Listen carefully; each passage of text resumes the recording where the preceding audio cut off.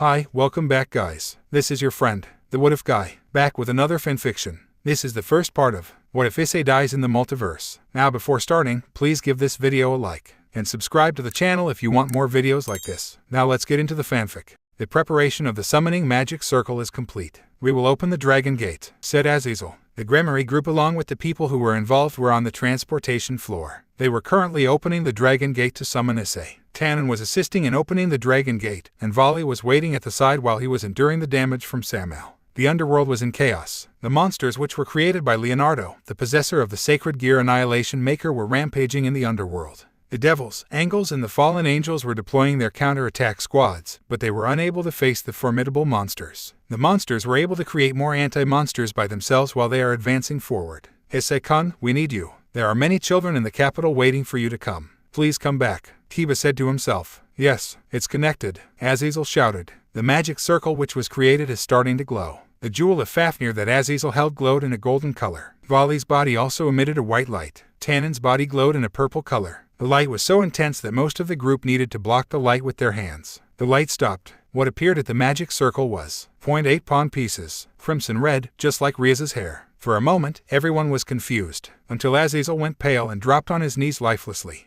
You idiot! Azazel let out a scream of rage while he said those words. That's when the group started to understand what happened. Ria's looked like she had her life sucked out of her. Akino sat down on the floor not blinking once. Asia still couldn't understand what had happened. Ravel and Kaneko both were weeping in denial. They did not want to believe what they just saw. Kiba leaned back on a wall close by and looked to the sky, with tears forming on his eyes. That was the day when the world lost the beloved Oppai dragon.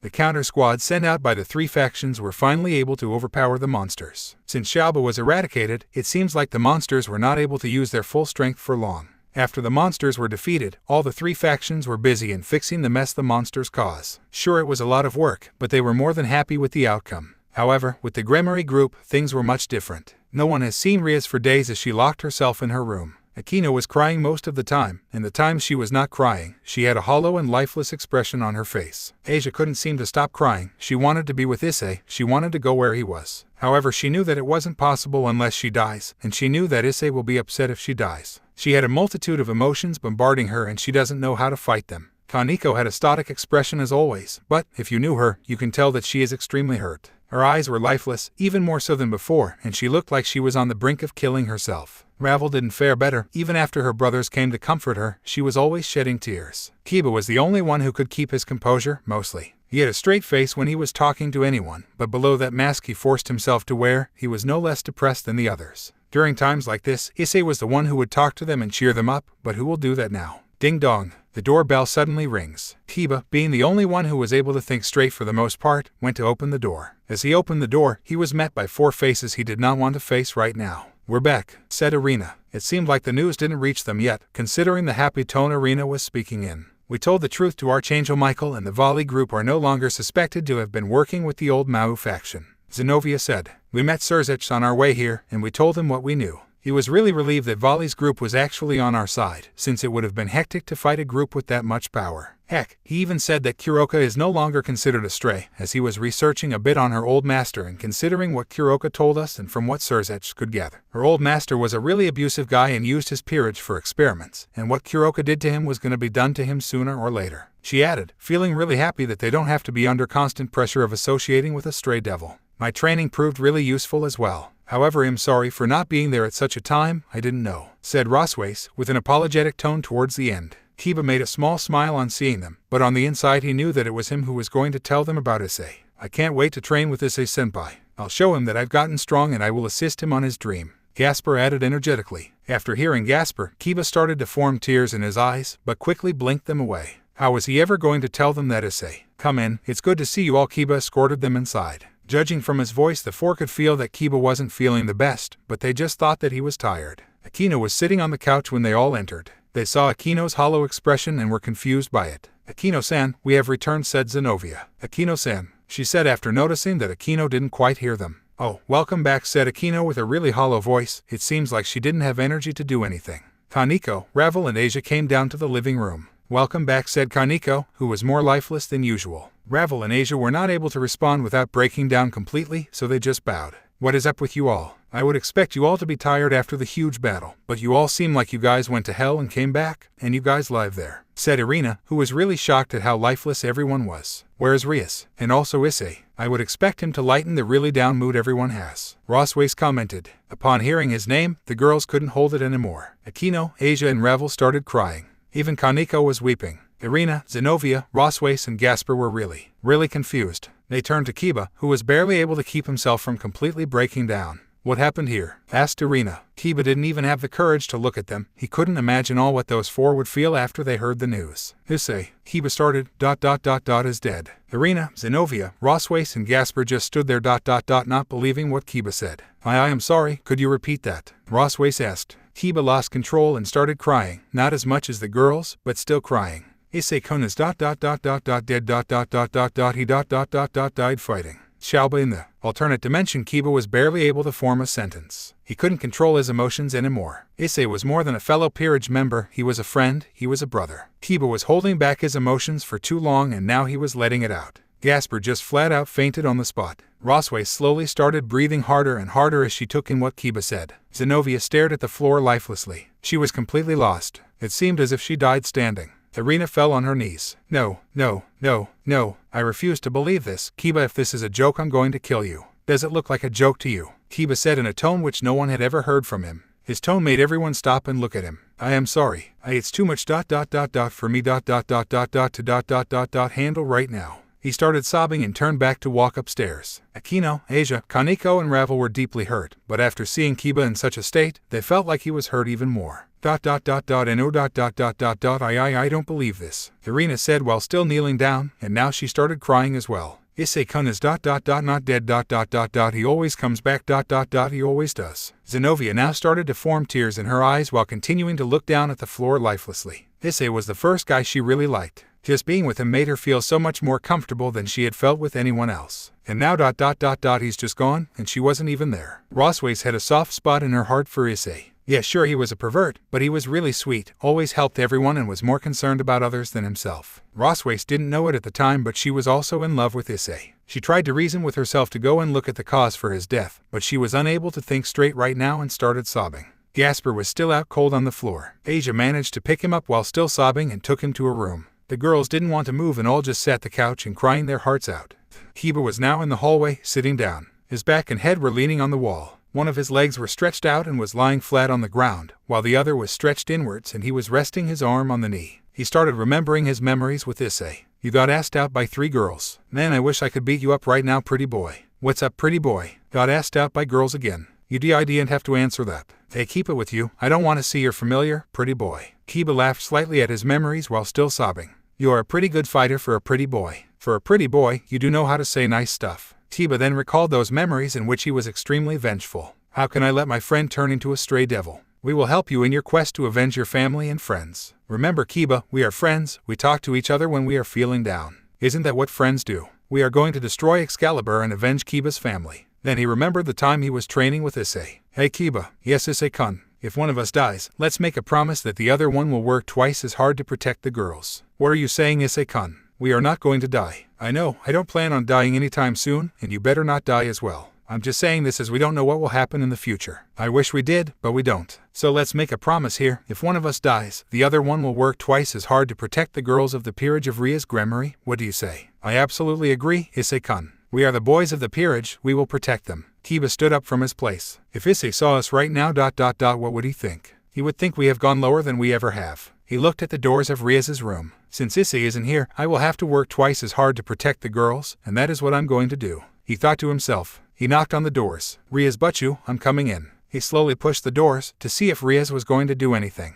However, he heard no response, so he continued to push the door open until he saw Rias sitting on her bed. Her eyes were swollen and were red, there are dark circles beneath her eyes. Her hair, which was never messy, was now really messy. In her hand were the 8 pawn pieces which belonged to Issei. "Butchu," Kiba started. "Why have you come here, Yudo?" Rias said, not even glancing at her knight. "Butchu, I know what you are going through, I know it's tough, but how can you know what I'm going through? I lost the most precious person of my life, my one reason to continue living." Rias didn't even let Kiba finish. "He was my brother as well, Rias. Don't think that because you love him, that others don't," Kiba said in the tone which he did with Irina. This shook Rias to the core. "I am extremely sorry, but you," Kiba apologized. He then started sobbing softly. Riaz was surprised. She was going through a lot, but after seeing Kiba, it felt like it was nothing. He had seen her night be happy, angry, vengeful, full of bloodlust, and sad, but she has never seen him like this. He was as heartbroken as she was, and the rest of the group as well. Yuto, I'm really sorry for that, She started, but couldn't finish as she started crying. No, but you don't have to apologize. You are deeply hurt, and rightfully so, Kiba said, but I made a promise to Issei-kun once when we're training. If either of us died, we would work twice as hard to protect the girls of the group.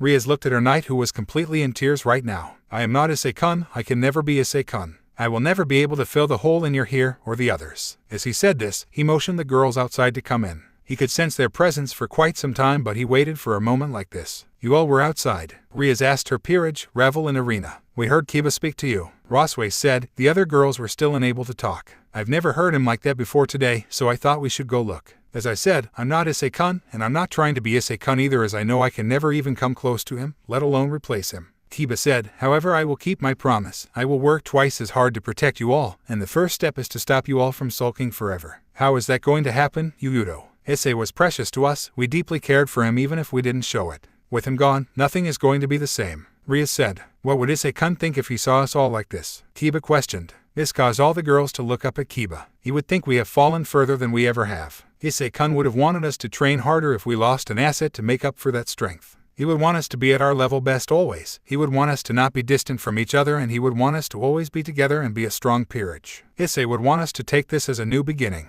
Akino spoke up. She was just as hurt as Riaz, but she understood her fellow knight's words. Issei would still want us to face our challenges head-on. Zenobia spoke. She is not going to be the same without Issei, but she knows that Issei would have been disappointed in them if he saw them in such a state. Issei would want us to be happy. Irina spoke. Losing her childhood friend was more than hurting her deeply. Issei and Irina always stayed together, even made a promise to always protect each other even when they were away. Irina knew that Issei would want her to still do her level best and always stay strong. Issei-senpai would want us work harder. Kaneko said. She obviously hated Issei for his perverted nature, but as time went along, she found Issei to be really kind, and now she loved Issei as much as the other girls. Issei would keep encouraging her to go on and be stronger. He would even buy her candy just to show that he did care for her and to make her trust him. The other girls nodded at the words said by Kiba, Akino, Zenobia, Irina, and Kaneko. I will not be the same without him, but I will move on. I will work on being a better king so that no one else has to die. Riaz spoke up. She let out a breath of air and then said, come on, my fellow peerage, we have some evil ass to kick. Riaz said in a confident tone. We will make them pay for what they did to Issei-san.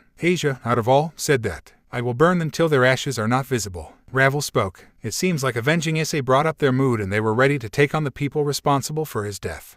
Volley's team was ... not at its best. Volley was cured of Samuel's poison, but the death of his rival could not leave his mind. That bastard died in the hands of someone other than me, he thought. He made a promise to himself that he would defeat his rival and he will be the strongest white dragon emperor known to the world. But as time went on, he grew slightly attached to Issei. Of course, that didn't waver him from his goal of defeating him in a battle where they were equally matched, but he didn't want Issei to die either, at least this early. Hiroka was not taking this much better either. She was at first skeptical of him, and after that she only wanted him to, since Volley refused to have her kids. But then she grew really attached to him after she saw his kindness towards her sister. Shion had good taste. She thought to herself, wish I could have spent more time with him. Lefei was positively in depression. She met her idol, the Sekiryute, the Oppai dragon, the person she looked up to. But then ... he was gone. Although she didn't quite have affection for him, she liked him as an idol, a person to look up to. While the rest of Volley's team was not hugely affected, Biku could see that their morale has went down, and Arthur especially could see the depression, not just in his team, but also in his dear sister. Damn Oppai dragon, I didn't know you were this important, thought Biku. Scene change. A figure now woke up from his sleep at the forest.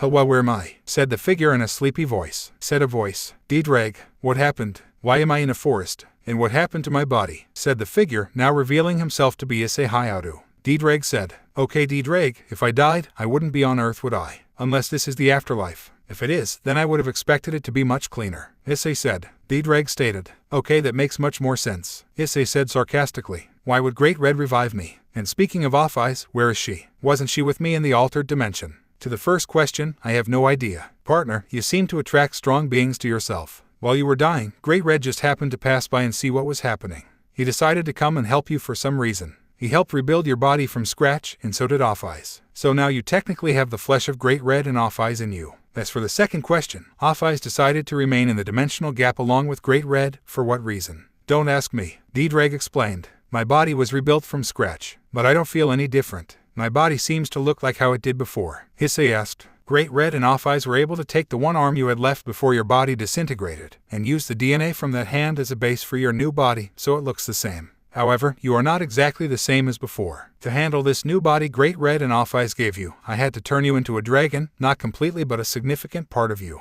You are approximately 45% dragon, 45% devil, and 10% human. D-Drag said. Whoa, is all that Issei could say. He was a dragon now. Great Red and Off Eyes gave him a new body, and he failed to keep his promise to Rias. I failed, D-Drag, I failed Rias, I failed my friends, I promised them I would come back, and although I did, it was not through the Dragon Gate and I probably made the whole group worried. I don't sense my evil pieces in me. I guess they went through the Dragon Gate instead of me. Honestly, it's probably for the best. They don't have to deal with my perverted nature. Issei said while still lying down on the ground. D-Drag said. Yeah, I guess I'll wait 4 months. I've been out for 4 months. Issei was surprised he was out for 4 months. He probably made his parents worried like crazy. Shit, I need to get back now. He started to get up. He immediately noticed that he was taller by quite a bit. But before he could admire his height, he started coughing up blood like crazy. Partner, you should sit down. Even with a 4-month off time, your body has not gotten used to itself. I know it sounds weird when I word it like that, but it's true. You should sit down again. You are also now 6 feet 2 inches tall. You will need time to get accustomed to this new body of yours. D-Drag said. I see, was all Issei could say as he sat down to prevent himself from coughing up more blood. Unknown to him, there were 2 people looking at Issei as he was coughing up blood. Issei, they both said. As Issei looked up, he saw 2 familiar faces. Oh boy, it was going to be tough for him to explain what just happened. Hello, Murayama, Cadis heck said Issei with an awkward smile. Both Cadis and Murayama had their mouth open wide after seeing the events that transpired. They saw Issei coughing up a lot of blood, talking with a random glow in his left hand, and he also seemed to have got much taller and slightly more muscular, although not that much more muscular so as to call him bulky. Issei, what the Fukades was about to start. What happened here? You coughed up so much blood and you were talking to your left hand, which has a circular green glow on it. Murayama said, cutting off Cadis. As I was saying, what the fuck happened to you? Cadis started again. Listen, I need you both to forget all the events that transpired here. I can't have Issei started to get up from his place but immediately started coughing up blood. Although both Murayama and Cadis especially despised Issei for his perverted behavior, he randomly disappeared for 4 months and now he is over here coughing up a lot of blood. They couldn't really just stand there and do nothing, so they decided to run over to him to offer help. Issei, are you okay? Asked Murayama. Cadis was behind here, looking for something in her bag which would help Issei. I'm cough fine you two don't have to cough. Worry about me, Issei said. He sat down on the ground again. You coughed up this much blood in just a few minutes, Cadis said. She saw a lot of blood pooled around Issei. Drag said, startling the girls. Great, you just revealed yourself to them, D-Drag. Issei sighed. Replied D-Drag. Issei groaned in agreement. Both the girls just stood there like statues, trying to process everything. Well it looks like I owe you both an explanation, said Issei. Both girls said at the same time.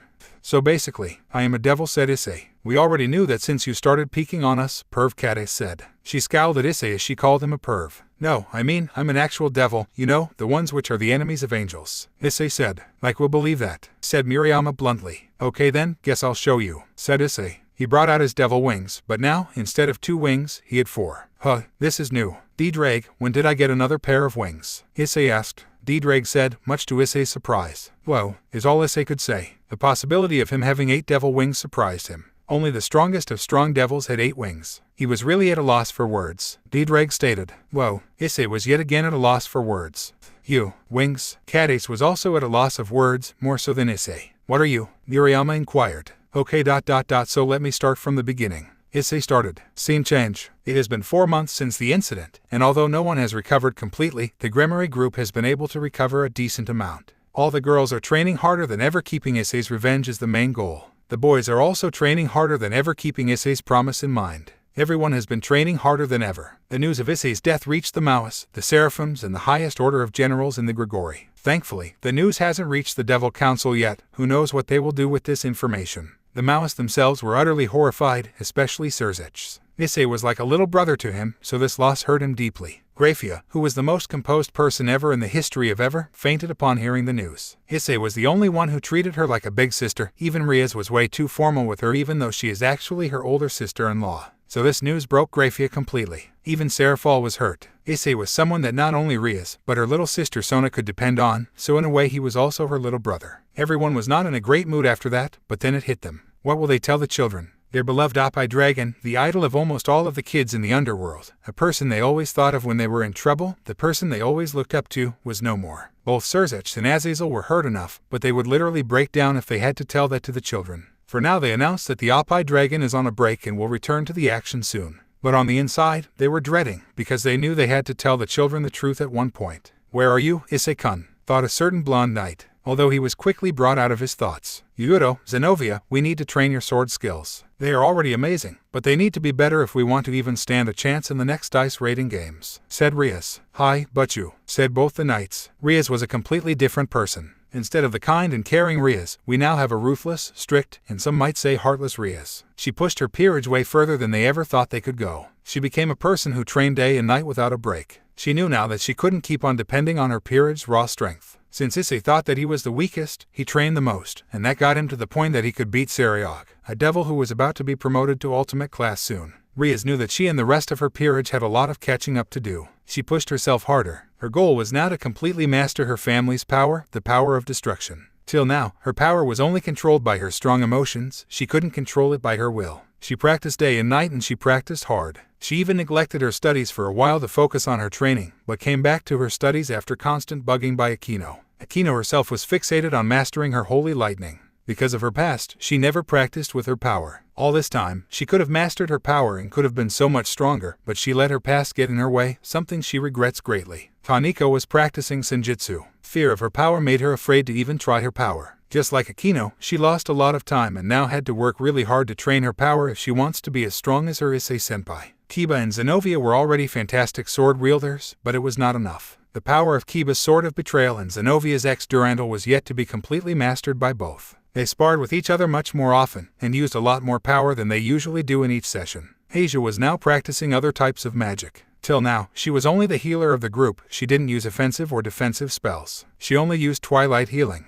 But now, from the help of Roswace, she is now practicing many offensive and defensive spells. Thanks to her high affinity for magic, she is able to learn quickly, but she still needs to improve a lot more. Roswace herself is focused on her physical strength. She is already a perfect magic user, but since she was a rook, not a bishop, she has to use her rook powers to her benefit. Gasper was working on his sacred gear. Forbidden Balor View is one of the most unstable sacred gears if not trained properly. Since he can't go back to his family, Azazel is helping him to control his sacred gear and strengthen it with the help of his comrades from the Grigori. The Gremory group was no longer the easygoing, super friendly and interactive group. No, the group was now a hard-working, fierce and quite formidable one, even without Issei. Sona was observing the training done by the Gremory group. It was a free-for-all spar session. She could see that the death of Issei affected all of them. Even the Citri peerage was really gloomy after the news. Saji was completely changed. He was now a cold-hearted brute who didn't talk much, and if he did, it would be to spit an insult at someone. Sona herself was never in the mood to do anything now. "Rias, I hope you find him soon, for all of our sake," she thought to herself, before sighing and going away to do her business. Scene change. And that's how we got here. Issei finally finished explaining his story to both Murayama and Cadace. Okay. That was a lot to take in, sighed Cadace. All I got from that was, supernatural powers are real. And they are terrifying.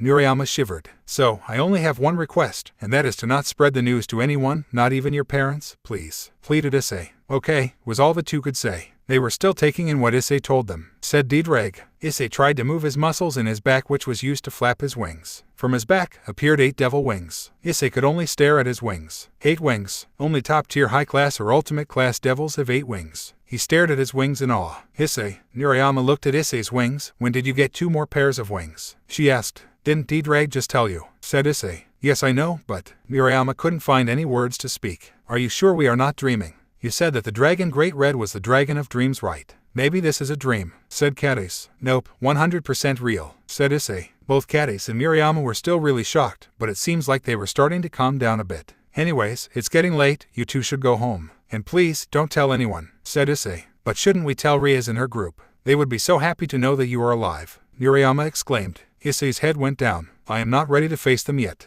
I want a little bit of time before I can come face to face with them. So please. Issei almost started to sob. It's okay, we understand, said Cadiz. Thank you, said Issei. But if you start coughing up lots of blood again, we're going to tell them, said Miriama in a worried voice.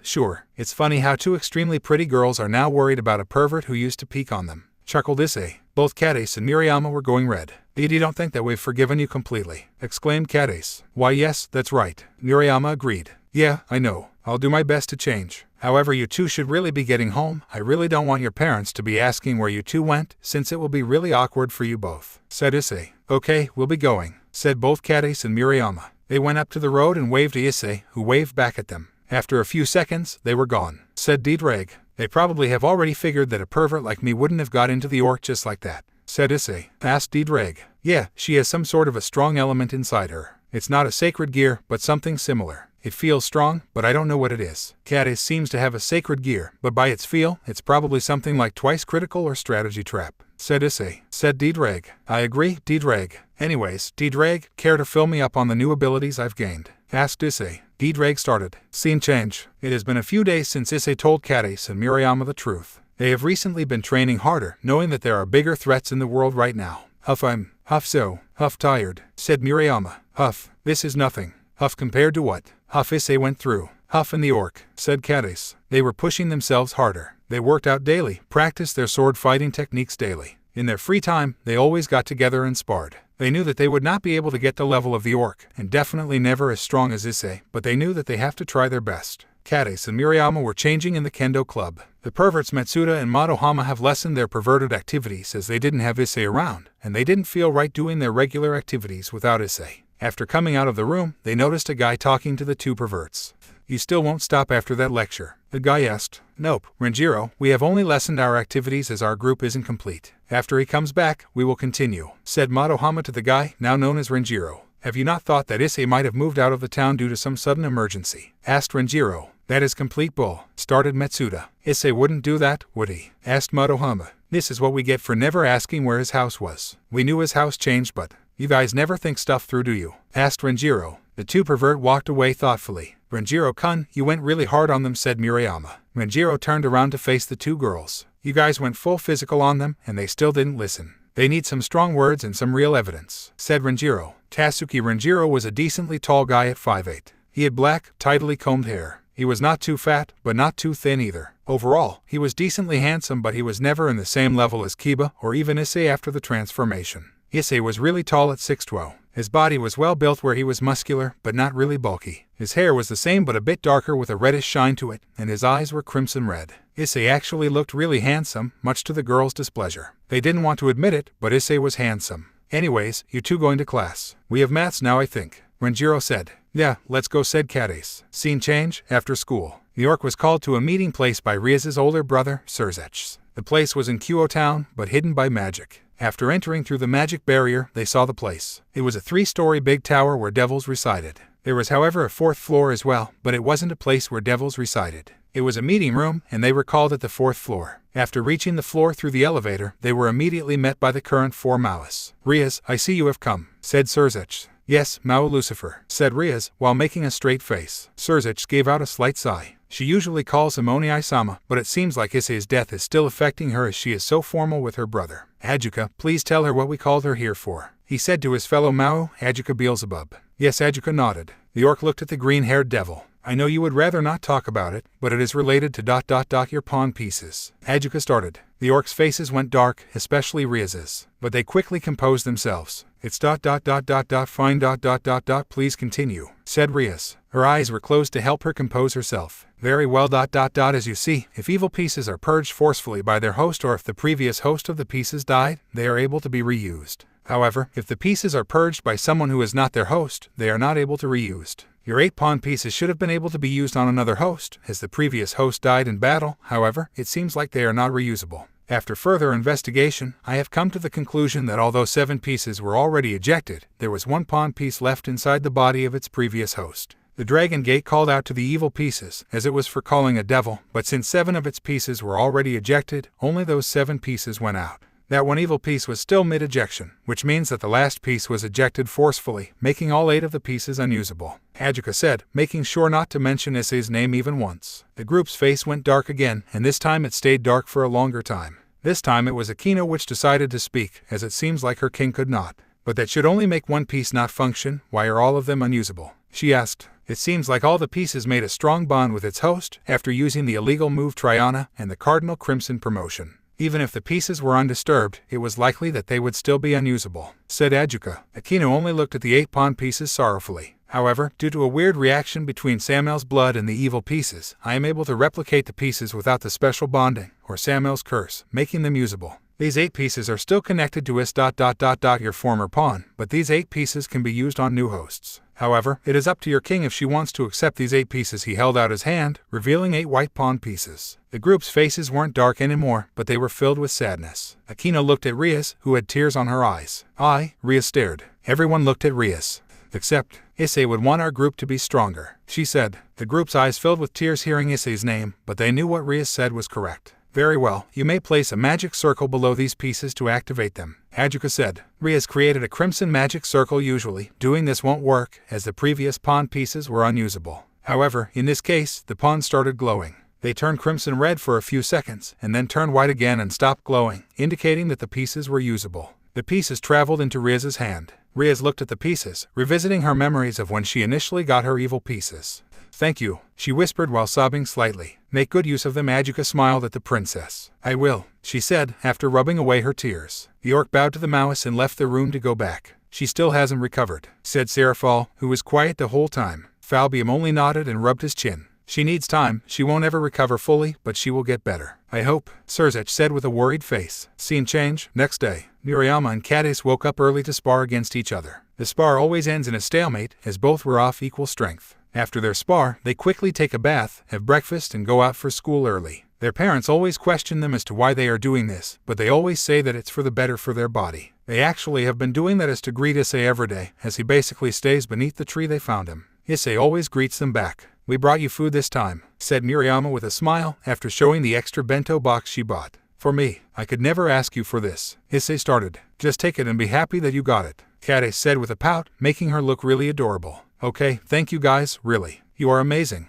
Issei said with a smile. The girls felt weird at Issei's compliment. They felt aroused. No, this was Issei, the pervert, they thought before quickly shaking their heads to remove their thoughts. Anyways, we should be going. See you after school, Murayama said. She was the more friendly out of the two. Yeah, see you, said Cadiz. She was definitely less friendly than Murayama, but she was opening up to Issei bit by bit. See you, and again, thank you for the food. He waved to them. You're welcome. They both waved back at Issei before running back to school. Diedrag said, You are really something else, partner. I know, Diedrag, I know, Issei said. Issei was living off of the mangoes which were near where he was, so seeing such well-made food after this long made him really excited. He ate his food, relishing every moment. After eating, he decided to train a bit more. With the help of Diedrag, Issei was able to train his draconic strength by a huge amount in just a few days. He was also at least a high-class devil in terms of magic usage, something which he was abysmal at. He changed his dress break spell into something else. His dress break spell had huge amounts of potential, but he used it for his perverted purposes. He changed it to magic break, which temporarily decreases the magic power of an opponent by half. He did this with the help of the little bit of power he stole from Volley. He also managed to use the power he stole from Volley efficiently. Issei was getting extremely strong in an extremely small amount of time, and he felt that this was just a tiny fraction of the power he could gain.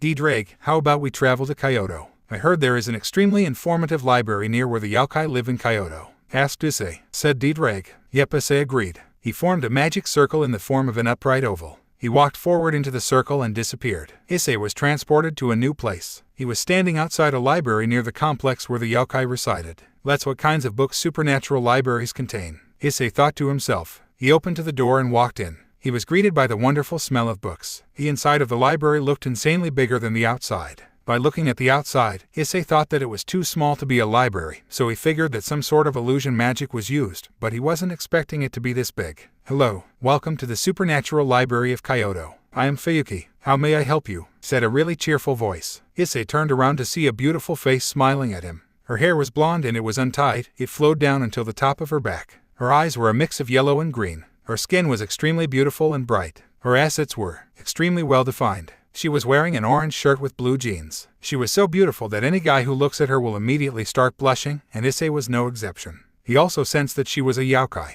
Hello. He took a minute to compose himself. My name is Issei. I was just visiting the library as I have heard really good things about it. Issei hesitated to say his name, but then he realized that lying won't work against a yokai. Oh, you are the Sekyute. I see the resemblance. It seems like you have changed a bit though. You have also not been seen much recently, going on vacay I see, she said with a cheerful attitude. Indeed I have. I would also prefer to be on incognito right now, I hope you understand. Issei said with an awkward smile. Fufu. Don't worry, I won't tell, she winked. Oh man. She is so pretty. How am I this calm? The Issei I knew would immediately fawn over her oh so pretty breasts. Issei thought to himself. On the outside, however, he managed to keep a calm face. Thank you very much, Miss Fuyuki, bowed Issei. Oh come on, don't be so formal. She pouted. Call me Fuyuki, she said with a smile. Okay then, Fuyuki, do you mind answering a question of mine? I'm really quite confused, he asked. Fuyuki tilted her face while giving a confused expression. Issei was running wild inside his mind after he saw that. Sure, I will answer your question, she said with a smile. Thank you. Now my question is, how do you manage to keep yourself hidden so well, being a yokai? Issei asked, startling Fuyuki. How did you? I guess being a dragon makes it impossible to hide your aura. Fuyuki sighed. Issei was not at all surprised that Fuyuki was able to sense his draconic aura, even though he practically made it untraceable. According to D-Drag, Fuyuki was near Yasaka in terms of power level. I could only sense your aura after you came close to me, you are good. Issei commented. Same could be said about you. Usually I could sense a dragon a mile away, and I can't even sense your draconic aura at all. I was only able to tell that you are a dragon by common sense. No other creature would be strong enough to sense my aura, Fuyuki said. Issei was surprised that Fuyuki didn't sense his aura. Well then, I guess I'll be off to read books. See you around I guess, he told Fuyuki. See you around. She smiled at Issei. Issei started walking inside the library. D-Drag commented. I am just as surprised as you are, D-Drag, said Issei. D-Drag said. Agreed. She could easily take anyone on and win 99% of the time. There are not many beings stronger than a yokai, Issei commented. Issei was looking through the books to find something interesting. Issei was now under the basics section. Let's see. Sword wielding, crafting, physical strength. Oh, this is the magic section. Healing, knockback, fire magic, thunder magic, holy magic. Oh, Senjutsu, I might take this. I already know the other ones pretty decently. Well, except holy magic, but I don't think I can do that. Let's keep looking. Teimitaki Let's read this one for now. Issei picked up the book on time magic and started reading it. It was some basic spells on time, like how to slow or speed up time, but it was still really complicated. Issei kept on reading the book and he didn't realize that he spent almost 5 hours on the book. Once he stopped to look at the time, he gasped. I guess I did use time power to speed up time, huh? He thought to himself. He brought the books of Senjutsu and Teimitaki to the counter where Fuyuki was. You were here for 5 hours. That's a lot for a person who just visited this library, Fuyuki said with an amazed face. Yeah, I kinda lost track of time while reading, Issei said with an awkward smile. Trust me, I know. Anyways, you want to take these 2 books? Fuyuki asked. I do but I have nothing to pay with right now Heh. So I was just wondering if there was a practice field with a barrier inside here Issei said with an even more awkward expression. Fufu you are funny. You are free to borrow these books, you know, Fuyuki said with a slight smirk. Oh yeah, it's been a while since I've been in a library, Issei said with a relieved expression. Fufu just tell me how long you want to keep them, Fuyuki said with a smile. Maybe a week, Issei said after thinking for a few seconds. Sure, I hope you come back soon, she said. Oh I will, Issei said with a smile. They both smiled and waved at each other before Issei stepped out of the door, created a magic circle and transported back to his usual location. After he transported back, he started reading the book and practicing. He tried for hours, but he couldn't perform the spell. Keep in mind the spells he was trying to perform were just the basics of time magic. After around 3 minutes 4 hours, he eventually gave up and went to the Senjutsu book. It was still really complicated, but it was much simpler than time magic. He first tried the Sage Healing ability. It was an almost instant form of healing if mastered, like Phoenix Tears, but it also recovered blood loss, like Twilight Healing. It was neither as effective as both of them, but it's still extremely effective and does both the things which Phoenix Tears and Twilight Healing, and it was much stronger than regular healing. Issei already knew a bit of healing from the help of Asia and Akino. And then after he transformed, he gained the ability of regeneration, which in turn strengthened his healing powers, and with the help of D-Drag, mastered the regular type of healing. However, this form of Sage Healing was much more difficult to perform. He couldn't get himself to heal the cut marks that he caused in himself to test his ability. After almost an hour of trying, he was extremely exhausted. But he was still determined to at least do something today. He tried and put extreme amounts of power into each try. After many tries, he managed to see some sort of light coming out from his hand. It was a bright white light which slowly, but surely, covered up the entire screen. It was almost the end of school. A final bell rang which indicated that it was the time for students to go home. Cadis and Miriama packed up their bags and were about to go to meet Issei before going home, but were stopped by a senior. Cadis, Miriama, Riaz Butchu wants to see you both at the orc room. Please come as quickly as you can. It was Aquino. Cadis and Miriama were confused, but nodded their head to Aquino. Aquino nodded back and walked away, presumably to the orc room. Cadis and Miriama took their kendo outfits from the kendo club dressing room and went to the orc room. Miriama knocked on the door. Come in. They heard a voice. They opened the door to be met with the orc club, along with Renjiro. Renjiro-kun, when did you join the orc? Miriama asked. I didn't. I was called here, like you two. He said. May I have your attention? Riaz spoke up. The hands were crossed and her eyes were closed as she was sitting on her chair. The three looked at Riaz. Now, I know this is sudden, but what if I told you that the supernatural world is real? Riaz asked the three. Cadis and Miriama's eyes went wide, not because they didn't know about the supernatural, but because they didn't know why she was telling them about it. Maybe she knows that Issei is alive and wants to know from us if she has seen him.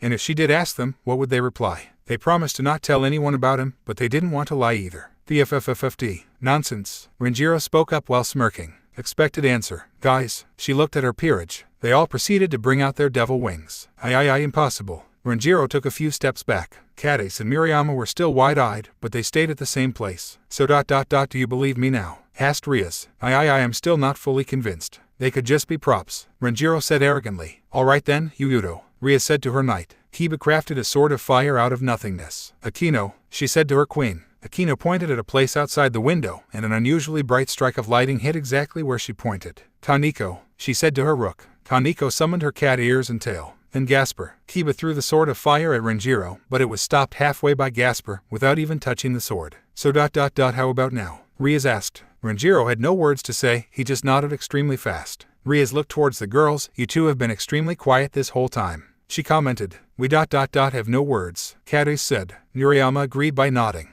Very well, now that you know that the supernatural world exists, let me fill you up on some details. Riaz said. Riaz started explaining how the supernatural world worked, about the war, about sacred gears, about longinuses, and about evil pieces. Renjiro was having trouble taking in what Riaz was saying, but Cadis and Miriama were listening to her attentively. They already knew everything that Riaz was saying thanks to Issei. So, this brings me to the reason why I called you here. I told you about the evil pieces, right? Well, then tell me, what are these? Riaz asked as she brought out 8 white pawn pieces. 8 pawn pieces, said Renjiro. Correct, and I called you 3 here to ask you to join my peerage, said Riaz. This news shook even Cadis and Miriama. Why would she need 3 more pawns when she already had a really strong pawn? But, Riaz-senpai, I am sure that you already have a pawn. Why would you need us? Asked Cadis. The entire orc looked down. You see, my pawn, who was Hayao Issei, is off duty for now. He was able to convince Ajika Beelzebub to replicate his pawn pieces, since he took up all 8, to make it usable for recruiting new pawns, said Riaz while sighing slightly. What? Issei never told them that. Maybe Riaz is trying to keep us from knowing about Issei's death, as that would cause more ruckus than it already is causing. That pervert took up 8 pieces. No way, I am so much better than him. Renjiro exclaimed furiously. The entire orc looked at him with wide, angry eyes. There was so much killing intent coming out of them that Renjiro could die of suffocation if he could feel even a tiny bit of it. Even Cadis and Miriama eyed Renjiro. Riaz managed to compose herself and put a hand up in the air. Anyways, by my calculation, Miriama and Renjiro take up 4 pawn pieces, while Cadis takes up 3. This is not something that indicated how strong one is, it just indicates how much natural strength you have. For example, having a sacred gear and you can heavily impact how much you will cost. Even if another person has higher strength than yours, it is possible that they will cost less than you. Riaz started. So, I can only have room for 2 of you in my peerage. Now it is up to you who will join. Renjiro immediately put his fist in his air, 4 pieces. When that pervert took up 8. Not happening, I am better than him. Take me in and I will show you, said Renjiro. Okay, now the orc was really angry. They knew that Issei was still known as a pervert outside the group, but they still didn't like hearing him being disrespected like that. That is what I thought as well, Tatsuki, before I got proved wrong, said a person behind them. Saji Genshiro. Renjiro asked. I also took up 4 pawn pieces initially, while Hayato took up 8. I was furious, no way he was stronger than I was. He started, I kept thinking that, until I was wrong. Every time we fought, he beat my ass easily, he was leagues ahead of me. And if I were to fight you right now, you will be finding it difficult to even keep breathing. So imagine how much Hayato would do to you, you would be considered lucky if even your pinky finger was found after the fight. Saji said coldly. Renjiro took a step back, but then started. No, I am better than him, I will prove it. I only came to knock some sense into you, but since you are too thick to listen, I will be off. And by the way, everything I said was true, just ask Rias. He said coldly and walked out of the room. Now that you have a clear idea of who you will be taking the spot of, what is your final decision? Said Rias, basically confirming that what Saji said was indeed correct. I am definitely coming in, I will prove I am much stronger than him. Renjiro said arrogantly, which again caused the orc to almost lose their cool. Murayama, I think you should go instead of me. You probably have a better sacred gear in you. It is better to train your gear than it is mine, if we are speaking strategically. Kades said. Hey, don't say that, said Murayama. Strategically speaking, she is correct. Akino spoke up, trying to clear her mind of Renjiro's insults. But, Murayama started. Go, Murayama, join them. Show them that you are worth 4 pieces, said Kades with a strong smile. Okay Kades, for you. She said, Kades, even if you won't be a part of my peerage, you are always welcome in the orc, said Rias. Thank you, Rias-senpai. Kades thanked Rias. So, Renjiro, Murayama, are you sure you want to join the devils? Asked Rias. Absolutely, said Renjiro. I am sure, said Murayama. All right then, I'll start the ritual, she said, before forming a ring around Renjiro and Murayama. I, Rias Gremory, am adding Tasuki Renjiro and Kaori Murayama as my new pawn pieces. Serve me, your king, by taking up 4 pawn pieces each. I welcome you to the devils. The ritual ended. Both Murayama and Renjiro were out cold. Kades looked worried. Don't worry, this is a common occurrence in the insertion process. Rias comforted Kades. So, what is the sacred gear that Murayama and Renjiro have? Kades asked Rias after sighing. We do not know. Their sacred gears have not been awakened yet. But, by its feel, Murayama does not really have a sacred gear in her. It's much more fitting to call what she has a sacred object. Renjiro is the one that has a sacred gear, and by its feel, it's probably a decently uncommon sacred gear like Sword Birth or Trick Vanish. Rias had her index finger and thumb on her chin, probably thinking about what the sacred object was. Kades was surprised. She had heard about sacred gears from Issei, but a sacred object. Wow, Murayama was definitely a better option than her. You also have a sacred gear in you, but yours is more common, like twice critical. Rias said. I see, is what Kades could say. She was looking at her friend who was currently unconscious on the couch. Drake was shocked at how Issei was progressing.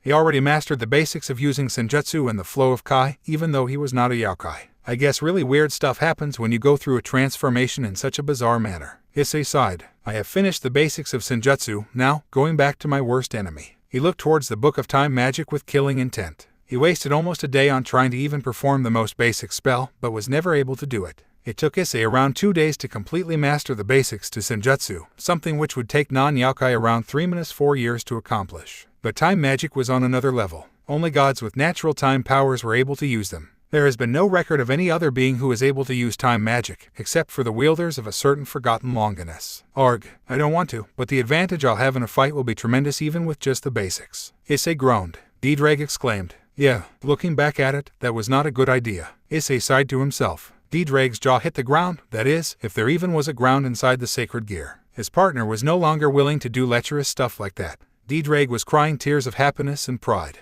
Issei himself was surprised. He could now not only keep his composure while talking to beautiful women, but he was also not really willing to do lecherous activities to women without their consent. It was creepy, but I see where you are coming from, Drake. I will learn this power to become the strongest Sekiryute of all time, and no one will mistake me for a useless pervert ever again. He screamed. Drake had his head held high for his partner. Just one near-death experience changes a person so much, and Issei effectively went through 3 of them, with the last one being the closest to death. Issei started working. He was performing all the exercises which the book told was necessary to use time magic without blowing up the user. He practiced all the types of extra spells he needed to control the magic. He was physically working out intensely as well. The number of push-ups he was doing at an interval was reaching 4 digits. He spent a day working out like this, and had sweat and blood flow all over body. Drake was worried for his partner. He was pushing himself much more than he could. I know Drake, but if I don't push myself now, I won't be able to gain the most amount of power I can. I have to show everyone that I am no worthless pervert. And I have to show the orc that I am a worthy pawn. Issei told Drake with determination in his eyes. Drake was shocked at how hard his partner was working.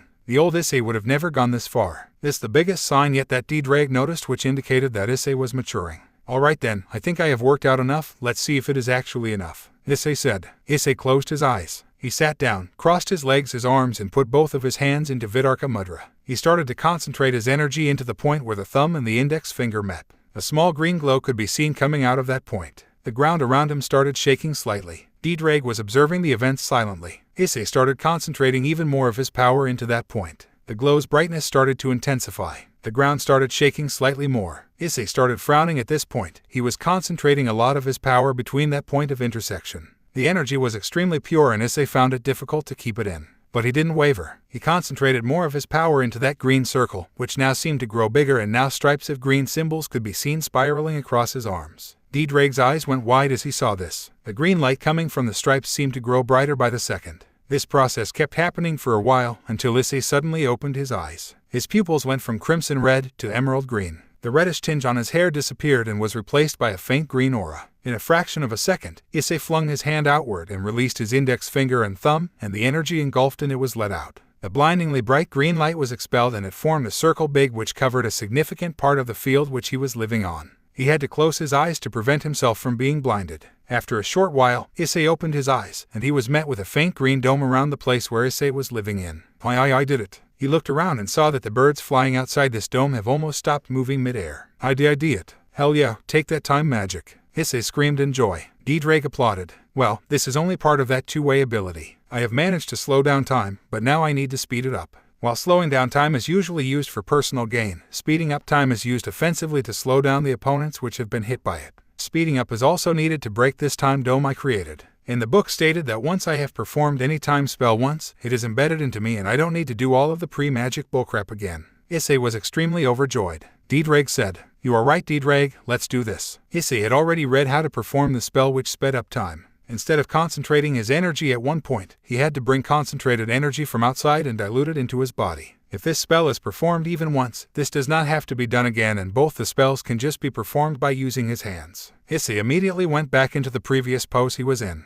But this time, instead of crossing his hands and putting it in Vidarka Mudra, he rested his hands vertically on his belly and went into Dayan Mudra. He started pulling in the energy he had just expelled. This time, the stripes of text on his body were sapphire blue and so were his eyes and the aura around him. This process was much quicker than the previous process. Energy started coming into his hands rapidly, and in about half an hour, the dome was completely gone and the birds which were stopped mid-flight started moving again. D-Drake commented, "While you were doing your ritual, I calculated that 1 hour outside the dome was equal to 1 week inside the dome. While you are inside the dome, you are able to do everything normally and your body is also normal. Your body will age much slower than it will outside the dome. For example, if you stay inside the dome for 1 week, your mind will keep all the knowledge you gathered in that 1 week, but your body will only age an hour. Wow, that is a long time. Maybe I could get some more books in from the library and perfect my skills," said Issei. He formed a green sphere in his hand and it started growing bigger. He then quickly retracted the sphere, making it blue. He was able to form and deform the dome with ease. He was visibly really happy. Since the time magic book was only about the basic time spells, and he already finished the book on Senjutsu, he could go to the library again and get some other books. Issei created a magic circle and teleported to the front door of the library. He opened the door and looked to the counter and was greeted by a familiar pretty face. "You are back already. It's only been like 4 days. Asked Fuyuki. "I guess you could say I finished these much quicker than expected," said Issei in a comedic tone, to which Fuyuki only gave a confused expression.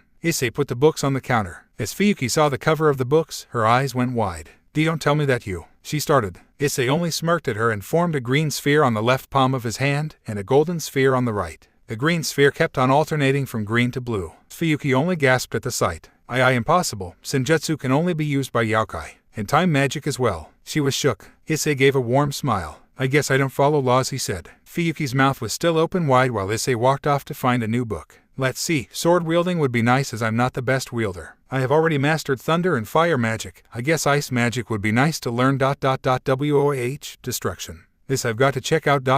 Let's see the history section. The Great War, forming of the governments. Oh, history on sacred gears. Let's take this. Also let's get the history on great swords as well. ND now that I think about it. Let's try and see if I can use holy lightning, since I was able to use Senjutsu. And let's pick up Yojutsu on the way." Issei took a lot of books. Issei went to the counter to borrow the books. "I would like to borrow these books for 2 days," Issei told Fuyuki. Fuyuki looked at the number of books Issei took and gulped. "You sure you can finish all of this in wait.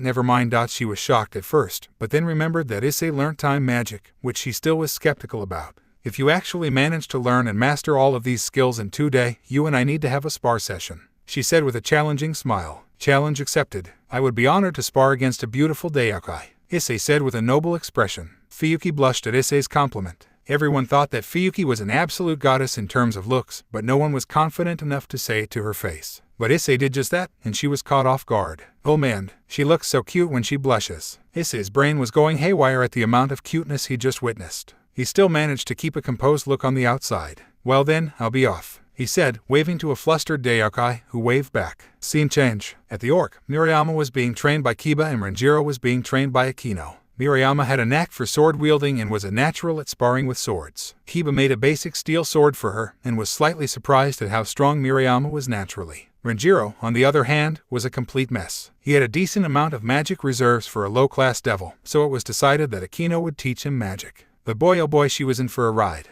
He messed up at even the simplest of spells such as slight knockback or defense barriers. Even after promoting to bishop and using the whole day, his spells didn't even leave a mark on Akino. She was utterly disappointed. You say you are stronger than Issei, huh? Let me tell you, Issei mastered these basic spells in a few hours, and he had much lower magic reserves than you have. And I am talking about magic, which is your strong point and his weak point. If he were to fight you physically ... to say you will perish is an understatement. Akino said angrily. I will not lose to that pervert, said Renjiro angrily. He formed a knockback spell which used up all of his energy, but it only managed to ruffle Akino's clothes. Akino started to form clouds out of anger, but sighed and composed herself. We are done for today. She spoke harshly and walked away. Renjiro refused to believe he is weaker than that pervert. So, what was the progress today? Asked Rias. They were currently in the Orc room. Everyone was present, except Renjiro. He was probably screaming somewhere at the thought of being weaker than Issei. I was thoroughly surprised with Murayama. She was a complete natural and managed to land a couple of hits on me. I told her what her flaws were and she listened to me attentively and tried her best to fix them. There is still a lot for her to learn, but she will be a fine pawn, Kiba said proudly, patting Murayama on the back, which made her smile and blush slightly. Rias gave a proud smile to Murayama. Akino only looked down in disappointment. And you, Akino? Rias asked her best friend and her queen. To say he is a failure would be complimenting him. Akino said coldly. Rias sighed. That bad, huh? She said while looking down. I and Zenobia were teaching Cadiz even though she was not a part of the group, and she took to magic and blades naturally. Asia said happily. Cadiz blushed and smiled. Maybe it was a mistake taking Renjiro after all. Akino sighed. Maybe ... but he was really persistent and Cadiz didn't fight with him for the spot, so I couldn't really do much about that, said a disappointed Rias. But we have to work on improving him as we can't change the past. Akino, on a scale of 1-10, how bad is Renjiro's magic? Rias asked. Much worse than Issei's initial magic, she said bluntly. This caused the entire Orc to sigh. Issei was good at magic now, but initially he was absolutely horrible. And to be worse than that was going to be trouble. Walk then. Akino, Asia, Gasper, Rosways, Ravel and Karniko, I want you all to help Renjiro, since he will need a lot of help.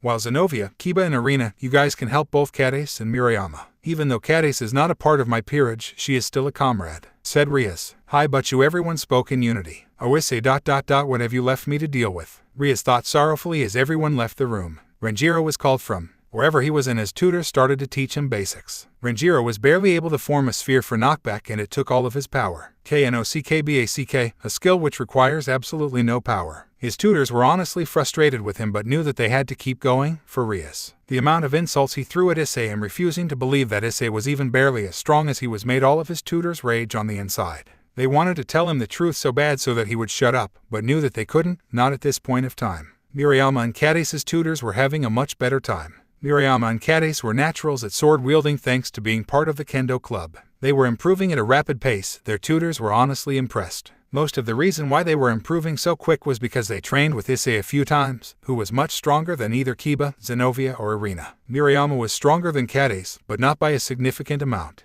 They were able to hold their own against the three amazing sword-wielders. Rias was practicing her power of destruction alone. She put up a barrier around the field near the Orc Club and started attacking the barrier. She seemed to have reached a point where her powers were strong, but they weren't getting any stronger. She kept on going for a long time, that was until Akino showed up. Rias, you shouldn't force yourself to go this hard. You know that in due time you will get stronger. Akino spoke to Rias from behind the barrier. That is not what Issei did. He didn't just wait around to get stronger. He trained. Boom. Trained hard. Boom. Knowing that he was weak. Boom ... he ...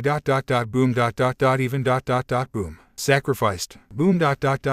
his ... boom ... God ... boom. Damn. Boom. Hand. Rias spoke to Akino while still using her destruction power against the barrier. At the end of her monologue, she could feel a hand on her shoulder. She looked back to see Akino looking at her with teary eyes. At that point, she broke. She hugged Akino and started crying. Akino hugged her back and started crying as well. Ria's ... He will always be here. I know he will, Akino whispered. But I don't see him, Akino, and that's the problem. I won't be able to live without him ... My life is pointless. Ria's whispered back. He wouldn't want you to be like this. He would want you to be strong. He would want you to keep the peace in his hometown ... He would want you to be the Rias he loved. Akino told Rias. How can I be the Rias he loved if the Issei I loved isn't here ... Tell me, Akino ... Can you ... or the other girls ... or the boys ... ever be the same? Rias asked Akino. Akino just closed her eyes and started sobbing. Never, she whispered. Both of them cried in each other's embrace for a while. After they stopped, they wiped their tears away. So ... How was training with Renjiro? Rias asked in a broken voice. Horrible ... The amount of times I just want to disintegrate him. Akino said with a broken voice with a hint of anger in it. He keeps on disrespecting Issei, doesn't believe that Issei is stronger than him. While he can't perform even the basic spells which people don't even require. He is physically not strong either ... What do we do with him? Akino was desperate. Keep training him. There is a reason why he costs 4 pieces. Let's just hope picking him over Cades was not a mistake. Rias hoped. Rias made a communication circle which connected the entire orc, and told them that they were dismissed for the day. It has been 3 hours since Issei came back, which translates to 3 weeks. He mastered everything, even Holy Lightning and Naojutsu, which surprised Didrag even more than the time spell did. The only things that were left for Issei to read were the books on the sacred gears and great swords. He removed the dome which slowed time, as he already did everything he wanted to do to get stronger. He didn't really plan on reading any of the 2 books completely right now. He picked up the book on great swords, and went straight to the content page which listed all of them. He went through the swords, reading a bit of history behind all of them, although not all. His interest was piqued when he read the history about a certain sword. His eyes widened. He knew what he needed to do next. Murayama and Cades were on their way to meet Issei. They had so much to tell him as it had been so long since they last met him. They were walking on the road which led to the field Issei lived in. They had never really noticed the scenery while going on the road before. The road was filled with beautiful and colorful flowers. There were many birds flying around and a lot of animals in the fields below them as the road was slightly elevated. The orc was training till early in the morning, so Cades and Murayama were able to witness the beautiful sunrise. They were staring at the sun in awe as they were walking. Soon, they reached the place where Issei was, but they were surprised as they saw Issei reading a book. Issei, where did you get that? Cades asked, which slightly startled Issei. He was expecting them to come, but he was so engrossed in the book that he failed to notice that they were right in front of him. There was a supernatural library outside Kyoto, I got it from there. He said, so, Murayama, you got into Rias's peerage I presume? Asked Issei. Both the girls were shocked, but then they remembered that people with a lot of power can sense when a person is a devil, angel or a fallen angel. I did, and so did Renjiro-kun, said Murayama. Issei gave a confused look. Tasuki got into Rias's peerage. I mean, he did seem like a decently strong guy. I would suppose he is a natural. Issei asked. Cades and Murayama chuckled initially but then burst out into laughter. After a minute of completely losing it, they managed to compose themselves and wipe their tears. He is so bad. He is much worse than Cades, who isn't even a devil. Murayama laughed. You should have seen how tired he was after trying to use knockback on Akino Fukibuchu, and failed. Laughed Cades. Knockback? That's not even a skill that requires energy usage. It's basically just pushing someone back. Issei was surprised. He knew that he was terrible at magic first, but not being able to use knockback. That is on another level. So, why did Cades not get in? Issei asked. Murayama proceeded to tell him the whole story. He started chuckling at the end. Yeah, he probably only has a regular sacred gear. He has a decently high magic reserve on top of a regular sacred gear, that is why he was worth 4 pieces. Even if you are worth 1 less piece, you are 100% stronger than him at this current state. But who knows, maybe in the future he will be stronger than me, Issei said. Cades and Murayama didn't believe that could ever happen at first, but then they realized that Issei was living proof that what Issei just said was entirely possible. He was initially a pervert who was nothing special and was easily the weakest of the group. But he trained hard and now he was easily the strongest of the group. Hey, look at that bird, Issei said, pointing to a white bird. Where? Both of them asked. That white bird over there is really rare and only could be seen in this place, Issei said, returning to his original position. I see it. Wow, it's really pretty, Murayama commented. Something which you two are not, Issei said coldly. Hey, excuse me, Murayama exclaimed. Cades just stared at Issei, menacingly. Did you two really think I befriended you two because I was nice? No, I was using you both. I could sense that you two had some special things in you. I thought that you both will be perfect servants for my peerage. But now that Rias took you in, I have no use for you or you as you are going to be with Rias for most of the time. I'm glad those two took you in, as now that I have gained more knowledge, you two are worthless beings. I can't believe I used to perv on you two simpletons, Issei said with venom on his tone. Murayama's face went dark. Her fist clenched up. She started emitting a dangerous aura which was felt by both of the beings present there. I can't believe I thought you changed, she said in a dark voice as she stepped towards Issei. I thought that you changed, and I can finally tell you how I feel. A bright aura surrounded her right hand. I always liked you, Issei. Ever since we met in middle school. You were kind. Fun-loving. Always cared for other. And then after you came to high school. You became a pervert. I can't begin to tell you how much that broke my heart. The guy I liked. Love. Turned into something so evil. I hoped you would change. And I really thought you did for a while. But now you've turned into something worse. A person who treats others like objects. And if there is something I hate more than perverts. It's people like you, she said with an extremely dark voice. As she screamed at the final part, out of her right hand came out a brilliant sword. It had a burnished finish to it and had a golden hilt. There was a brilliant and shining crystal embedded into the hilt. Issei's maniacal face got replaced with a calm face, and then he smiled. Looks like my plan worked. I in more ways than one, said Issei after opening his eyes and giving Miriama a warm smile. What? She said. It seems like she was back in control of her body. She saw the sword she was wielding and gasped. WH, what is this? She exclaimed. And what do you mean by what you said? Miriama's eyes filled with tears. Allow me to explain, said Cadiz with a confident smile. What? Miriama was confused. Hey, look at that bird, Issei said, pointing to a white bird. Where? Both of them asked. Issei quickly made a time dome around him and Cadiz. Well, what is this? What is this green thing? And why is Miriama frozen? What did you do, Issei? She screamed at Issei. Calm down, I just made a time dome where time inside flows faster than time outside. Since inside the zone, 1 week equals to 1 hour outside the dome, Miriama looks like she is frozen, but she is completely fine. I did this to talk to you about something, Issei said with a serious face. Oh, okay, I'm listening, Cadiz said cautiously. Issei started explaining something to her. Cadiz's eyes widened at Issei's words. He then told what his plan of action will be. Cadiz nodded at Issei's plan. Issei quickly retracted the dome.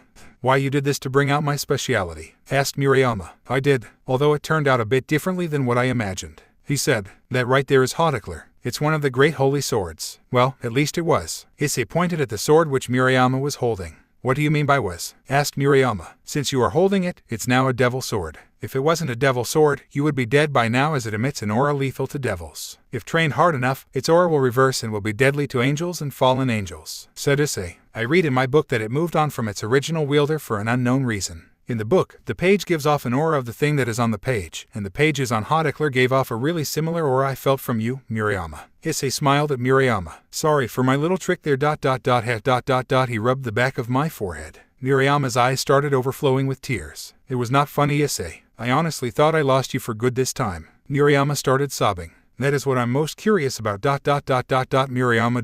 Did you mean what you said? Asked Issei, curiously. Every single word. I love you, Issei. Although for a while I didn't like you for your perverted nature, I always had hoped that you would change. And it seems like now you did, she said with a teary smile. Considering that I used to peek on you guys. It is safe to say that I love you as well, Issei said with an awkward yet warm smile. After hearing that, Miriama jumped on Issei and kissed him on his lips, throwing Haudicler on the ground which made it disappear. Issei was shook at first, but then decided to reciprocate the kill. Much to Miriama's pleasure. She moaned as she felt Issei's warm tongue inside her mouth. Issei and Miriama's tongue were fighting for dominance. Naturally, Issei was whining that fight. After a minute of tongue clashing, they broke the kiss for some air, leaving a string of saliva connecting their mouths. They both smiled at each other lovingly. If you go around peeking at the Kendo Club girls again, I will kill you, she pouted. Aha. Don't worry, that is behind me now. You do have many other girls to fight with though. Issei smirked at Miriama. I don't mind sharing as long as you give me attention,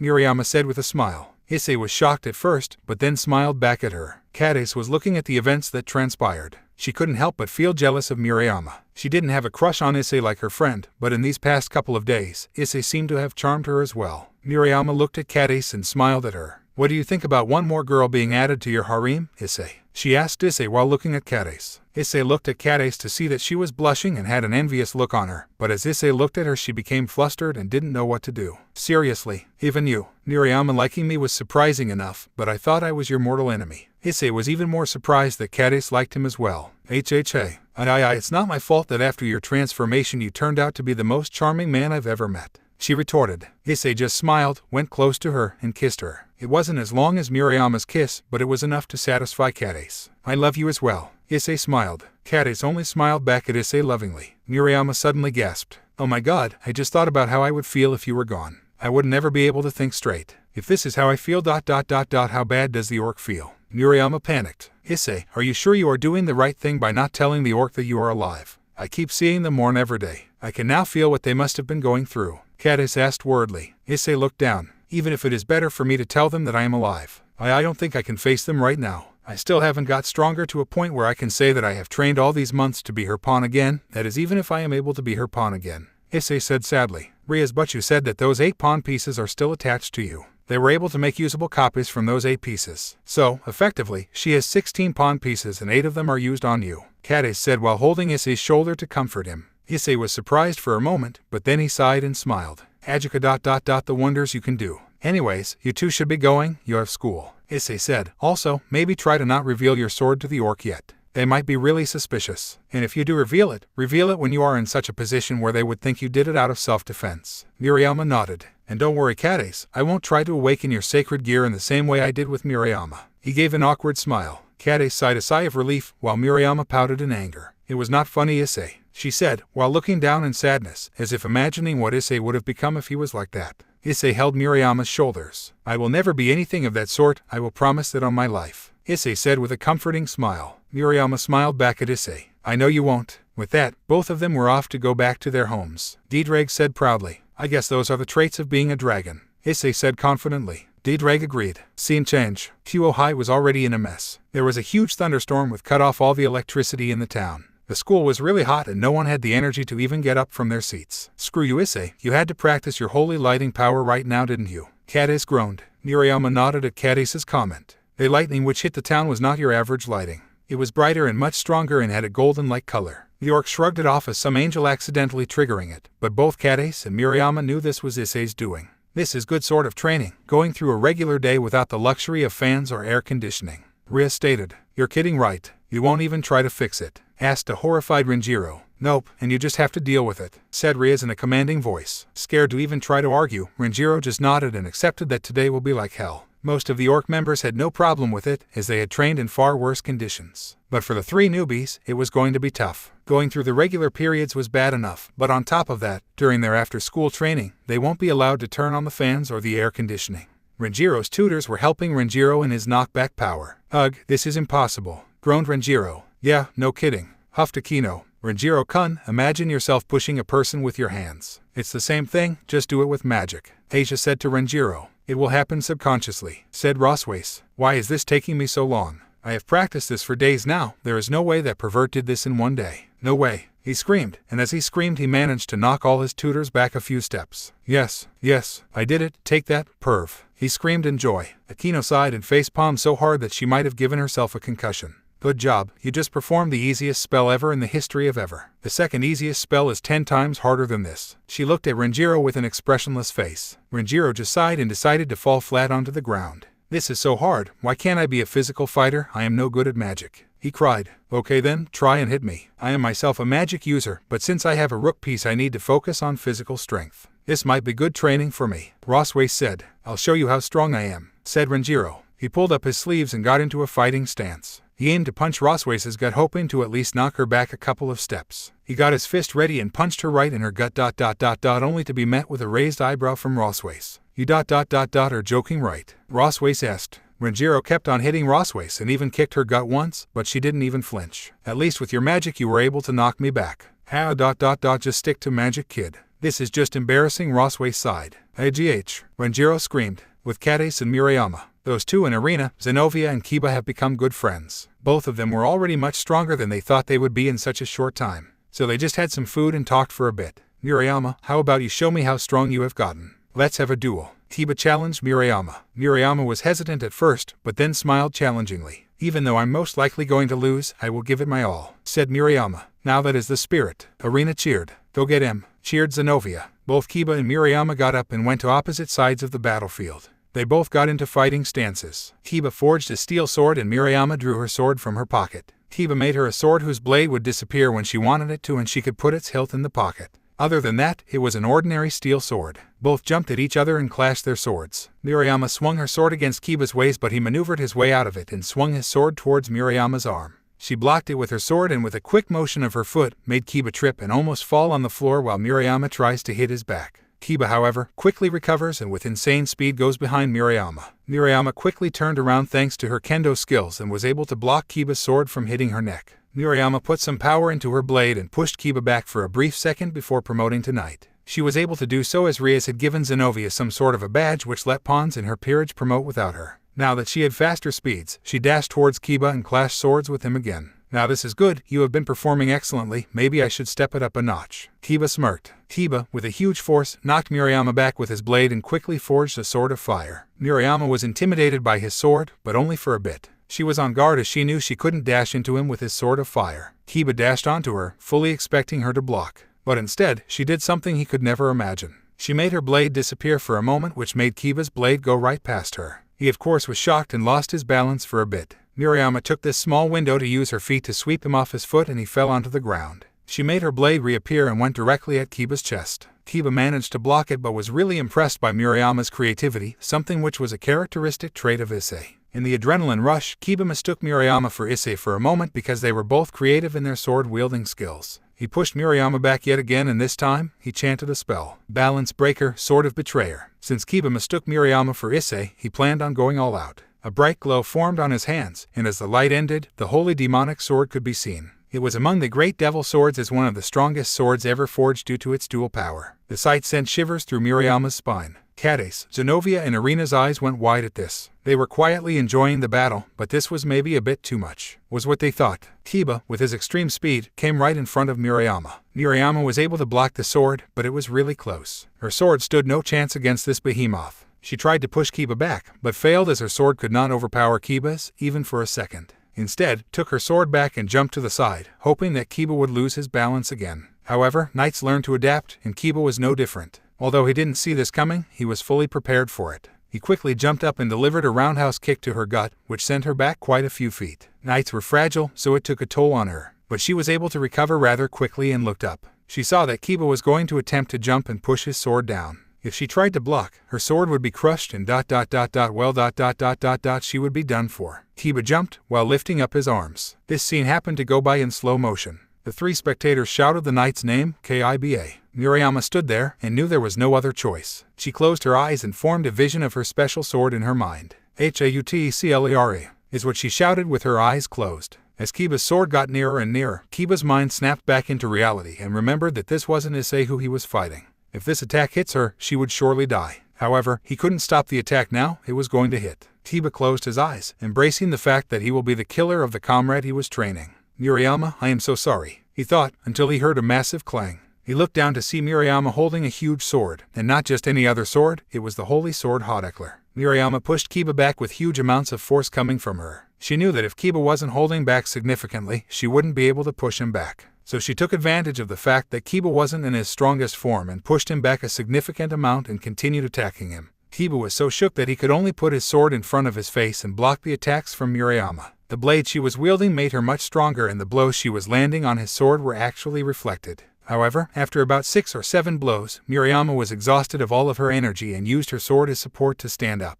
The three spectators had an incredibly hard time taking in what just happened, especially Zenobia and Irina. Cadiz was also really shook, but at least she had seen Hauteclere before, while Zenobia and Irina had not. Murayama was huffing and puffing. She was on the brink of fainting from exhaustion. Kiba withdrew his sword and quickly went near Murayama and hugged her. I am so sorry. I had never had a fight like this in a long time. The way you used your sword, you reminded me of Issei. In the midst of the adrenaline rushing through my body, I couldn't tell the difference. I am so sorry, please forgive. Kiba started frantically apologizing. Who could blame him? He nearly killed his friend. You don't have to apologize. It happens sometimes. When you think of someone you have lost or have a great bond with, it's not uncommon to mistake someone else for that person in the heat of the moment. Murayama tried to comfort a trembling Kiba. She almost leaked the fact that she knew about Issei's death, but managed to save it on the fly. Thank you, Murayama. He broke from the hug and bowed to Murayama. Kiba, what were you thinking? Screamed Zenobia. You could have killed her, screamed Cadiz. Kiba could only bow down in shame and ask for forgiveness. Hey now, all is well that ends well, right? Murayama said. Irina was staring at the sword Murayama wielded. Hauteclere, but Oliver is the wielder. Wait, did he say that the sword moved on from him? So you are the new wielder of Hauteclere, but it is a holy sword. It has an aura lethal to devils. Irina was confused. Correction, was a holy sword, said a voice. Riaz and the others have come to the place where the fight took place. We sensed a lot of energy being given off over here. and we saw the whole fight. Ria started. Kiba, although I am extremely disappointed with your lack of self-control, something that you were the best at, I can understand why this happened. I was about to put a shield around Mirayama, but then she summoned Hotekler. Hotekler was considered a holy sword as it was always wielded by a holy person. However, swords never chose their wielders based on their factions, they chose them based on their heart. Even though Mirayama is a devil, it seems that her heart was pure enough to the point where Hotekler chose her as its new wielder. Similar to what happened with Ascalon and Issei. It will still be classified as a holy sword as the sword still has had only holy wielders up till now, and it has not gone through a complete change like Arendite. But in your hands, it will act as if it was a devil sword. Rias explained. Wow, Mirayama, you were so good with the sword. You even managed to hold your own against Kiba. Asia exclaimed. The sword chose a perfect wielder, said Roswace. Amazing. Ravel marveled at the sight of Mirayama wielding such a great sword. Strong. Kaneko could feel the strength of the sword. Akino smiled at Mirayama. HMPH, so what? It's just a rusty old sword. I'm telling you, my sacred gear will be much better, Renjiro retorted, to which Mirayama gave an awkward smile. Akino looked at Renjiro with killing intent. You better hope you do, otherwise, the one training you will be me, alone. Then you will get to see my sadistic side. Really well, said Akino, which sent chills down everyone's spine, especially Renjiro. Kadace was happy for Mirayama, but again, felt jealous of her. She had one of the great swords. Kadace also had a sacred gear, but by what both Issei and Ria said, it was probably going to be a really common one. So she looked down, sorrowfully. I see, so she finally used it in a battle. I hope she is able to the orc how she got it without revealing my secret. Issei thought as he felt the power being expelled from the clash of swords. Anyways, I have already finished everything here. Mastered the basics of Yaojutsu and Holy Lightning, completely mastered ice magic, mastered destruction magic, mastered sword wielding, even read through the history books, all in 1.5 days. Honestly, could have been quicker if I didn't decide to read the history books outside the time dome. He teleported to the library and opened the door. It seemed like Fuyuki was reading something. What's your reading? Issei asked, which startled Fuyuki. Issei chuckled slightly, which made Fuyuki pout. Hey, you know how well books are able to make a person concentrate only on it. She retorted cutely, which made Issei go wild. Every time he talked to Fuyuki, he went wild. Anyways, I am here to return the books, Issei said as he put the books on the counter. Why, you actually finished all of them. Aye. Fuyuki couldn't believe that Issei finished all the books. And don't tell me you. She pointed at the book of Yaojutsu. Issei summoned a golden sphere similar to Senjutsu, but it was giving off a slightly different aura around it. Fuyuki gasped and coughed. Whoa, are you okay? Asked Issei. Yeah, no, she nodded. You are not a yokai or an angel, but managed to learn both Senjutsu and Yaojutsu and Holy Lightning. And Kasha as well, Issei smiled. Fuyuki nearly fainted after hearing that. Okay, we need to have a spar session together. I can't believe you did all of this. For a normal person, even learning ice and destruction magic is difficult, but you. Fuyuki was extremely surprised. Sure, just give a time and place. Issei smiled. This Sunday, at the field behind the library. Fuyuki smiled challengingly. The loser has to do anything that the winner has to say, except killing yourself or others, giving away your power, etc., she said. Loser? So I guess instead of a spar session it's a challenge, huh? Issei returned a challenging smile. I agree. Well then, best of luck. Fuyuki outstretched her hand. To you too. Issei outstretched his to shake her hand. As their hands met, both of them blushed. Oh God, her skin is so soft. How can a person be this perfect? Issei was losing it as always. Oh my, such a strong hand. I can feel that he has been through a lot, and the amount of power ... he is not even in his strongest form. Even Fuyuki started losing her composure. They broke the handshake and Issei went inside the library. Let's go to the advanced section now. Ice and destruction magic. Thanks to you, D-Drag, I don't need these books. D-Drag replied. TOIMUTAKUTIKUSU ... Let's see what this is. Yep, nope. The first page is already insane. SENJUTSU ...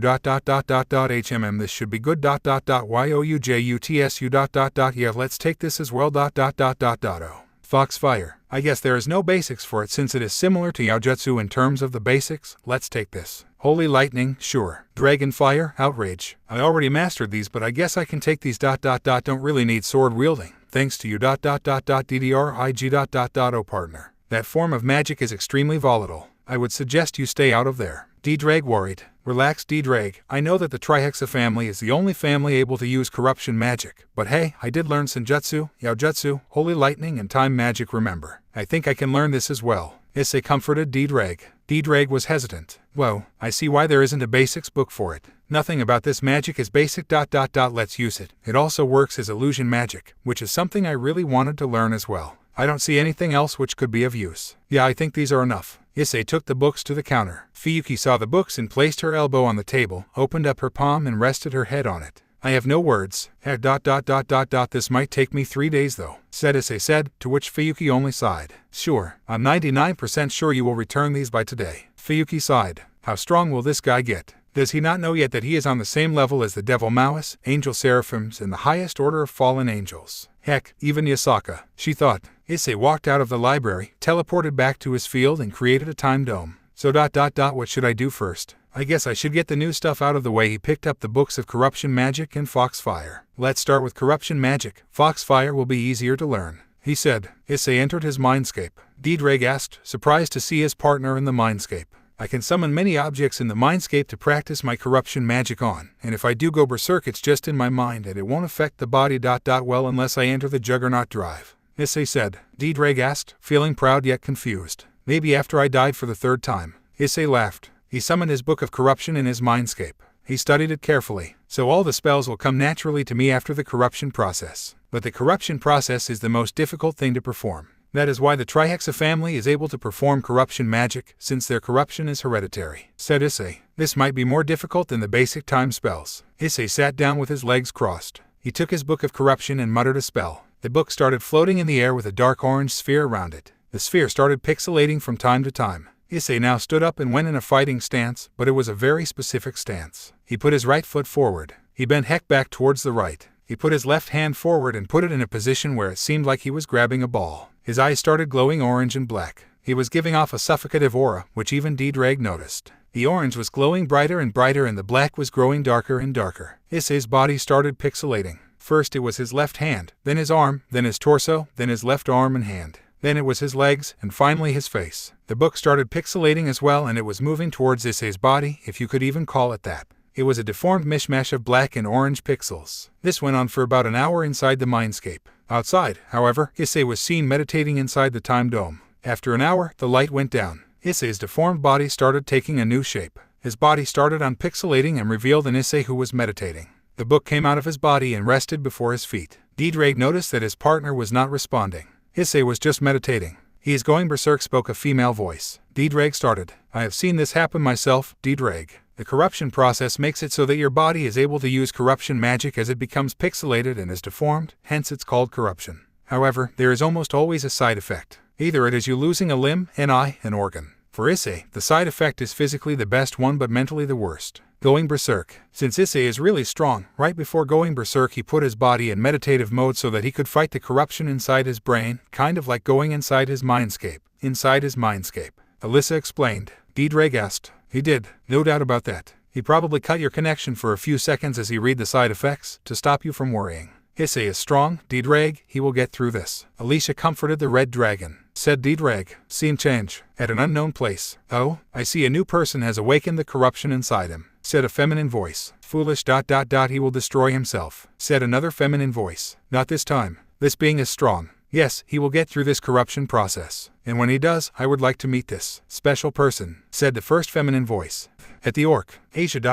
so ... what are we doing again? Said a Pinkette. We are going to Kyoto. Ria's Wanasama told us that there is a supernatural library present there. Everyone else was busy, so I thought that we should go and visit. She said before getting on board a train. And why are we not just using a magic circle? Asked Keres. Because we are not strong enough to directly go past the barrier which protects the Yaokai territory, said Asia. And anyways, this supernatural train is really fast. We should be in Kyoto in about 3 minutes. Keres felt awkward being inside a train where there were so many devils, angels and fallen angels. It seems like they were at peace for now since no one was attacking the other. The three factions are mostly at peace, but usually when opposite faction members see each other, they usually start attacking. However, since this train is a mutual peace zone, no one attacks the other as they know that all of them are using the train. Said Asia. I see, said Keres. Tell me, Asia, what type of sacred gear do you think I have? Asked Keres. Asia thought for a while. I'm not sure, Keres-sen. I am not as strong as Ria's Wanasama or Akino Wanasama, and even they are not able to say what type of sacred gear you have. Issei sighed sorrowfully. I am the weakest, she said softly. Asia felt a hug as she said that. Don't say that, Asia. I have seen some of the battles your peerage has been in.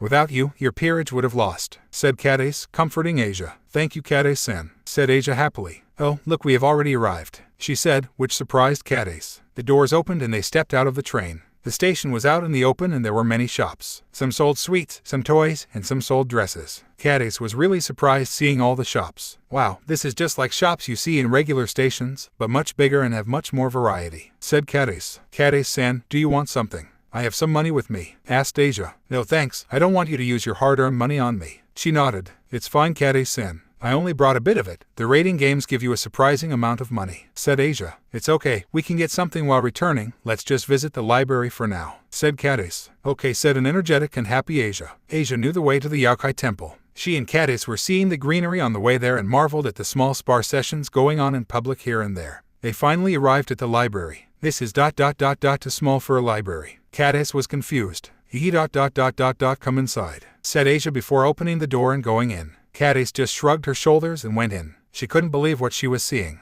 WOAH. This is huge, said a surprised Cadiz. Illusion magic. It's one of the key factors which keep the Yokai Temple safe from regular humans, said Asia. Welcome to the Supernatural Library of Kyoto. My name is Fuyuki. How may I help you? Asked a very cheerful lady. Wow, gorgeous. Both of the girls marveled at the beauty of Fuyuki. Fuyuki only blushed and smiled. Hello, I am Asia Argento, Bishop of Ria's Gremory. This is Yui Cadiz. She is a human but she is accompanying me. Asia introduced herself and Cadiz. Cadiz smiled and waved. I thought that I have seen you somewhere. You are that adorable bishop from Ria's Gremory's peerage, Fuyuki complimented. Asia's face went red and she stuttered really hard. She wasn't able to form a sentence. Fuyuki was looking at Asia with an expression which spelt ah. While on the outside Fuyuki was looking cheerful, on the inside she was thinking with a serious mood. So this is Asia, from Ria's Gremory's peerage, the same peerage where Issei is in. Issei didn't want me to reveal his secret, but does his own peerage know about his absence? Should I tell them Issei comes here? She was thinking. I and Asia have come here as we heard a lot of things about this library from Asia's king. Would you mind telling us where to start? Cadiz asked the librarian. Oh, sure, why not? That section over there is for history, that section over there is for the basics of many fighting techniques, and that section over there is for supernatural epics and stories. Fuyuki pointed. Thank you very much, said Cadiz before bowing. Thought and KYYU, said a stuttering Asia. She was looking at Asia with an all face again, which made Asia even more red. Since Asia was unable to move, Cadiz had to practically drag her away. Those two are really interesting, she thought. The two were going to the history sections first. They were looking through books to read, while they were greeted by a very familiar voice. Ara, Asia, you came here as well. And Cadiz too, said the familiar voice. Asia turned around in shock. WHAA. KIRYUU-san. Asia and Cadiz were shocked to see Kuryu in a library which was only available to the people who knew about the supernatural. Aka Kuryu, asked Cadiz. Indeed, although I didn't know that you knew about the supernatural, Cadiz. She gave a curious expression to Cadiz. I didn't know that you knew about the supernatural either, said a surprised Asia. Heh,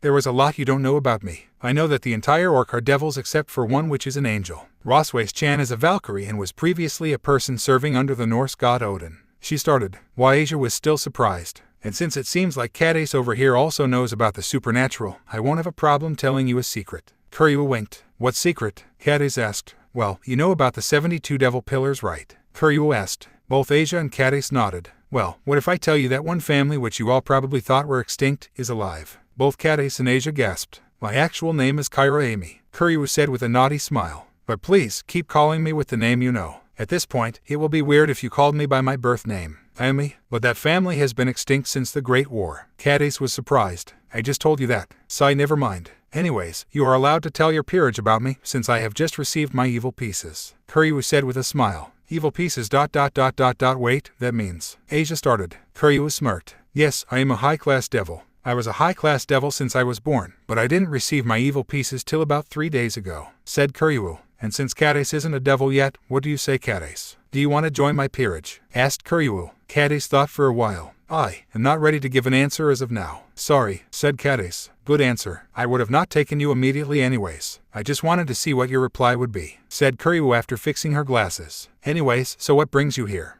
Ria's Wanasama said that this library was well known and had really informative books in it, said Asia. She is not wrong. This is the best library in the entire supernatural. I came here to strengthen my family power of fire, said Kuryu. By the way, I haven't seen Issei for a long time. How is he? Kuryu asked. Cadiz's eyes went wide. She looked at Asia to see that she had a dead expression on her face. She was looking at the floor with hollow eyes. It seemed like she was about to start crying. Issei-kun is taking a break according to Ria's senpai. He won't be back for a while and we haven't heard from him. She shrugged awkwardly. Asia seemed to have regained her composure and nodded. I see, Kuryu said. Anyways, I'll be off since I got what I needed. See, as she waved at both Cadiz and Asia as she left. Who knew that she was a devil? Hot Asia. Asia. She noticed that Asia wasn't replying. She was thinking about Issei. Issei never left her mind, but it seemed like she was able to recover for a bit. But now Issei was back on her mind and she started forming tears in her eyes. She hasn't seen her beloved Issei for almost 5 months at this point. She longed for her to see her Issei, but knew that it wasn't possible. She quickly managed to recompose herself and replied to Cadiz. Yeah. Who would have thought? She replied with a forced smile. Cadiz knew that she was still hurting inside. She could feel the pain Asia was going through. If she thought that Issei was dead, she wouldn't be able to think straight. She really wanted to tell the orc about Issei, but she didn't want to break Issei's promise. Anyways, Asia, let's go and read something, said Cadiz. I will take a book on defense magic. I need to be able to defend myself while using my twilight healing.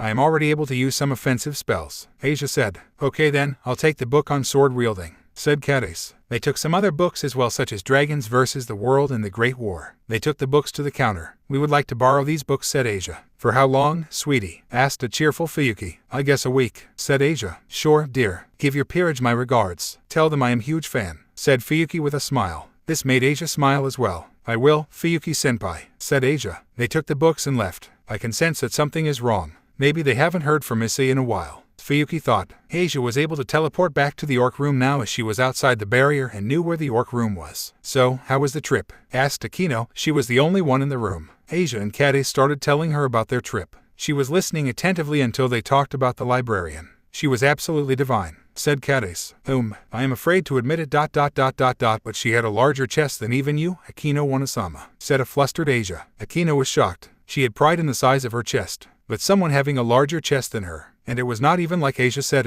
I think that she has a slightly bigger chest. No, she said confidently that she had a larger chest.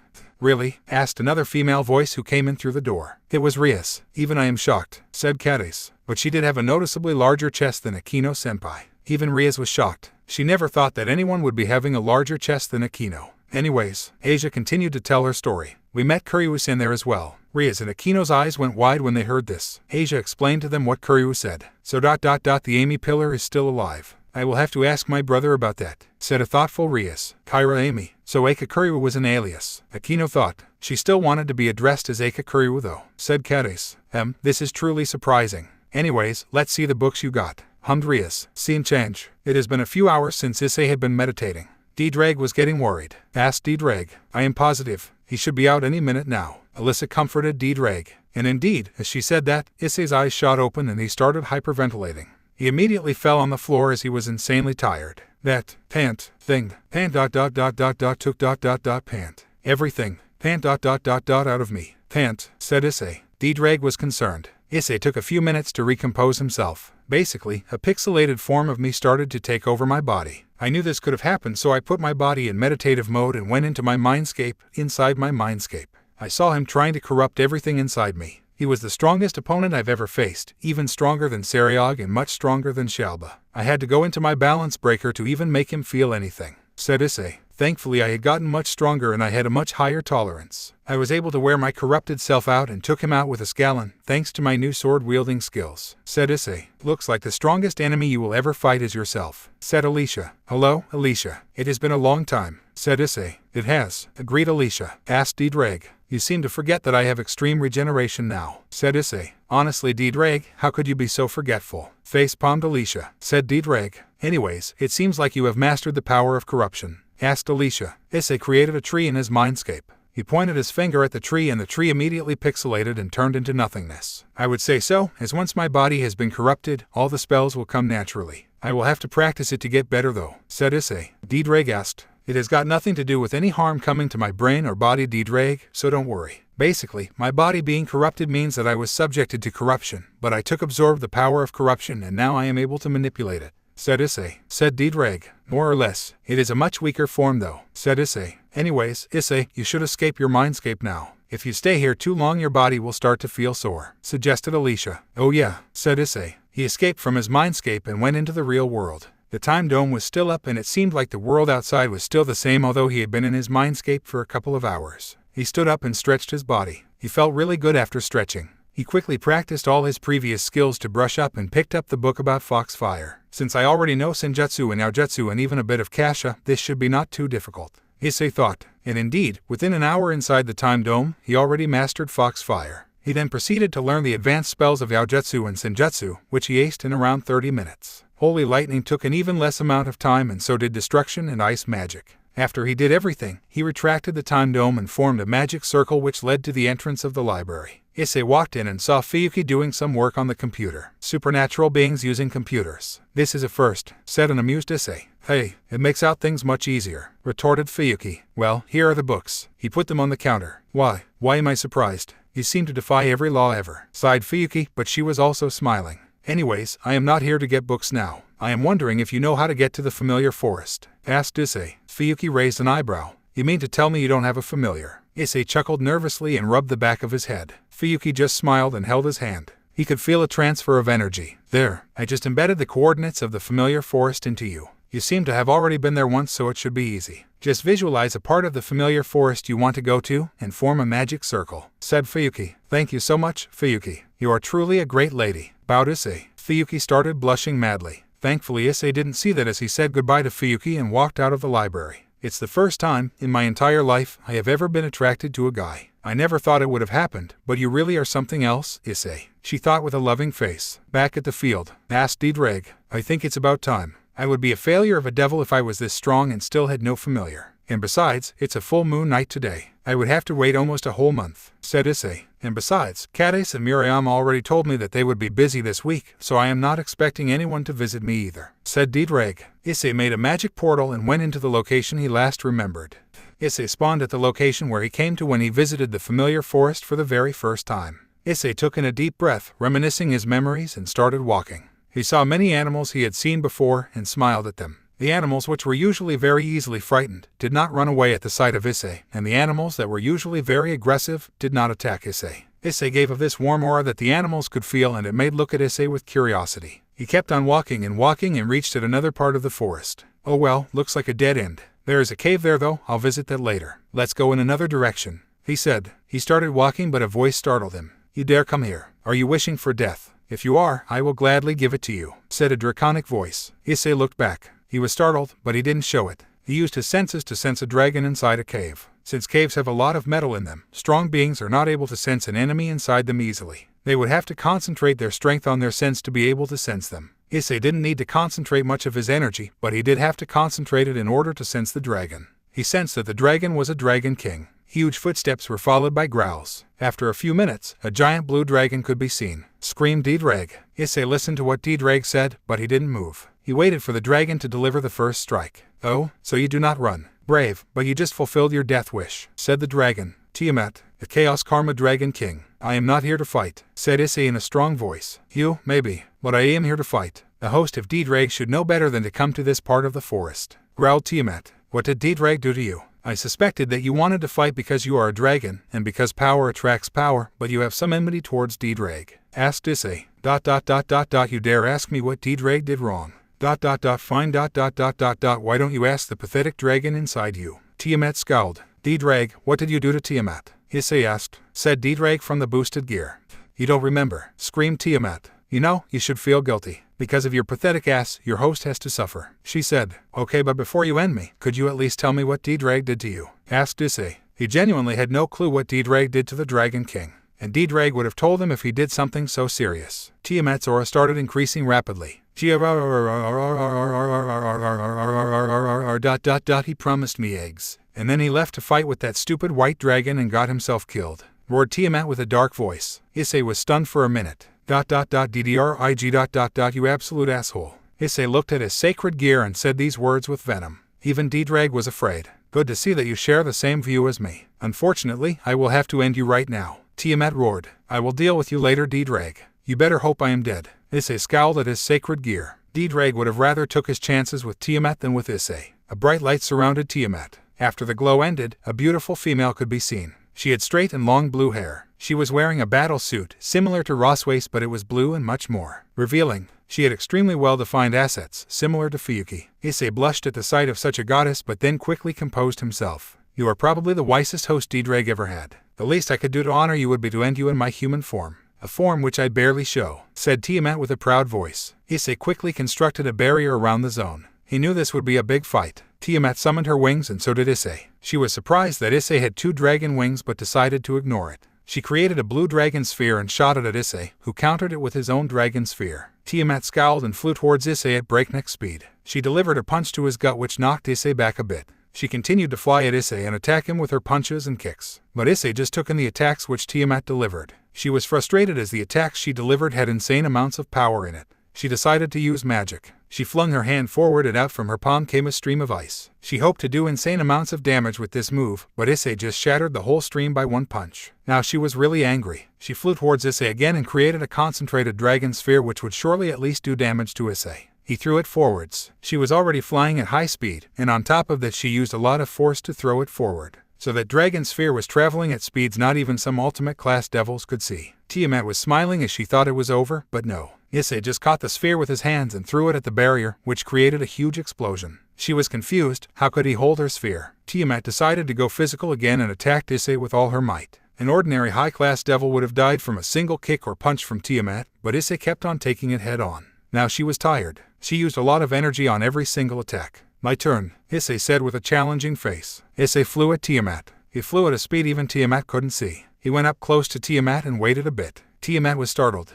Issei then delivered one punch to her gut. A single punch. Tiamat was sent falling towards the ground at insane speeds. Once she hit the ground, a large crater was formed which was about the size of a football field. There was dust flying around everywhere. Once the dust settled, an extremely injured Tiamat could be seen at the middle of the crater. She was gasping for air, was not able to move and had blood coming everywhere. Issei landed next to Tiamat. She closed her eyes and embraced her fate. She now was thinking about everything that led to this event. Sure, D-Drag was at fault, but she didn't have to seek revenge on D-Drag's host. She underestimated him and now got what she deserved. "My foolishness got me here." Gasp. "I was thirsty for revenge." Gasp. And now I have to face death. Gasp.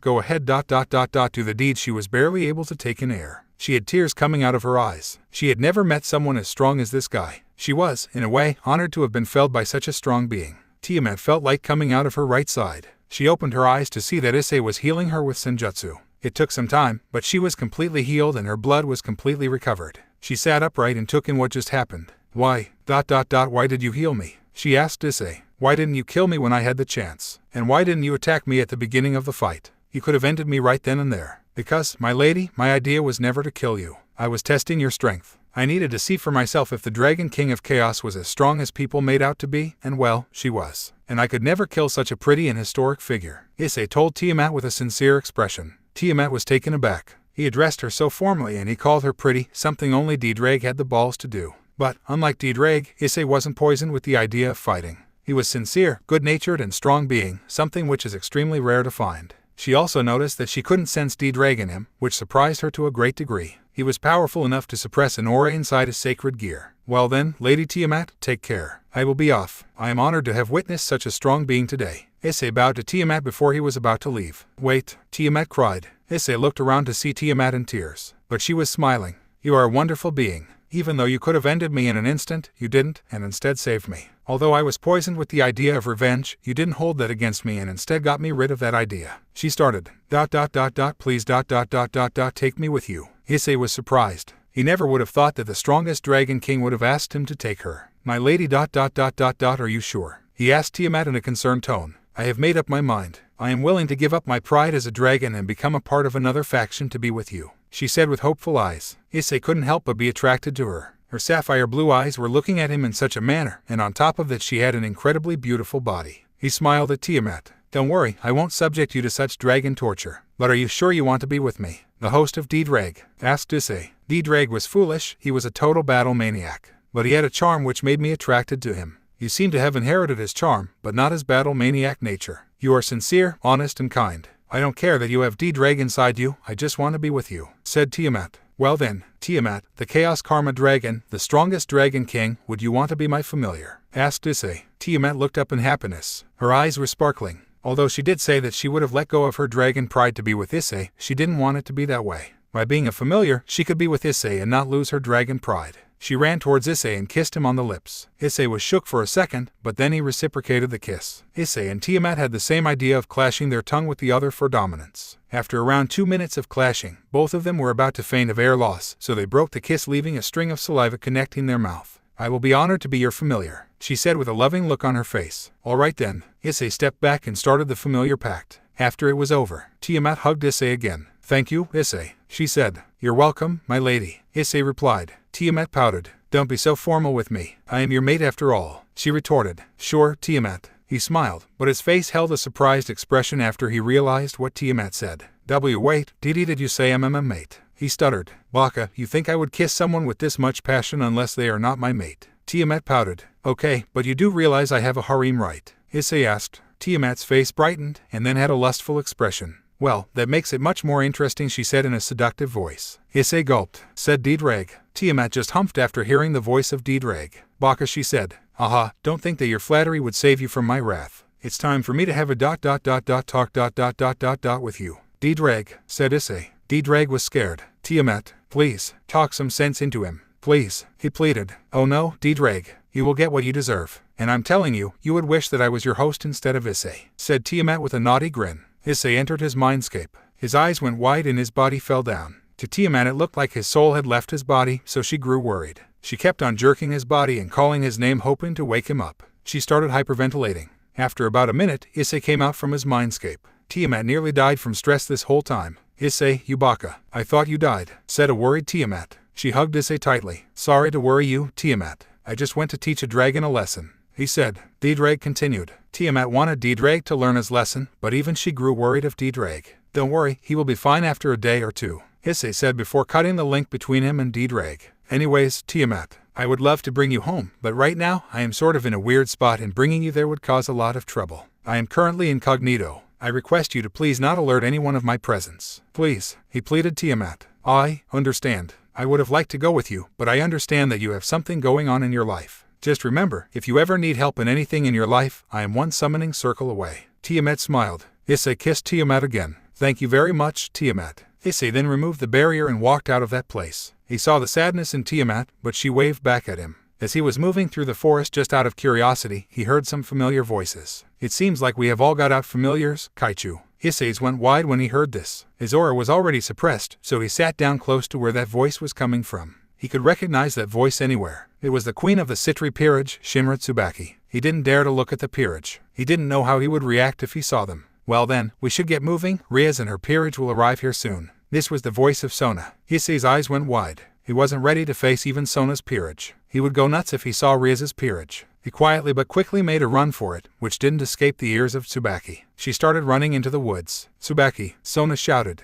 Tsubaki was unusually fast. Issei was faster, but he won't be able to outrun her fast enough to open a magic portal and teleport. He knew he had to use his wings. Issei could run much faster than he was running, but he wasn't able to do so right now because of the thorns in his path. "Halt!" shouted Tsubaki, but suddenly she screamed. "Hhhh!" Issei stopped and looked back. He saw a Hydra attacking Tsubaki. Issei knew that if he helped her, his identity would be known, but he couldn't just leave her. He then quickly thought of an idea. He made a time dome around him and the Hydra. He hit the Hydra and it instantly fainted in one hit. But unknowingly he suddenly contracted the dome as he was so used to contracting the dome as he was done with the work. "Who are you?" He heard a sighing Tsubaki, who fainted. It seemed like the poison from the Hydra was spreading through her body at a rapid pace. He could hear Sona and her peerage coming closer. He knew that he had no other choice but to take Tsubaki with him. He made a magic portal and teleported out of there. By the time Sona reached there was nothing other than a fainted Hydra. "Whatever took Tsubaki was strong," said Saji coldly. "Spread out," Sona ordered. "We need to find her. Where am I?" Tsubaki opened her eyes and was met by a faint green light around her. She looked down to see a person she thought she would never see again. "I Issei," she screamed, but instantly regretted it. She started groaning from pain. "Calm down, I am trying to heal your poison. If you scream like that it will make it harder," Issei said while healing her on her leg, as that is where the Hydra bit her. "That Hydra did a number on you. All this time we thought you were dead Why didn't you come back?" she asked. "If I suddenly came back, I don't know what would happen to me. I am not ready to face Riaz or Sona's peerage. I need to get strong enough to protect me and everyone I love from any sort of danger, no matter how much of a toll it takes on me. I was barely able to protect them last time," said Issei. "And there you go, you should be healed." Tsubaki stood up and her leg was all better again. She looked up to Issei to thank him, but immediately blushed after seeing his face. He was much taller than before, had a handsome face and a smile which would make any girl fall for him. She turned around trying to hide her blush. "Why, you have changed," started Tsubaki. "Maybe ... but that is subjective, I guess," Issei said with a warm smile, which intensified Tsubaki's blush. "Where are we?" she asked. She looked around to see the faint green light. She tried to make out where she was but couldn't. "Basically, we are in a time dome which slows down time for people inside it.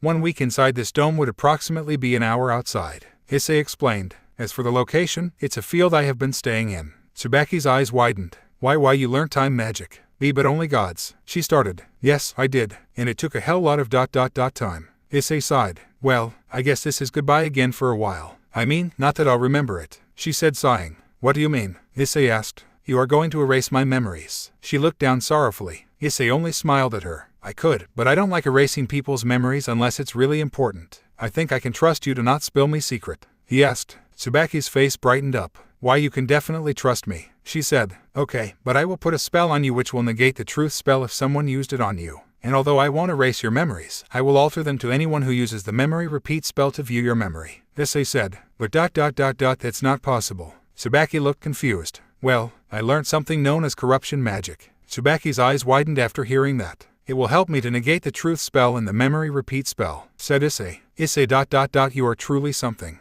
Tsubaki complimented. Issei used his corruption magic to alter her memories to anyone else who tries to see it. He also uses corruption magic to negate the truth spell if used on her. "Well then, I will summon a magic portal and make you unconscious. Your alias will be that you were running after a person who was eavesdropping, got attacked by a hydra and that person saved you, but you didn't get to see who that person was," he said. Tsubaki nodded, but then she asked, "Why were you even eavesdropping?" "Well, I came to the forest looking for a familiar and I got one. And as I was strolling through the forest I heard your voice and hid behind some leaves. I was surprised how you heard me even though I was being so quiet," complimented Issei. "I guess I have to protect my king and my peerage, so I had my ears open to any sounds," she said with a smile. "Well then, it was nice meeting you after so long. I guess I would meet you again in MMPH." Issei started but got kissed on the lips by Tsubaki. Issei was extremely stunned, but later reciprocated the kiss. After they broke the kiss, Issei stuttered a bit. But I thought that Kiba," Issei started. "He was, until today. I still really like him, but I guess being saved from a near-death situation makes you like the person who saved you," she said with a smile. Issei smiled back. "Well then, now I really feel bad letting you go. Okay, how about this? Kades and Murayama found me a while back and they know that I'm alive. They have kept the secret till now. Next time you see them leave, tell them about this situation and ask them the location where I stay. I will increase your senses so that nobody follows or eavesdrops on your conversation,"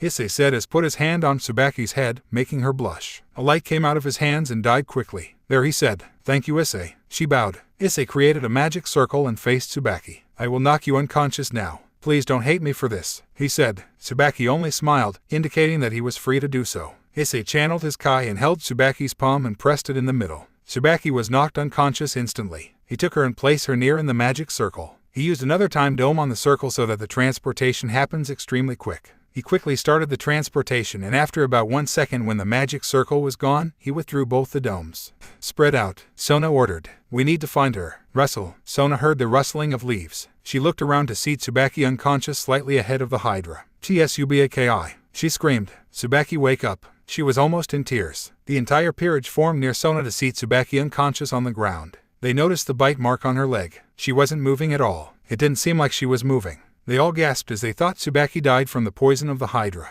Not you too. "Tsubaki, please wake up." Sona was in tears. She started crying lightly on Tsubaki's shoulder. The peerage was horrified. Tsubaki probably ran into the woods trying to find someone who was about to attack them, but then got caught by the hydra. Saji punched the ground so hard that it created a crater. That shock from the punch woke up Tsubaki. Was there an earthquake? Sona's face lit up faster than a person getting the most expensive object in the world. "Tsubaki," she screamed. She hugged her queen harder than a python. "Sona Kaichu." Tsubaki was still shook, but then started to remember what happened in her time with Issei. "Yubaka ...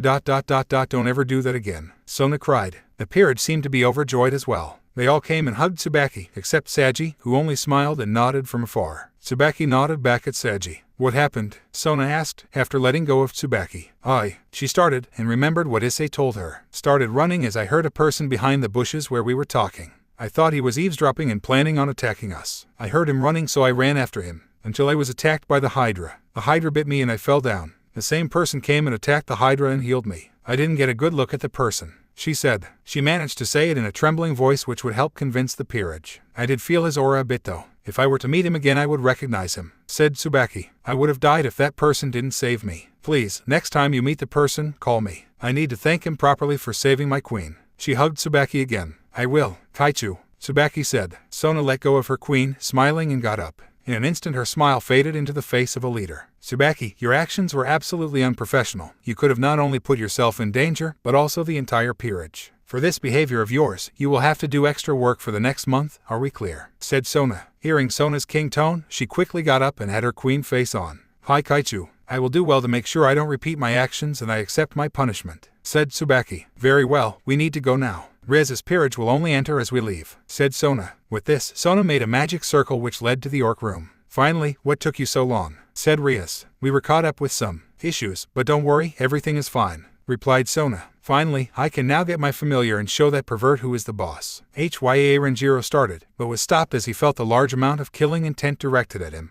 As usual, the entire Gremory peerage and even the Citri peerage were directing their killing intent towards him, but he was surprised to see that it was Tsubaki who directed the most amount of killing intent. I have heard from Riz and Sona about how much insults you throw at Issei. I don't know how they tolerate it as I am not able to. You should understand whose place you are taking. If you were to meet the Hakuryuko, you would not survive even 1 second. And he was Issei's rival. If you were to meet Sariarg Bale, you would, again, not survive even 1 second, and Issei defeated him in a battle. So, that perv you are insulting is the strongest member in either of our peerages. You should control your mouth and see where you stand. She spat with venom. Everyone was surprised, even Sona. Then Akino sighed and spoke up. There, you made Shinra Tsubaki, the most composed person in either Ria's or Sona's peerage, mad. Are you happy with yourself? She spat. Usually Renjiro would talk back and say that he was stronger, but he was never scolded by the Fuku Kaichu ever. So he was dead silent. Alright then, Rias, you can go now, said Sona. Thank you Sona, and thank you to Tsubaki for shutting his mouth, said Rias. I don't know how you deal with him, said Tsubaki. You have no idea, said Akino. Then the Gremory group went inside the magic portal and the portal closed.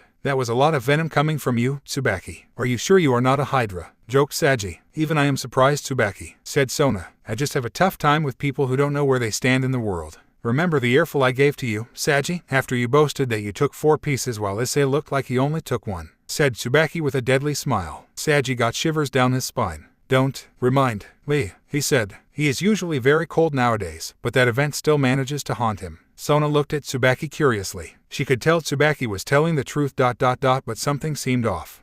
I can't believe I failed to get a familiar, said a sorrowful Renjiro. Relax, Issei has also not gotten a familiar yet, said Akino with a sigh. If you couldn't tell already, Akino really hates Renjiro. Although, on the flip side, Renjiro has a huge crush on Akino. He never shows it, but he was always attracted towards Akino. Her being harsh on him turns him on slightly. He wasn't a masochist, but he kind of liked it when Akino gets mad. Yeah, that means he is no better than me. Renjiro screams. Akino just sighs and gives up. While Renjiro was screaming in joy, she sat down on a rock near her and thought about Issei. Oh, the good times she had with him. She always enjoyed teasing him and from of Rias. She enjoyed Riz's reaction, but she enjoyed Issei attention more. He was her cute underclassman. She loved being complimented by Issei. Issei helped her get over her past and now she is on good terms with her father. He was the first guy she was ever interested in. She started forming tears in her eyes as she started thinking about Issei. Suddenly, she felt someone hug her from behind. She thought it was Rias, but then realized that it was Zenobia. Zenobia was really quiet ever since the incident. She and Irina used to gossip among themselves really often.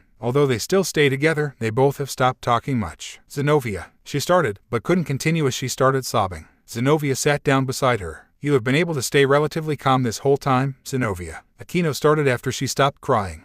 I guess Issei's death didn't affect you much. After all, you weren't with him from the beginning, Akino said with a sad smile. She heard sobbing, and as she turned around, she saw Zenobia crying. She had barely ever seen her crying. You have no idea how bad I was hurt after I heard the news. I stopped talking so as to not break down completely. I found some amount of joy while talking to Cadiz and Murayama along with Irina, but it was still very little compared to the huge hole my heart had. Issei helped me through everything. He saved my ass so many times that I can't even count them. At first, I just wanted him to have strong kids, but then I realized how great of a guy he was. He was the first person I had ever felt such feeling towards. The first guy I liked died protecting us, protecting me. And I could do nothing. She screamed, and then started crying again. Akino saw the amount of pain she was in and decided to hug her. She didn't have any words to say. She couldn't say that we will find Issei cause, well, he was dead. She couldn't say that it will be all better in due time cause, well, it won't. Zenovia, I am sorry, I have no words to comfort you. I don't think anyone could comfort us ever again. She started shedding tears, but did not cry. Zenovia stopped crying after a while. It is fine, Aquino. You embracing me is more than enough. Thank you, she said. Aquino never knew Zenovia was in this much pain. She always thought that Rias, Asia and her were the three who were affected the most. But now she realized that everyone was affected equally. Everyone was hurting just as bad as the other. No one was free from the pain the other was experiencing. She and Zenovia hugged for a while. As she let go of the hug, she saw that Zenovia fell asleep. She must have let out all of the emotions she had bottled up this whole time and got really tired. She smiled at Zenovia and proceeded to carry her on her back. She came back to the group, carrying Zenovia with her. Everyone looked at her and was shocked to see Zenovia on her back. She let out a lot of emotions right now. It's best if we let her rest. It's best if we all rest right now, she said. She could really see the pain in everyone now, except Kades and Murayama, who were confused, but she couldn't blame them as they didn't know, also Renjiro, but she chose to ignore him. Everyone nodded after they understood what Aquino implied. After going back through the magic circle, they saw Ravel and Irina asleep in the couch. Their eyes were red and had wet lines under them. They were probably crying as well. They didn't have the heart to wake them up. Everyone went to their homes, except Aquino, who carried Zenovia back to her house. She quietly got the key from Zenovia's pocket without disturbing her, and opened the apartment door. She put her in her bed. She was about to leave, but couldn't go seeing Zenovia in such a position. Zenovia looked hurt, even when she was sleeping. Looks like there was a lot in her which she didn't let out. Since the bed was too small, Aquino decided to go into her room, take a spare mattress and pillow, take it to Zenovia's room and decided to sleep on the floor. She seemed to have made a sisterly bond with Zenovia. Issei was about to go bed. He brought out a mattress and a pillow from the pocket dimension and put it down. He created a barrier around him which prevented bugs from coming in and prevented people from seeing him sleep there. He wasn't scared of bugs, but he would still feel uncomfortable when they would crawl over him. As he pulled the blanket on himself, he noticed the clothes he was wearing. He was able to freshen up daily thanks to water magic, but he felt that he needed to change his clothes. Diedrag, remind me to do something about money. I really need new clothes, he said. Diedrag repeated. Oh yeah, I forgot ... or whatever. Clothes aren't the biggest issue right now, he said before cutting the link with Diedrag and falling asleep. When Issei woke up, he felt something odd. Something he hadn't felt forever. Shit, I need to go to the toilet, he thought. He quickly freshened up and brushed his teeth using water magic and toothpaste which was given to him by Murayama. He stored all the things he got in his pocket dimension. He then quickly created a magic portal which led to the library. He went and hurried without greeting Fuyuki and went to the bathroom. After coming out ... he felt great. Oh ... that felt good. I must have stored up a lot, Issei said. As he reached the counter, he saw Fuyuki looking at him with a confused face. Sorry, I really needed to go to the toilet. I haven't went ever since I was on my trip, he said. That shocked Fuyuki. Haven't you been on your trip for about 5 months? She asked. Issei replied. Fuyuki rolled her eyes. You know that is extremely bad for your health. Fuyuki lectured. Yes, sorry. Mommy, Issei teased Fuyuki. Fuyuki went red like never before. She was a complete tomato. She was stumbling and couldn't stand straight. Geez, I just teased you lightly. Issei was surprised. Don't toy with a girl's emotions, Fuyuki retorted.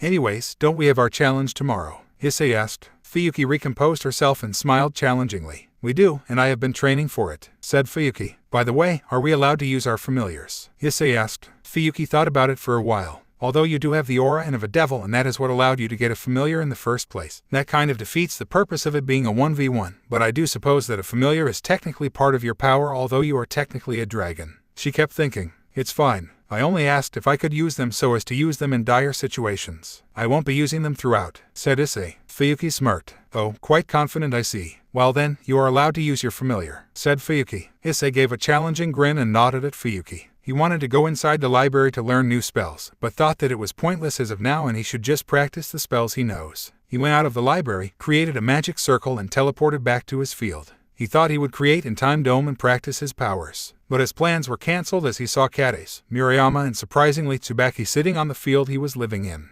Rias had just dismissed the orc. Murayama and Kades were about to go when they heard a voice stop them. Murayama, Kades, may I have a word with you too? Murayama and Kades turned around to see that it was Tsubaki. They were surprised. Shinra-senpai, what do you want to talk to us about? Asked Murayama. Tsubaki was about to say something, but sensed that Sona was following her from behind. She was actually pretty far and was using magic to enhance her vision. Tsubaki wouldn't have noticed this without the super sense she received from Issei. As she sensed that Sona was spying on her, she felt like a needle went through her heart. Sona always trusted Tsubaki. She never inspected Tsubaki as she trusted Tsubaki with her work. Her spying on Tsubaki now made Tsubaki uneasy, but she knew why she did this. "It is about a project of yours, please follow me," said Tsubaki. She started walking out of the orc building. Cat Ace and Murayama were confused, but followed her nonetheless. Sona stopped her magic and got closer physically. But as she went out of the building, she was angered to find that Tsubaki and her group had left already. She hummed angrily. She laid her side and walked away. However, what she failed to notice was that Tsubaki, Cat Ace, and Murayama were standing right in front of her eyes. Tsubaki used Mirror Alice paired with her new sense to completely hide her and the two. She motioned for the two to keep quiet, which they did, although they were quite confused. As she sensed that Sona was no longer near, she broke the camouflage. "Okay, so, basically, I want you both to lead me to Issei," she said in a slightly quiet voice. Cat Ace and Murayama's eyes went wide for a second. What do you mean? Issei is on a BB break according to RR, Murayama started. "I know Issei's secret. I met him yesterday. He saved my life. I owe him a great deal. While leaving Issei altered my memories a bit so that even though I would remember them as they were, people trying to look inside my memories won't. Since even he seemed to have no idea where he was, he told me to ask you two about Issei's location. I want to help him," said Tsubaki. Cat Ace and Murayama's eyes went even wider. Tsubaki was aware of Issei. Okay, we will lead you there," said Cat Ace. "Thank you very much." She seemed really happy and bowed down. Flashback end. Issei just finished explaining the story to Cat Ace and Murayama. "That's why Shinra Senpai spat so much venom towards Renjiro-kun yesterday," realized Murayama. Cat Ace nodded along with her. Issei gave a confused look to Tsubaki, who just looked on the ground and scowled. "That guy didn't know where he was in the world. I really despise people like that," she spat. Issei just chuckled. "Well, on the topic of Tatsuki-kun, has he improved?" he asked Cat Ace and Murayama. "Well, if by improvement you mean he got a tiny bit better at complaining, then yes, he has improved," sighed Cat Ace. "I can't believe how useless he was. Ria Senpai told us that you also didn't have a familiar, but the way he treated those animals," said Murayama. Issei sighed at Renjiro's actions, but then he smirked. "Well, I used to not have a familiar," said Issei. "Yeah, you didn't tell me what your familiar was," asked Tsubaki. "Well, she's a dragon," said Issei. Cat Ace and Murayama were slightly surprised while Tsubaki just gave a confused look. "Well, how about I introduce her to you all," said Issei. He formed a familiar portal on the ground. Out of it came out a bright green light. It almost blinded the three girls so they had to cover their eyes with their hands. After the light ended, a beautiful woman with a blue battle suit, straight long and blue hair, and insane assets. Cat Ace and Murayama blushed at the sight of such a gorgeous woman. Tsubaki did too, but she then fixed her glasses on her face, as if trying to remember where she saw this figure. "Some friends of yours, Issei?" asked the figure. Her voice was so attractive, it made Murayama and Cat Ace blush even further. They looked at their own body inside. Indeed, Cat Ace, Murayama, Tsubaki, "This is Issei," started before getting cut off by Tsubaki's gasp. Her eyes looked like they had slightly come from of her sockets. She gasped so hard that she toppled backwards from the rock she was sitting on. She got up and kneeled down at comical speeds. "Tiamat, the Chaos Karma Dragon. Your Highness, I am honored to meet you. I am also honored to be greeted by your human form," said Tsubaki in a strong voice. "Wait, Tiamat, the strongest of the 5 dragon kings," exclaimed Murayama. Tiamat only laughed. "Fufu, I didn't know I was this popular." "Murayama," hissed Cat Ace. Murayama looked down to see that Cat Ace was kneeling down. Murayama gasped and quickly knelt down as well. "At ease, you all," said Tiamat, smiling. They girls got up, blushing slightly. "If you treat me in this way, you all should be treating Issei like he the god. He defeated me in one hit, and that was me at my strongest, while Issei was severely holding back." The girls' jaws were on the floor. They immediately looked towards Issei, who was smiling awkwardly. "Please, keep treating me like you have been. I don't mind, really," he said, waving his hand frantically. He didn't like the idea of him being treated like royalty by his girlfriends. "Fufu ... and please, treat me like your friend as well," said a smiling Tiamat. The incident with Issei seemed to have changed her greatly. "Oh, okay then, Tiamat-sama," the 3 girls said. Tiamat giggled. "Anyways, you 3 should get to know Tiamat better. I need to be somewhere. Let's just say I have some unattended business to finish," said Issei in a strong tone towards the end. "Issei, remember, if you ever need me," she started before getting kissed by Issei on the lips. "I know, Tiamat. Don't worry, I will be fine," said Issei, smiling lovingly towards Tiamat. That smile never failed to make any girl blush. The 3 girls spectating the events were jealous, but didn't dare say it out loud. Even though they knew Issei wouldn't do anything, they were still scared of Tiamat even though she already told them that she is a friend. Issei then created a magic circle and went off somewhere. "Tiamat-sama, I have read some of your great battles in books, but I would really like to hear it from you and your experience," said Tsubaki with slightly shining eyes. Tiamat was shocked, but then smiled at Tsubaki. "I guess those battles were really great, huh? Well then, where do I begin?" Scene change. Issei was now in the underworld. He spawned close to an abandoned building. It was extremely rusted. There were plants growing everywhere and all the wood had gone moldy. Issei took in a deep breath, regretted it, and went in the building. Just as he opened the door, he felt extremely uneasy. He immediately put on a mask around his head, something which he had learned to do after the encounter with Tsubaki. He completely changed his aura so that it was that of a devil. If it was that of a human, then there would be problems. He also changed the signature of his aura so that anyone with strong aura sense didn't recognize him. He walked around. He saw many chemical tubes, most of which were broken, and there was stuff spilled on the floor. He saw many papers filled with chemical formulas, most of which he didn't understand as they used complex substances Issei has never read about. I really need to brush up on my studies, he thought to himself. He looked around and saw that it was mostly the same. As he was walking, he reached a table. In the table, there were many papers full of chemical formulas and diagrams, most of which had blood stains on them. He wasn't bothered by blood at this point. There was a journal on the table named Experiments. There was a dangerous aura coming out from it. He was about to touch the book before he sensed a presence. It was someone he knew. He decided to ignore them, however. He proceeded to touch the book. His hands went forward and just barely touched the book. Just as he did, his body felt as if he was shocked by 1,000 volts of holy lightning. His eyes went wide and his head went upwards. His veins started to show and his heartbeat was pulsing insanely fast. In his brain, he could only see scenes which looked as if they were out of a horror film. HHH, please don't do this. NOOO. No more, please. HHH. He heard blood-curdling screams. He saw figures which looked like they died 5 times over. They had blood oozing out of every part of their body. Their clothes were drenched in blood. They were begging the person to stop. Issei was looking at the events that transpired through the person's POV. He continued hearing those muscle-twisting screams. Issei's actual body was shaking. His breath was becoming cold and it seemed like the blood supply to his limbs were cut off. Back in his brain, every 1 or 2 seconds, a new scene appears with the familiar screams and the repeated pleading. He felt like he was inside a horror film, scarier than any horror film he has ever seen. Who would do this? Who would do such cruel things to people? They would do such things ... for power. Issei could sense that the people he were experimenting on were insanely strong. The amount of power they had easily surpassed the mouse, but they were unable to use it as it caused them excruciating amounts of pain. To fix that, the person was doing even more experiments on them which caused them even more amounts of pain. HHH. There was a scream. The figure who screamed suddenly fell on the ground. Now that you have received this, time to give it to your sister, the person said in a maniacal voice. The person went towards a small child who was weeping rivers out of her eyes. She was so small. There is no way she would endure this amount of pain. She would die. The person went closer and closer to the child, who was backed into a corner, just as the injection was about to go in. NOOO. The figure who was experimented on suddenly got up and flared their power. They jumped onto the person, from whose POV Issei was watching, and started scratching the heck out of that person. The person screamed in pain. As the person fell down, they looked up to see the figure. The figure was in the dark, but their golden eyes were shining menacingly. With one swift strike, the person whose POV Issei was watching from died. Issei's own body was trembling. It seemed like blood flow was completely stopped to many parts of his body. Even Ddrag was petrified. As the person died, Issei quickly felt a huge wire snap in his brain. Although there was nothing that snapped inside his brain, Issei did feel something, and it hurt like crazy. He quickly threw the book away and held his head with both of his hands. He knelt down in order to cope with the pain. He could feel that it was the same amount of pain that those people went through.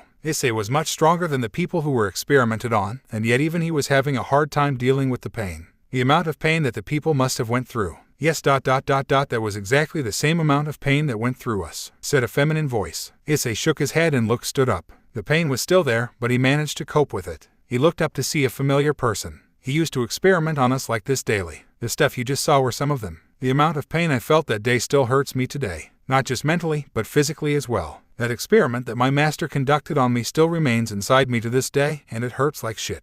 My master cursed his journal with a spell which makes the people who touch the journal go through those memories. Any ordinary high-class devil or fallen angel would have died going through those memories, but it seems like you are quite the being, said the voice. Issei managed to deepen his voice so that the figure won't recognize him. Tauja Kuroka, I am deeply sorry for what your master did to you and your sister, said Issei. Oh, so you know me. Well, I accept your apology. Too bad I am here to kill you, said Kuroka after flaring her aura. Tauja Kuroka, I am not here to fight, said Issei. Anybody who has ever come here was in close association with my master. They have always tried to use my master's experiments on their own peerage. Either they have died after touching the journal or were killed by me. I won't let anyone else experience what I and my old peerage did, she screamed as she jumped towards Issei. Issei managed to dodge quickly. His aim was to get out of here. He ran at the windows but was stopped by Kuroka, who came in front of him and blasted a sphere full of concentrated Kai. Issei only dodged it and went back. He again went behind him to reach the back door, but Kuroka stopped him again. She used Senjutsu to stun Issei's legs. Issei was only stunned for a second, but was able to regain his composure. Why do you run? Come here and fight, she screamed. She had anger in her eyes. Her past experiences were fueling her. If Issei fought her, she would not stand a chance. He might accidentally end up killing her, so he refrained from fighting.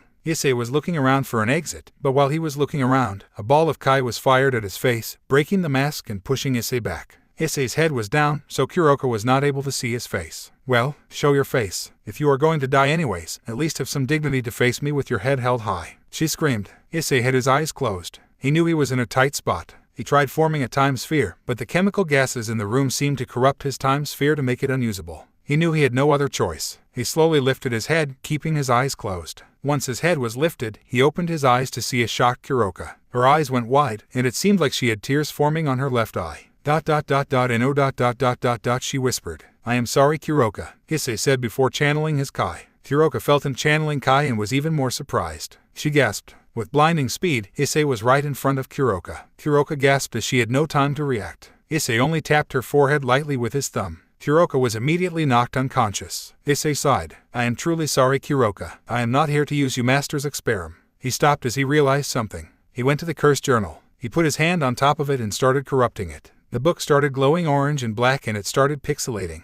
After a few seconds, the book returned to normal. There was however a black cloud-like structure next to it. This was the curse. Issei used magic to create a counter spell. The spell itself could easily be countered, but since it was bound to an object, the counter spell was rendered useless as the curse was basically the book itself, and there was no counter spell to a book. The spell and the counter spell clashed and neutralized each other. Issei then opened the book to see the experiments. He was disgusted at some of the experiments after looking at the chemicals used. No wonder it hurt them like crazy. These things are corrosive as hell. He screamed internally. He was flipping through the pages until he saw a page on Nekomata. He studied the experiment. I see, so this basically snaps a limiter in a Nekomata's heart, which is usually snapped with growing age, thought Issei. Issei noticed that D-Drag wasn't speaking even though he was unpetrified at this point. D-Drag was broken for a while due to Issei having a talk with him, but he was fine now. Issei realized that D-Drag was probably extremely disgusted by this man's actions and decided not to speak so as to not burst out in anger. Issei then proceeded to create some chemicals with magic. He reverse-engineered the experiment to create a counter dose. Since by this age Kuroka's limiter would have been snapped already, she won't gain the limiter back. But this should help the burn in her heart to fade away, thought Issei. He wrote a note on some paper that Issei tore from the journal and put it on Kuroka's unconscious body. He was about to inject the dose into Kuroka's hand, but realized that it would probably be better if Kuroka did that herself. His initial goal was to come here to help Kuroka and Kaneko by finding some counter doses to the experiments which their master conducted. It seemed like Kaneko fortunately did not go through any experiments, thanks to Kuroka, and he managed to help Kuroka, although it was not as smooth as he expected it to be. He picked up Kuroka and put her outside the abandoned building. He put a barrier around her so that no one would see or sense her until she woke up. Issei created a magic circle. Kuroka just woke up. She started to remember the events that took place. Her heart started beating faster. Issei is alive. Then why didn't he come back? Everyone including me were heartbroken. Why didn't he? She started with a panicking voice, until she saw a piece of paper and a syringe on her belly. She picked up the note. Kuroka, I am extremely sorry for the events that took place today. You must have a lot of questions, but let me just start off by saying that I came there looking for a cure to your disease. I also thought that Kaneko had a disease similar to yours, but you saved her, and I am forever grateful to you for that. The syringe has the cure to your disease. I know that you might not trust me, so I am leaving the syringe to you, so that you can put it in if you wanted to. Now, for the questions you must be having regarding my disappearance. Yes, I am alive, and that is thanks to Great Red and Off Ice, but I was knocked out for almost 4 months. After I woke up, I wasn't able to bring myself to face my peerage or anyone I was close to. I felt that I needed to be much stronger in order to protect everyone I am close to, as I only barely managed to save everyone last time. That is why I have not returned. I would be really grateful if you could keep it a secret from everyone. Please take care of the volley team and Kaneko. I hope the syringe works since I am not too good with chemicals. Don't worry, the worst that could happen is it doing nothing. I really hope you have it in your heart to forgive me about the events that transpired today. With much love, Issei. Kuroka started crying after she read the note. You stupid, baka, dumb, no-brained, absolute bastard. She sobbed. I love you. She smiled. She hugged the letter tight and picked up the syringe. She injected it in her arm. She pushed the cure inside. After a few seconds, she took out the syringe. For the first time in a decade, she felt completely fine. Her eyes widened as she noticed that the burn in her heart has faded completely. She felt good. She started crying again. Please come home quick, Issei, she said while sobbing tears of joy. Kuroka, what happened? Asked a silver-haired male. Oh, Vali, she said while rubbing her tears. Nothing happened. I just came here cause I thought that someone came here again. And as I came near this building, for some reason, some old memories of mine came back. She lied. Vali only analyzed her. She managed to hide the note and the syringe in a patch of grass behind her. Okay then, let's go back. We have training to do, said Vali. Kuroka nodded her head. She took one good look at the building before leaving with Vali. Issei entered his field with his magic circle. Issei was going to meditate for a while to recompose himself from the horrifying scenes he witnessed. But as Issei looked up, he saw Kades and Murayama sleeping on Tiamat's lap, while Tsubaki was sleeping on her shoulder. Issei raised an eyebrow at Tiamat. Fufu ... They were really interested in my experiences. As I told them my experience, it seems like they thought they were watching it happen live. At the end, they got tired and dozed off on the most comfortable place they could find. Tiamat was stroking Kades and Murayama's hair. Issei chuckled slightly. Glad to see you have gotten along with them just fine. Yeah, we have. I guess now it will be even better when we share you in bed, teased Tiamat. Issei went red for a second, before shaking his head to recompose himself. Fufu ... You get flustered too easily, Issei, she laughed. Hey, when a beautiful woman is teasing you, you are bound to blush, retorted Issei, to which Tiamat blushed. Yo and ... I guess I should get some sleep as well, said Issei. Okay, come here, I will be your pillow, said Tiamat happily. But those three are already on your lap and shoulder, said Issei. Tiamat smirked. Issei went really red as he realized what Tiamat meant. No way. ICC can't do TT that to YU. Issei stuttered. Oh come on, are you seriously going to decline this offer? Tiamat looked at him with a smirk. Issei sighed, sat down close to Tiamat. Before he could even say anything, Tiamat used her hands and brought Issei's down to her breasts. Issei went really red at first, but soon found it rather comfortable. Her breasts were big, bigger than Akino and Rya's breasts, but not as big as Fuyuki's. It was also really soft. He snuggled into her breasts and fell asleep immediately. Her breasts were comfier than any pillow. She let out a moan as she felt Issei snuggling into her breasts. She bit her lower lip. Even though you are asleep, you still manage to charm women, she thought to herself. After a bit, she fell asleep as well, and the fire they put down on the ground went out.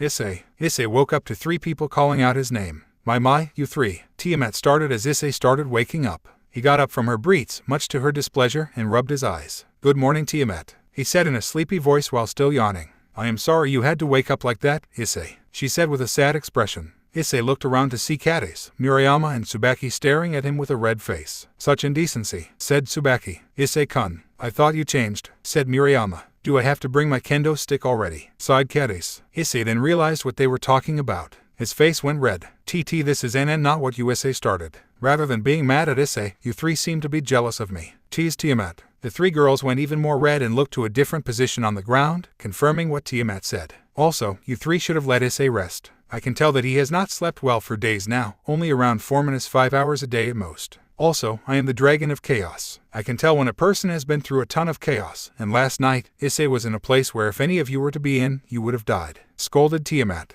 The three looked down in shame. We're sorry, they said together. It's fine, Tiamat, you don't have to be harsh on them, Issei told Tiamat. You are right, I have to be harsh on you. Why have you not slept well these days? She asked Issei in a worried tone. Well, I was practicing a lot these days. I get up early by myself and I don't feel the need to go to sleep. But thanks to you, I had a great sleep. I saw some really horrible things yesterday, but thanks to you, I didn't dream of said horrible things. He lied. He had the worst nightmare ever, but the sensation of the pillow he was on made him feel much better after he woke up. Didrag said in an emotionless voice. Issei looked at his boosted gear with an expressionless face. The girls looked at Issei with worry. Issei, is what Didrag telling true? Did you really have such a nightmare? Asked a worried Murayama. It's fine, you all. You don't have to worry, I am not going to go commit suicide after being surrounded by such pretty girls. Issei smiled. This made the girls relieved, but only a little bit. They were worried for Issei. Anyways, you three should be off. Even though it's a Sunday, your parents and friends are probably worried, said Issei. The girls quickly realized that and went off after waving to Issei and Tiamat.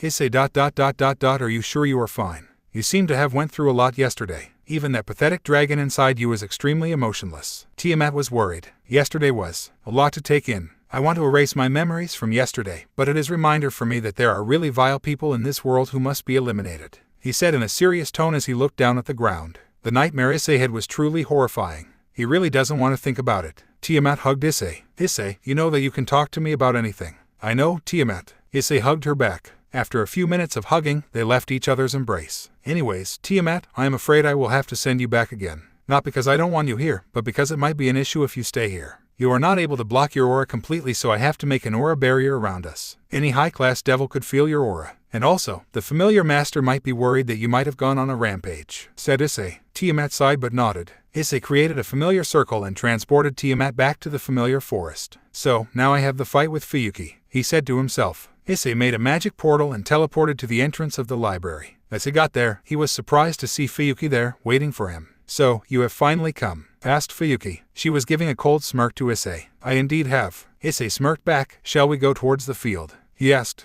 "Let's go," said Fuyuki. Fuyuki led Issei towards the back of the library. When Issei initially looked at the place, he was really confused. It was covered with plants. There were many creepers on the ground and climbers on the walls. Plants had really taken over this place. Looking at Issei's confusion, Fuyuki smirked. She clapped her hands twice. As soon as she did, the plants started contracting. They were slithering away into the wilderness. As the plants slithered away, they revealed a massive field. The ground was emitting an aura that Issei could tell was promotion aura. Basically, any devil pawns would be able to promote on this ground. Although Issei no longer had his pawn pieces and was technically a dragon, he still had an aura of a devil and 8 devil wings. But he didn't have his pawn pieces, which meant that he couldn't promote. "Well then, should we get started?" asked Fuyuki. "Yeah, we should," replied Issei. Issei and Fuyuki went to opposite sides of the field. As they reached there, they turned to face each other and bowed to each other. After they finished bowing, Fuyuki instantly got into her fighting stance. Issei could feel Fuyuki channeling her Yaokai energy, but it was not into an attack. A small light started coming out of her head and back. Issei was confused at first, but then he realized. Fuyuki just summoned her fox ears and 9 tails. Fuyuki was a Kyuubi Kitsune, so going into this form makes her much stronger. Wow, she was already strong, but now she is even stronger, Issei thought to himself. Fuyuki started to make illusions of her. They start surrounding Issei on all sides. They all looked exactly alike, and most ultimate class beings would not be able to sense the real one at all. Fuyuki and her clones started to attack Issei. Fuyuki used Yaojutsu to make her stamina and speed higher, costing her defense, kind of like a knight promotion but much stronger. She conjured a sphere of reverse flow which would reverse the flow of blood in the user's body. This is usually fatal as the body can't handle this sudden change in its blood flow, and if a person is able to survive, then they would be out cold for at least a few weeks, and that is if you are an exceptionally strong being.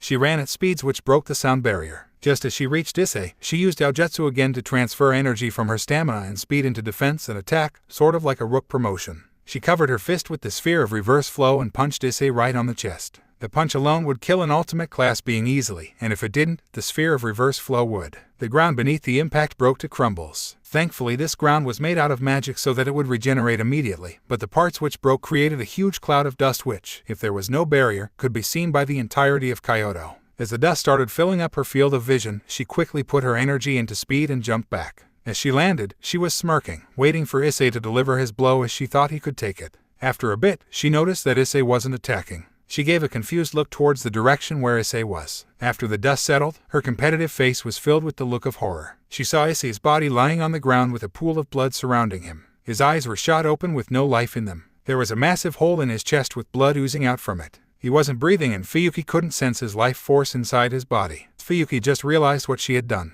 Issei was no doubt strong, but he was still just a child. There was no way he would have been able to withstand such power, even though she didn't use it at its max power. Her body started trembling at the realization that she killed him. She thought she was fighting with a being in the top 25 and used a serious amount of power in her move. Issei could have been so much stronger and could have known so much from this challenge, but she overused her powers. "Issei!" she screamed out in horror. She ran towards Issei's body and knelt down, ignoring the pool of blood that stained her legs. She held his hand and used her powers to sense even used the little amount of life he had in him to revive him. As she did that, she felt like the life got sucked out of her. She started hyperventilating at first, and then started sobbing. He was gone. Fuyuki was trying to wake herself up from the nightmare she was having. But she wasn't sleeping, she was wide awake, and all the events that transpired were real. She burst into tears holding Issei's body. "I'm sorry, I'm sorry, I'm sorry, I'm sorry." She kept on apologizing to Issei's dead body. She couldn't believe what she had done. She took the life of a child with a bright future. How can she be a person who people would look up to if she committed such a horrible crime? Suddenly, she felt something really hot from behind her. A massive shot of intense heat was about to hit her. It wasn't just any regular fire either, it was fox fire. She was just barely able to dodge the blast. She looked back to see that Issei's body was vaporized. Her eyes went wide, but that was nothing compared to the shock she got when she saw who fired that blast. "Playing tricks with your enemy always guarantees that you have the upper hand," smirked Issei, who was very much alive, although I do admit that I didn't expect that kind of reaction. Sorry if I made you think that you were a murderer. Issei smiled awkwardly. Fuyuki was furious that Issei played such a trick on her, but at the same time she felt relieved that Issei was just fine.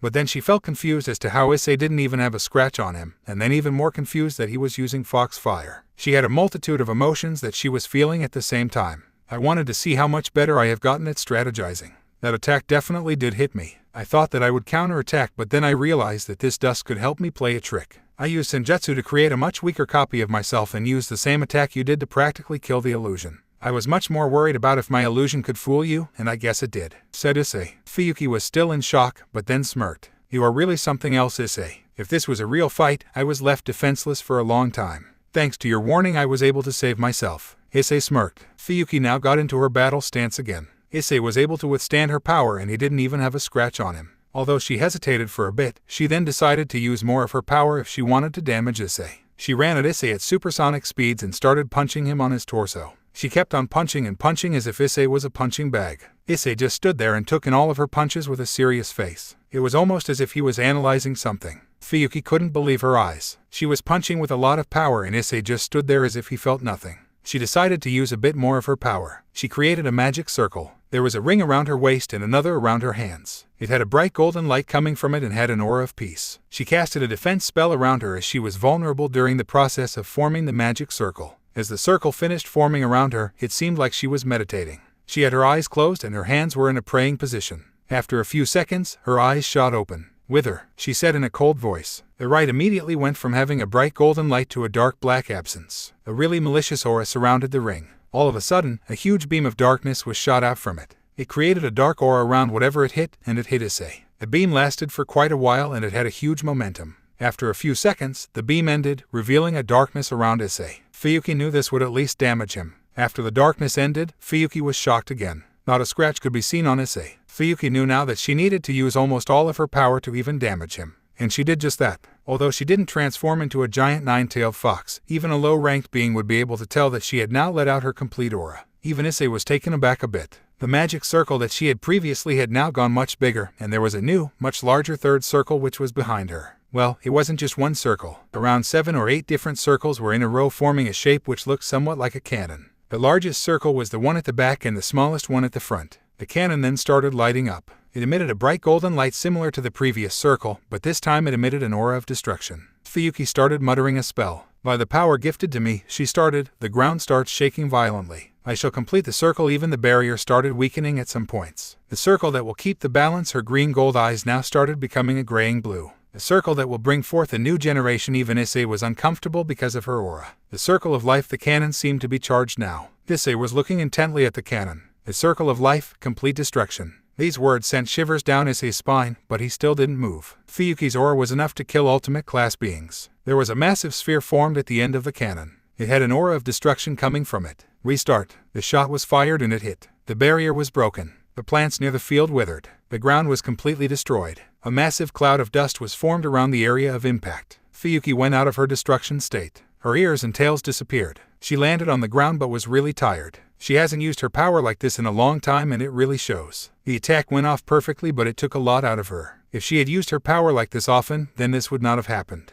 She looked at the point of impact, half expecting Issei to be dead. She was slightly worried, but also slightly confident that Issei would be alive, but he would have taken a lot of damage. Her jaw hit the broken ground. After the dust settled, Issei could be seen. He was completely unharmed, not even a scratch. "Aye, impossible, that was my strongest attack," Fuyuki exclaimed. Issei smirked. "My turn." He conjured up some energy in his throat and his neck was glowing. Suddenly, he opened his mouth and a bright blue flame came out. It was foxfire, and this time it was much stronger. Fuyuki widened her eyes. She wasn't able to get out in time and it hit her dead on. There was dust covering up the area once again. After the dust settled, Fuyuki could be seen lying on the ground with many burns and bruises. She was bleeding out from some of those burns as well. She was barely conscious. How she asked before fainting. Issei went close to her and healed her up with Senjutsu. After she woke up, she saw a smiling Issei. "Wow, I lost really bad," she sighed to herself. Just before Issei was about to say something, he felt a presence. The withered plants flourished again. The ground seemed to be recreated. Every bit of destruction was restored. Both of them heard clapping. "Why, Yasaka-sama," called out Issei. Yasaka appeared before both of them and she smiled. "Sigh, I'm sorry you had to see me like this," sighed Fuyuki. Yasaka went up to Fuyuki and hugged her. Fuyuki, although surprised at first, hugged Yasaka back. Don't be. I am proud that my best friend still has the power she used to have. Yasaka smiled. Fuyuki gave smile back to her. She turned towards Issei. You are a really interesting being, Sekiryute. She held her chin as if she was thinking. Issei quickly realized that his 2 remaining brain cells forgot to tell him that he is standing before the Yokai leader. He quickly knelt down. Fufu ... at ease Issei. It would be weird for a being stronger than me to kneel before me. She smiled. Issei got up slowly. I am honored to be recognized as such by the Yokai leader. As he got up and saw both Yasaka and Fuyuki together, he noticed something strange. They both had the same power level, but their auras were the complete opposite of each other. Although their auras were the opposite, they seemed to combine together to form an even stronger aura. Issei closed his eyes and smiled. I now understand. I have read it in the lore that there were 2 great Yokai leaders who the most feared duo in the war. They managed to protect their kingdom but had to divide it due to conflict he started. Yasaka and Fuyuki smiled as they heard Issei's realization. The Daiokai of created and the Daiokai of destruction. I knew that they were extremely strong beings, but I didn't know they were Kitsunes, said Issei. Yeah, our great-grandfathers were Kitsune. Once our great-grandfathers died, there was a huge conflict that led to the division. Although our grandparents and parents did not inherit their power, we did, said Yasaka. Although our families drifted apart from each other, me and Yasaka were the best of friends ever since we were children, smiled Fuyuki. Issei bowed again. I am honored to have fought against the great Daiokai of destruction, said Issei. Fuyuki pouted. Issei, don't be so formal with me now. It's weird, said Fuyuki. Issei gave an awkward smile while Yasaka laughed. Issei, I would like to have a spar session with you as well. I see that you defeated Fuyuki with ease, and she has power which is equal to mine. So I expecting to lose going into the fight, but I want to experience it by myself, she said with a smile. Sure, I would love to. Issei smiled back, but then he quickly realized something. He was about to say something before Yasaka spoke up again. Don't worry, I know you have been incognito for a while, and I won't tell anyone about your secret. She put a finger on her lip and winked at Issei. Issei was calm and composed on the outside but was running wild inside. Oh man, 2 beautiful Kitsune One-samas are before me. How am I discomposed? Is what was going on in Issei's mind. Anyways, I have to attend a meeting right now. I look forward to our fight. Yasaka waved at Issei before teleporting. Hey Fuyuki, how come you are not a leader like Yasaka? Issei asked. Well, because of 2 reasons. First, my parents were generals in the East Yokai faction, although I was much more attached to the West faction. Second, I always had a dream of making a place of knowledge. I thought of making a school, but then I thought that it would be much better for me to make a library instead. And so I did, and I am happy that it is considered a great library. Thanks to Yasaka and many supernatural leaders, my library is thriving, and I am so happy to see so many people come here and make themselves feel at home as they read the books, she said happily. You are truly wonderful. Issei smiled. Fuyuki blushed madly. Anyways, she composed herself, so what is my punishment? What do you want me to do? She asked. Issei almost forgot about the punishment. The whole fight was just a plan for Issei to analyze the power of Fuyuki, and he was greatly impressed with her. He didn't really have something in mind, so he just said, how about you teach me your destruction power? I didn't really find a book on that in the library, so why don't you teach me that? Asked Issei. Fuyuki looked slightly sad, but then replied. Sure, why not? You seem to take in any sort of power, so I guess it will aid you, she said. She looked down sorrowfully, but still had a smile on her. I thought he would ask me for my Vigi ... What am I thinking about? She thought to herself and quickly shook her head. She had completely fallen for Issei. Issei also had something else in mind, but was too scared to say it. But he built up the courage to do so. I also have one more thing I want you to do. It's not anything big, but I just want you to close your eyes, Issei said while looking away with a blush. Fuyuki was confused, but decided to do so. She closed her eyes. After a few seconds, she felt a small peck on her lips. She opened her eyes and was shocked. Issei was bowing down with a huge blush on his face. I am so sorry. I really liked you and I couldn't really hold myself and ... AMNPH. Fuyuki pulled him up by grabbing his shirt and kissed him. Issei was extremely shocked, but later reciprocated the kiss. Issei was taller than Fuyuki, so as he stood up completely, he had to bend his head down and Fuyuki had to bend her head up to continue the kiss. Issei held Fuyuki's waist and her head, and Fuyuki held the back of Issei's neck to deepen the kiss. They both moaned as they felt each other's tongue. Oh man, her skin and lips are so soft and her tongue feels so warm. Oh man, his body is so unusually strong and his tongue feels amazing. They both kissed for almost 2 minutes before breaking the kiss for some much-needed air. After a few seconds, Fuyuki pulled him back for round 2, making him lose his balance, and both of them fell on the ground. They didn't care though, as they continued kissing for at least a minute. As they broke the kiss, "You had no idea how long I was waiting for this," said Fuyuki with a loving smile. "I always thought you were being nice to me as a librarian," Issei told to Fuyuki, "so that's why I didn't really make a move. Initially I was, but after the first day, I seem to have longed to see you more often. I didn't really realize it until today, but I had completely fallen for you." She smiled. They hugged each other on the ground for some time, until Issei heard some sobbing. "You really made me think I killed you. Issei, please, never do that again," she sobbed slightly. Issei hugged her tighter. Both Issei and Fuyuki blushed as this happened. Both felt each other's chest and blushed for different reasons. I am sorry I made you so worried. I promise to never do such a thing to you again. He smiled. Fuyuki snuggled into Issei's torso. After a while, they got up. That was, started Issei. Fuyuki smiled at seeing Issei blush. I am glad that I can be a part of your harem. She smiled. As he heard the word harem, he thought about them. Oh, how much he missed them. Seeing this, Fuyuki asked, Issei, is there something troubling you? You know you can tell me anything, right? Issei sighed. Okay, but I also need to explain this to another person. So I will tell you both together, he said as he summoned a familiar circle. Fuyuki was confused. After the light ended, Issei. It is quite odd that you called me right in, started Tiamat. She stopped when she saw a familiar face along with Issei. She smiled and bowed. It's been a long time, Fuyuki. Fuyuki smiled and bowed back. It has, Tiamat. Issei was confused. You two know each other? He asked. The West Yokai faction allied with the dragons to help them in political causes. Me and Yasaka were some of the people who always were with the dragons in some political meetings, said Fuyuki, and we will be forever grateful for that. Tiamat smiled. I see. Well, this makes things much more easier for me, he said. Tiamat and Fuyuki looked confused. As Issei started explaining the events, both Tiamat and Fuyuki had their eyes open wide. The amount of pain that must be going through Issei. As he finished explaining, he started sobbing. This shook both Fuyuki and Tiamat. They had never seen him sobbing. I really don't know what to do. One part of me wishes to see them again, and another part of me tells me I am not ready. What do I do? He completely broke down here. Fuyuki and Tiamat both went and hugged him tightly. Issei, I can understand you not wanting to meet them until you are sure that you can protect them as long as you are alive.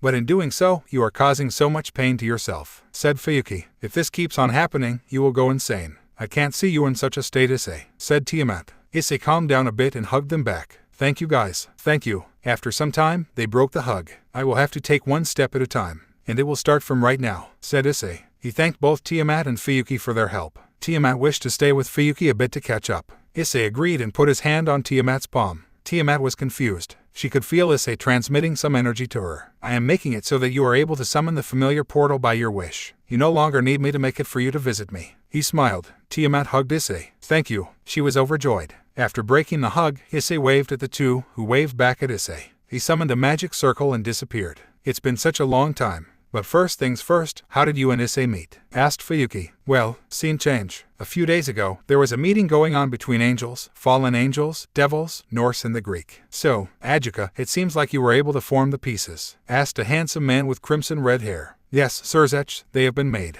The machine which dispenses the pieces has also been made. The only thing left is to announce it, said another handsome man with green hair. Well then, let's go through the thing again, shall we? Asked a man with bronze eyes and long blonde hair. Zeus, we have already discussed the whole thing many times, why again? Asked a rather old man with white hair. Because, Odin, we can never be too sure, replied the blonde man. The meeting was going on between Sirzech, Ajuka, the Norse god Odin, the green god Zeus, Archangel Michael and Azazel. I agree with Zeus, we should revise once more, said Azazel. Azazel was broken from the inside because of the demise of the guy he thought of as his son. But he had to keep a cool and easygoing attitude on the outside. Very well then, let us first revise the way this would be conducted, said Michael. The participants who are willing to be the king piece have to go through a series of obstacles in the tower we have made for them. They would have to enter their name and race for them to enter. After they do, they will enter the room which will lead them to the first obstacle, the impenetrable wall. The wall would be looked over by Graphia Lucifuge. If they manage to pass the wall, they will reach the second floor, the floor of instinct. The floor will have a number of traps and arrows coated with destructive poison will be shot from random places. This floor will be looked over by Barrakiel. They will then reach the third floor, the floor of technique. This floor will be looked over by Dulio and he will be the one conducting it. He will cast a few spells on the participant and the participant will have to dodge every spell he casts. After they have succeeded, they will move on to the fourth floor, the face-off. This floor will be guarded and conducted by Tannen. The participant will have to face off with Tannen for this one. If they succeed to impress him and Tannen lets them pass, they will go to the last floor, the floor of power. This is where they will get the match pieces. They will have to let off all of their power in a shot of concentrated energy into a machine, and this will give them their pieces. This floor will be guarded by me, said Ajuka. Now let us revise how the pieces will work, said Michael. The pieces have been engineered in such a way that it can be used to convert people into supernatural beings. But it can also be used on other supernatural beings and it will not change their race. For example, if it is used on an angel, then the king would have a choice to turn her into a devil or if she would continue to be an angel. If it is the king piece, then the person receiving the king piece would not be stripped of their current race unless they want to, said Azazel. Very well. Now for date and name, said Zeus. We shall conduct it in 4 months after the announcement, and the announcement is in 3 days. As for the name, Sirzich scowled at the last part. This made the other leaders scowl as well. Azazel Cup. Azazel smirked. Hey, a game of rock, paper, scissors is completely fair, he said. Michael sighed. Anyways, it seems like the basics are revised, and the advanced things are yet to be determined. So let us talk about the advanced things. Time skip, scene change. Azazel Cup. Really? Sighed Rias. As I said, a game of rock, paper, scissors is completely fair. Azazel smirked. The Cup of Fury was a much better name, sighed Aquino, agreeing with an Angel A. Oh well, can't blame you for liking that charming bastard Michael, said Azazel. Ugh. Anyways, it seems like high-class and ultimate-class devils are pardoned from the obstacles, asked Rias. Yep, replied Azazel. Okay, it seems like we now know everything. And we already have a peerage, so we should go and get our match pieces already. You coming, Sona? Asked Rias. In a bit. My sister will come for a bit to discuss some family matters, said Sona. Anyways, we will be off. Good luck with your sister, smiled Rias. Thanks, I will need it. Sona smiled back. Tsubaki, let's go. Hi, Kaichu. After Sona and Tsubaki left, Azazel. I know that Rias wanted to comfort Azazel because she knew that he is hurting inside, but was cut off by Azazel. If you want to comfort me, then it's no use. Thank you for trying, but stuff has already changed, said Azazel. If one watched closely, a small tear could be seen forming. He quickly got up, formed a magic circle and teleported away. Rias sighed and looked down. Even Azazel was still hurting. Rias. Aquino put a hand on her shoulder. Thank you, Aquino. But now that we know this huge cup is coming, we have to train harder. And Aquino, I need you to specifically train Renjiro and give him knowledge, said Rias. Aquino scowled at hearing Renjiro's name, but she calmed down and sighed. I will, but I will at least need Asia with me to give me emotional support. Rias smiled at Aquino's reluctance. You can take everyone if you need. Niriyama has gotten extremely strong with Hodekler and is an incredible pawn and knight. We just need Renjiro to be good in order to fill the space. She sighed at the end. Aquino sighed as well. Understood, she said before going off to give Renjiro an earful. Rias followed her, with Sona and Tsubaki. How do you think the peerage will react? Asked Sona to her queen. I think this will be a good lift of morale for the peerage. They have been noticeably down ever since the incident, said Tsubaki. Sona sighed.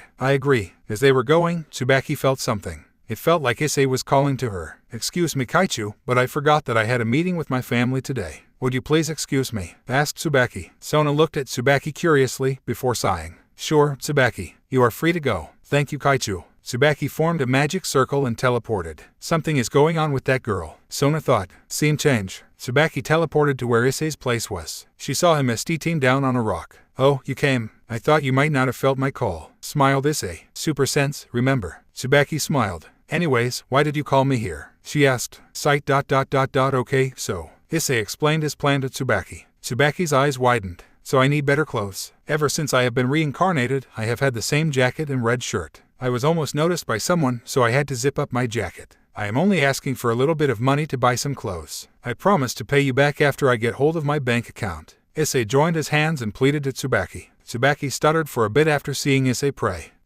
Why you don't have to pay me back. Just tell me what type of clothes you want and I will get them for you. Thank you, you are the best, Issei said. This caused Tsubaki to blush. I will use the power I gave you to connect with you. I will be able to see what you will see for a while. He said. Hold on, this might take a moment. He started to create a link between Tsubaki and him. After a few minutes, it was connected. Tsubaki gasped as she felt Issei's soul. I guess you feel my soul, asked Issei. I do, she replied. I know I am taking up some of your time. I would really not like to take any more of your time, so I would ask, if it is possible, to get the clothes now. Issei asked awkwardly. Tsubaki sighed and smiled. Sure. She created a magic circle and went to a supermarket complex which was known to be filled with supernatural beings. Scene change. Hey Tsubaki, can you hear me? Issei was talking with Tsubaki through her mind. Whoa.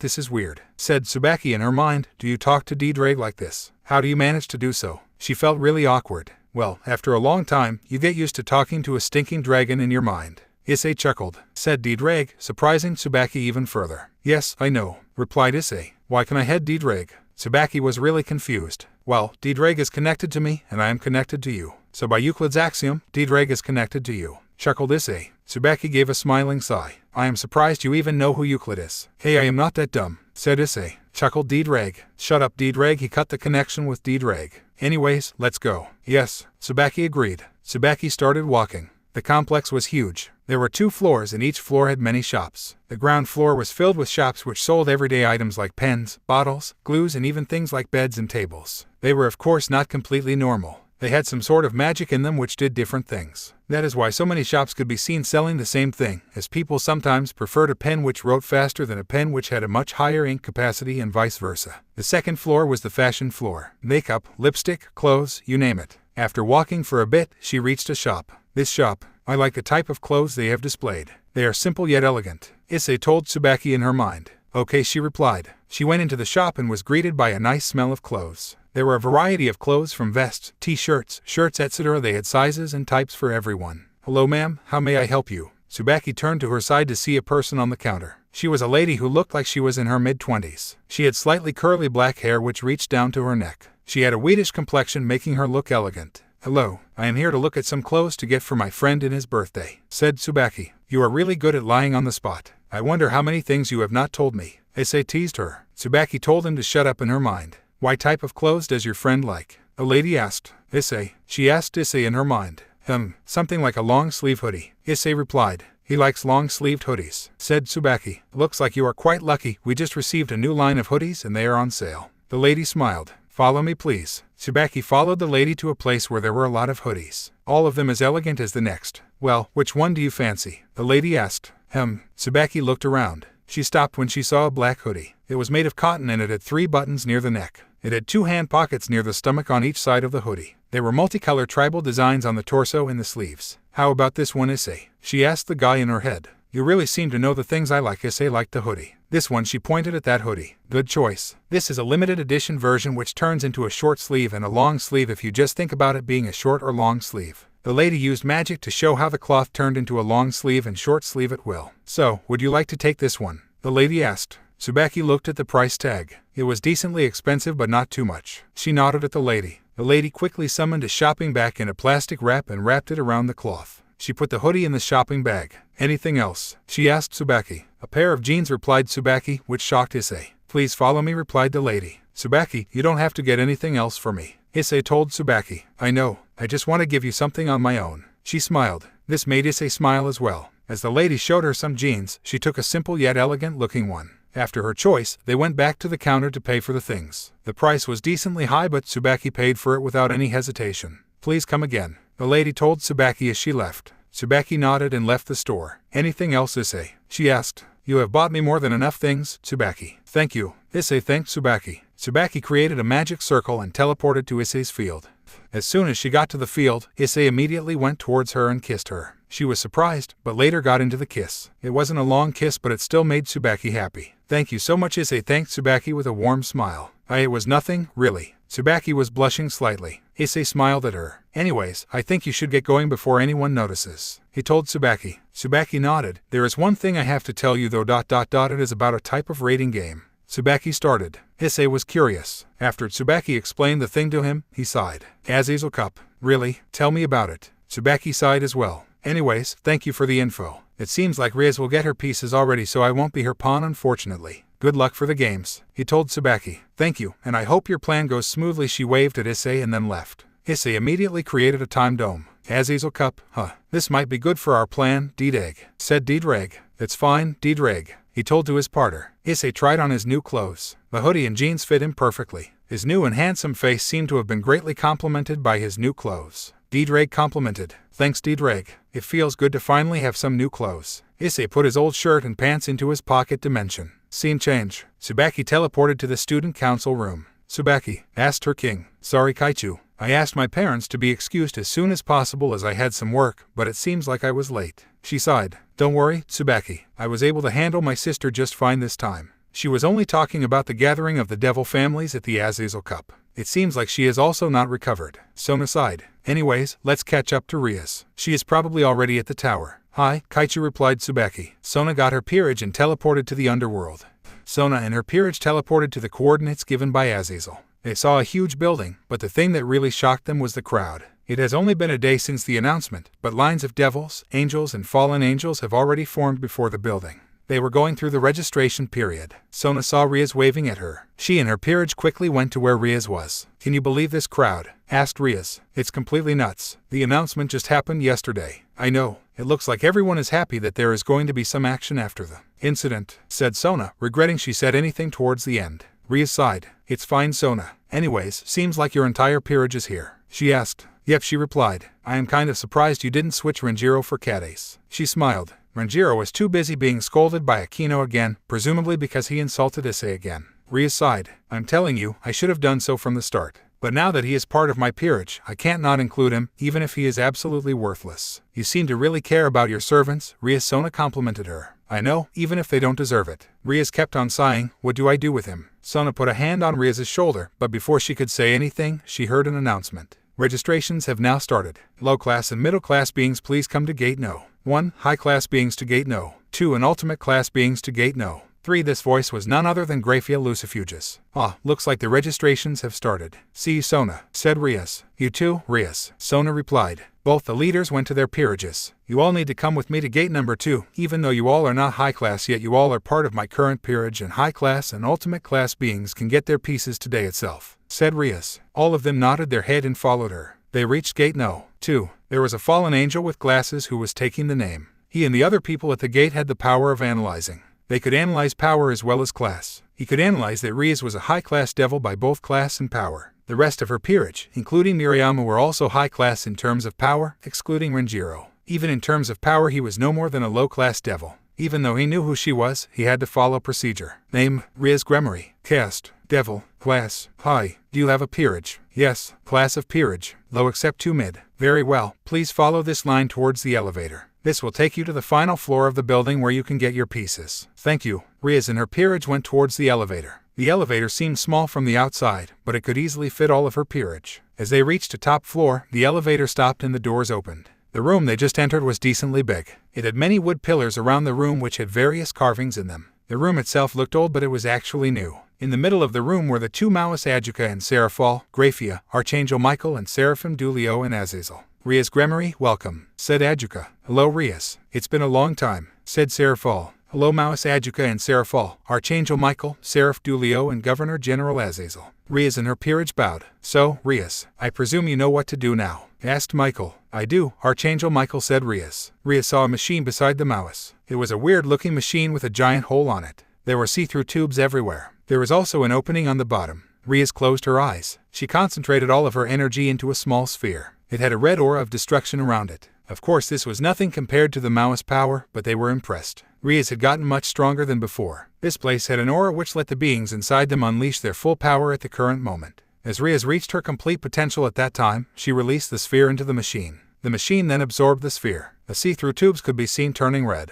The machine started making a whirring noise. After a few moments, the machine stopped making the noise. A few moments later, a box came out of the bottom of the machine. Seraphal motioned Riaz to take the box. As she took the box and opened it, she was shocked. There were the 16 chess pieces, but the thing that surprised her was that one of the bishops and one of the pawns were mutated. Well, looks like you have 2 mutated pieces. Congrats, said Seraphal with a smile. She couldn't believe it. She had 1 mutated bishop piece before, but that was only thanks to her family power. But now she had 2. This was a big jump, from having 1 piece to 2, especially for a high-class devil. Well, now that you have your pieces, you can use them on your peerage. Since you already have a peerage, they will cost the same as they did when you reincarnated them. However, if you use a mutated piece on a previously mutated piece, the piece will not get any extra benefits, said Michael. So, it is recommended that you should use it on another piece. Riaz looked at the pieces, and then looked at her peerage. Will you all fight alongside me? Will you all fight, knowing the thorny path that lies ahead? Haibuchou. Her peerage was energetic. This put tears in her eyes. Very well then, fight alongside me. As my pawns. 8 pawn pieces went towards Murayama and Renjiro. 4 pawn pieces went inside Murayama and combined with her original pieces. 3 pawn pieces and a mutated piece went to Renjiro.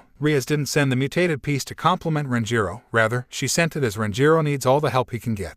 They combined with Renjiro. As my rooks, 2 rook pieces went to Kaneko and Roswace and combined with their old pieces. As my knights, 2 knight pieces went to Zenobia and Kiba and combined with their old pieces. As my bishops, a bishop piece went to Gasper and combined with his old mutated piece, and the mutated bishop piece went to Asia and combined with her old piece. And as my queen, the queen piece went to Aquino and combined with her old piece. As the pieces went inside their bodies, now, for the piece that makes you their leader, said Michael. The king piece automatically came forward and combined with her old king piece. Since the pieces you gave to your peerage coincide with the pieces they already had, they won't feel different as the pieces merely combined, not giving any power. The exceptions are the mutated pieces. Your other bishop and your pawn will be stronger because of the mutation pieces, said Ajuka. Riaz nodded. Alright then, we all need to start working hard, especially you, Renjiro. She set her eyes on Renjiro. She was not going to let the mutation piece go in vain. Asia, you as well. You two can now be much stronger thanks to your mutation pieces. Yeah, who is the better pawn now, pervert? Renjiro screamed.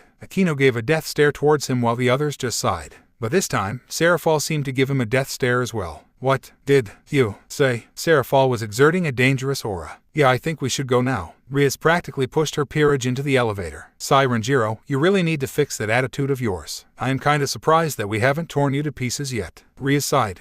In an unknown place. My lord, it seems like the current Secretary has become much stronger than we anticipated, said a husky voice. I see. It seems like I might have to deal with him personally, said another husky voice. How about we give the job to that underling of yours, my lord? She seems to be really good with people, asked the first voice. HMMM ... You have got some brains, Pluto. Call Benia to my place, said the first voice. Of course, Lord Hades, said the second voice, now known as Pluto, and the first voice is Hades. Hades is the god of the realm of the dead. He is currently the 10th strongest being in this universe. Even the great Surzech is afraid of his power. My lord, you called me, said a feminine voice. She seemed to be a girl who would be in the first year of high school. She had blue hair with some purple accents. Her hair seemed to fall on her face similar to Zenobia, but she also had a long braid at the back. She was wearing a weird elf hat. She wheeled it aside. Her dress was blue and it covered her torso and barely anything else. Benia, I have called you to ask a favor, said Hades with a nasty grin. What is it, my lord? Asked a curious Benia. Well, I presume you know who the current Secretary is, asked Hades. Benia's eyes lit up.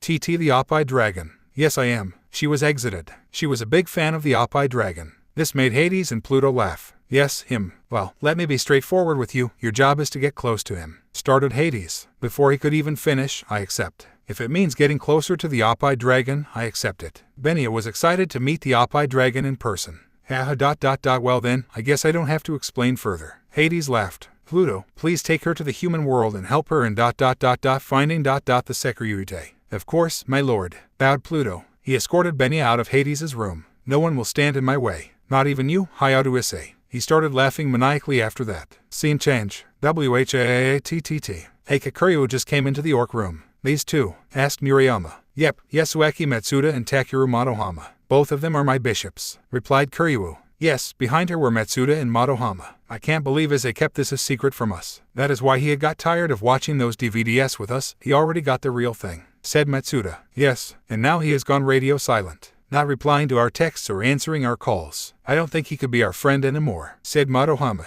The orc gave death stares at them, but later calmed down when they said that he won't be a part of their perverted group anymore. But why them? Asked Akino. Well, both of them possess sacred gears and a high magic reserve. Matsuda, Motohama, please show them, smirked Kuryu. Both Matsuda and Motohama formed a bow. Matsuda's bow was made of dark oak wood with green stripes. Motohama's bow was made of light birch wood and had blue stripes. As both of them pulled back their bow, an arrow appeared on both of their bows. Matsuda's arrow had a green light while Motohama's had a blue one. Staring green and staring blue, said Kiba. Indeed, although a rather weak sacred gear initially, with training they can get much stronger. And they also seem to be naturally talented at magic, although their reserves are slightly low, said Kuryu. Thank you for your kind words, Kuryu-sama. Both Matsuda and Motohama bowed. Even right now, both of them are stronger than a certain someone. Akino eyed Renjiro. What? No way, I refuse to believe I am weaker than any of these perverts, retorted Renjiro. Fight me, he screamed. Now, Renjiro, you would be wise not to fight them at your current power level, said Irina coldly. If Renjiro wants to fight, then we will, said both Matsuda and Motohama together. They had such good chemistry that even Murayama and Kades could see that they could be really strong in the future. Well then, it's settled. Let's go to the field behind the club, said Kuryu. The orc and Kuryu, Matsuda and Motohama went to the field behind the club. Matsuda, if you don't mind, I would like you to fight with Renjiro. Motohama had already helped with that stray devil the other day, so this will be your time to shine, said Kuryu. Stray devils. Riaz was worried. Don't worry, we took care of them already, said Motohama. Riaz was still worried. Alright then, Renjiro, I will be your opponent, said Matsuda. HMPH, I could take both of you on. But if your king insists, Renjiro retorted. Renjiro and Matsuda bowed to each other. Renjiro immediately promoted to bishop and formed a magic circle. Out of the magic circle came a blast spell. Matsuda used a barrier to protect himself. Matsuda formed a bow and pulled back the string. An arrow with a green light appeared. He shot the arrow and it hit Renjiro. Renjiro is unable to battle, Matsuda is the winner, spoke Kiryu with a slight smirk. Yes, Renjiro fell down and fainted from one arrow. Hey, that's it, asked Matsuda. I want lose ugh, said Renjiro weakly before fainting. Asia quickly used Twilight Healing on him. Zenobia face-bombed. If you faint from that, what chance do you have against Issei? She sighed. After Asia healed Renjiro, he got up instantly and formed his hand into a fist. I won't lose, he said. The wind around him started bending a bit. I won't lose to. The air around him started shaking violently. I won't lose to A. Even the orc was shocked at what was happening. I won't lose to a pervert. Renjiro created a massive sphere made of air. Windblade. He shouted. He let go of the sphere. It turned into some sort of a spear. It started cutting through the air. Matsuda was barely able to get out of it. It nicked a bit of his hand and it started bleeding like crazy. The spear hit the barrier, causing it to crack and shatter. Renjiro immediately fainted again. Asia started healing him again. The orc had their jaw hit the ground.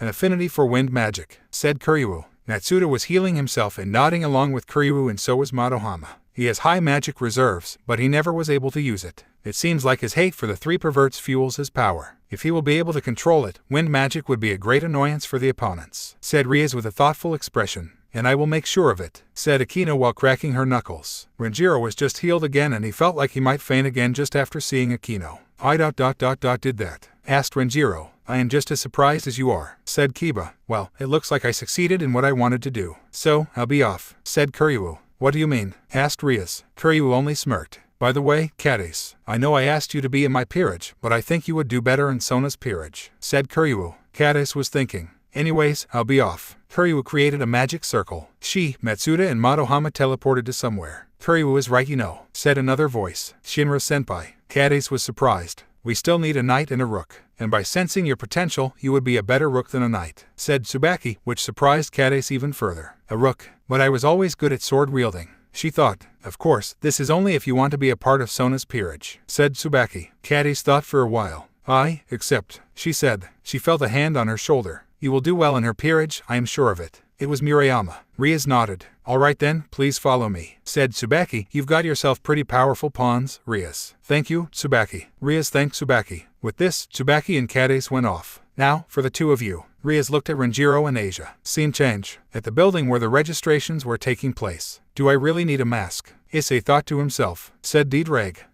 I guess I don't need a mask. If I can hide my face decently, I wouldn't need it, said Issei. He put on the cap of his hoodie and went to join the line for low and mid-class beings. As he joined the line, some strong people started looking at him. They gave him challenging glares. Issei suppressed his aura so that he would be seen as a mid-class devil, but it was still not enough for people to not notice him. He ignored them. He proceeded to join the line. After a few minutes, his turn came. The person at the low and mid-class being gate was a female angel, named Hayadu Issei. Cass, excuse me. The angel looked up to see Issei. She was shocked, as the Sekiryute had gone radio silent for a long time. Hayadu Issei. Issei shrugged. The angel shook her head and went back to her duty. Caste, devil, dragon. The lady looked at him again. Well, he was the Sekiryute, so it will make sense if he is a dragon. Class, mid-class devil, not sure about the dragon part. The lady looked up again. She sensed his power. High class would be too low for him. He should be an ultimate class devil. Well then, you have been registered. Please wait till tomorrow for the challenge to start. Thank you very much. Issei walked away towards the exit. The angel was slightly confused with the events that just transpired, but proceeded to ignore it and resume her business.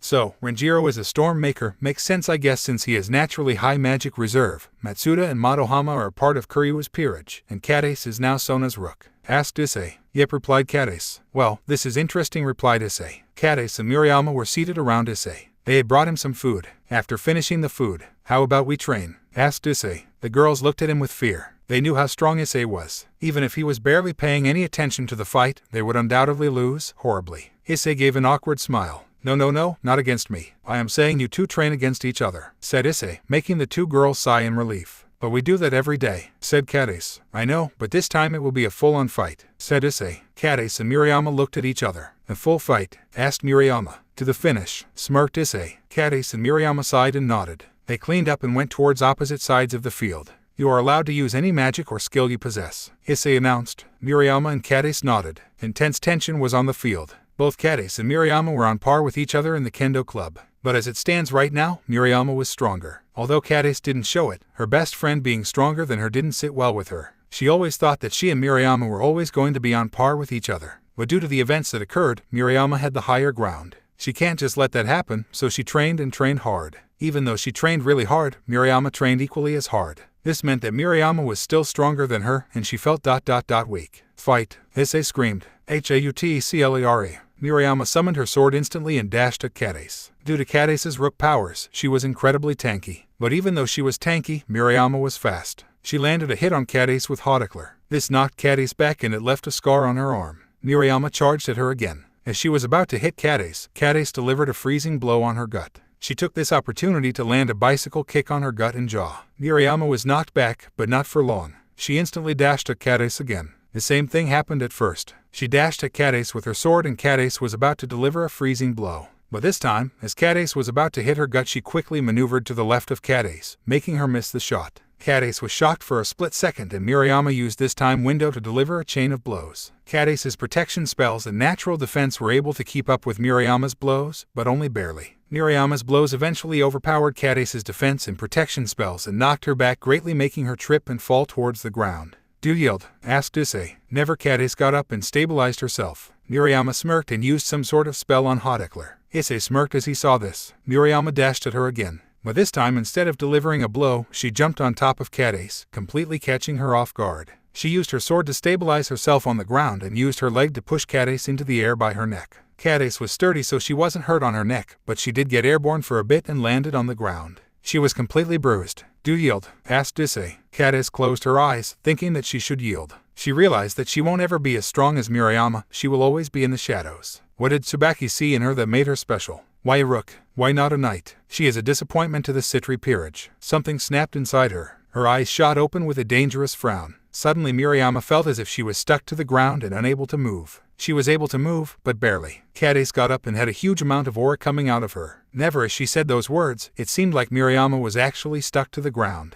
Cadiz dashed up to her and started delivering blow after blow. Mirayama was fast and agile, but had low defenses. And in such a situation, that could be a big problem. Because of the stabilizing spell she put on her sword and because she wasn't able to be knocked back thanks to whatever Cadiz was going, she kept on receiving the blows. Cadiz was delivering blows on her face and gut. Every blow stronger than the previous one. Mirayama was able to dodge one blow and knock Cadiz back, but only slightly. Mirayama and Cadiz kept on delivering blows. Mirayama's blows were much stronger, but Cadiz's defense was much higher. This sort of cancelled each other out. This went on for about half an hour until both Mirayama and Cadiz were on their limits. "Do any of you yield?" asked Issei once more. Cadiz and Mirayama looked at each other. They both had badly bruised bodies. After a small stare contest, they smiled at each other. "We yield," both of them said in union. Cadiz seemed to remove whatever spell she placed on Mirayama and Mirayama let go of her sword. Both of them went towards each other and embraced each other tightly. After a few minutes of hugging, they left each other's embrace. "Wow, Cadiz, that spell you placed on me was insane," Mirayama complimented. "Thanks, but even I don't know what happened."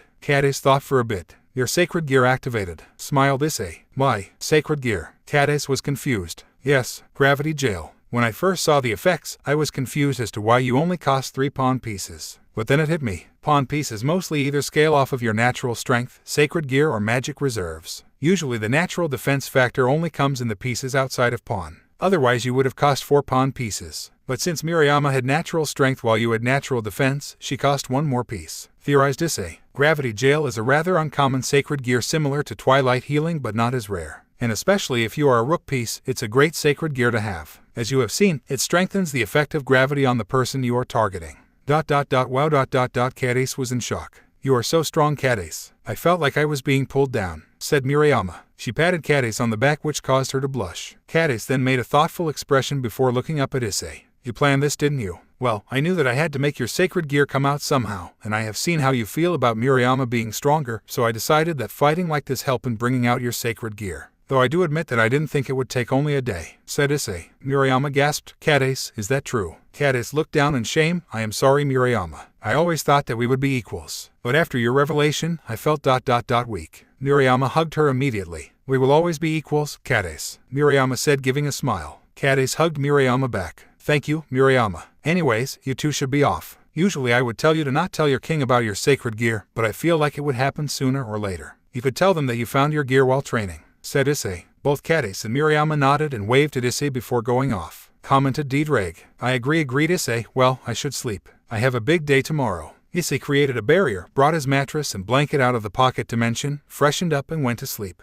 Gravity Jail. I was expecting some sort of sacred gear, but Sona was in shock. Tsubaki was smiling proudly. She patted Kades on the back. I told you, Kaichu, that she will be a great addition. On top of that, she had already been training, so she is already really strong. Sona sighed but then smiled. You're right, Tsubaki. Thank you for bringing her to me. And Kades, I hope you will continue to become stronger. Hi, Kaichu, replied Kades. Looks like my peerage is finally starting to take place. The only thing left is my night piece, and thanks to the machine, it was a mutated piece which combined with my old night piece to form a mutated night piece, said Sona. Yes, you already have a mutated knight, being Tamo. And Saji received the one mutated pawn piece. Thanks to Azazel, they all have received artificial sacred gears as well, said Tsubaki. Short break here. Hello folks, this is the narrator here. Just a quick lesson on artificial sacred gears. Artificial sacred gears are sacred gears made by Azazel. They are like sacred gears in the way that they can attach themselves to beings, and the beings can choose to summon them. They are, however, weaker than most actual sacred gears. They are as follows. Downfall Dragon Spear. Wielder, Azazel. Through countless research into the dragon-based sacred gears, Azazel created his own. It was much weaker than the real ones. In its initial form, it takes the form of a lance-like golden dagger with a purple jewel at the end of the handle.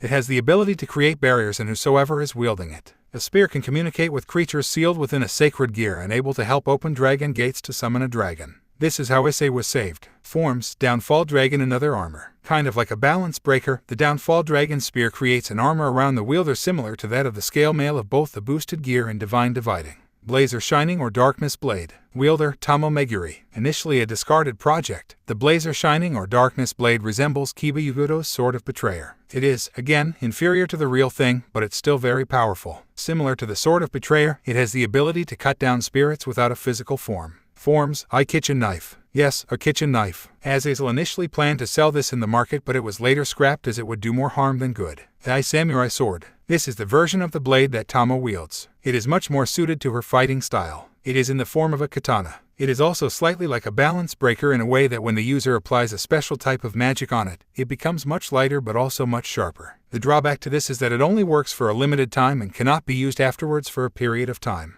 The Plazwal. Wielder, Momo Hakanai. This was the first sacred gear that Azazel made specifically for the Citri peerage. It takes on the form of two bracelets which are worn on each side of the user's wrists. Both these bracelets are capable of generating extremely strong defensive barriers capable of withstanding attacks from ultimate class beings. The left bracelet is for magic defense barriers and the right one is for physical defense barriers. Forms, Spotlight Barrier. Kind of like a balance breaker, Spotlight Barrier is a form of applause wall when both the bracelets are used together. It creates a massive shield resistant to both magical and physical attacks. The drawback is that after it is used, if the barrier breaks, then this sacred gear will not function for a period of time. Prosolarum Phantom. Wielder, Baruko Namura. This is also known as the Moon and the Rabbit. It has the form of a set of armor primarily on the user's legs. It strengthens the power and capabilities of the user's legs by at least 10 times, granting them an increase in combat performance such as greatly enhanced speed and immensely powerful kicks. It also uses time magic. From the wielder's perspective, time would be slowed down to analyze their opponents. Forms, Hyperprosolarum Phantom. Again, kind of like a balance breaker, this form covers up the upper body of the wielder as well. Leg strength and speed are greatly increased in this form. It now also gains the ability to deflect and rebound the trajectory of various moves and techniques with a swing of the user's kick. The drawback to this is that it requires a lot of energy and can make the user so tired that even the regular form is unusable. Scouting Persona. Wielder, Rei Kusaka. It is also known as Masquerade of Monsters. It takes the form of multiple masks, each of them having huge smiles. It allows the user to create a multitude of floating masks, which can be used for surveillance activities like searching for enemies, gathering and relaying information across long distances, and can also be made to act as a shield. Forms, Complete Vision. Again, like a balance breaker, there are 4 masks which connect to the user's head.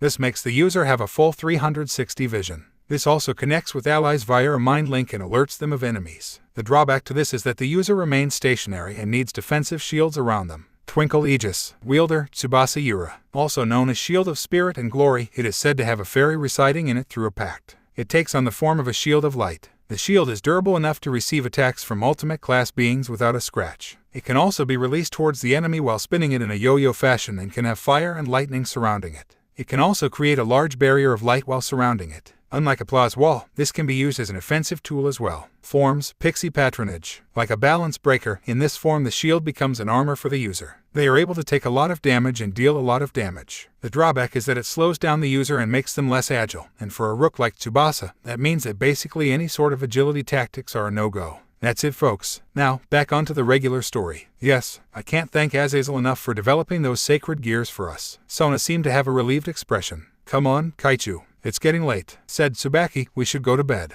I agree, Tsubaki. After all, although I got the game pieces, I still want to see the challenges myself, said Sona.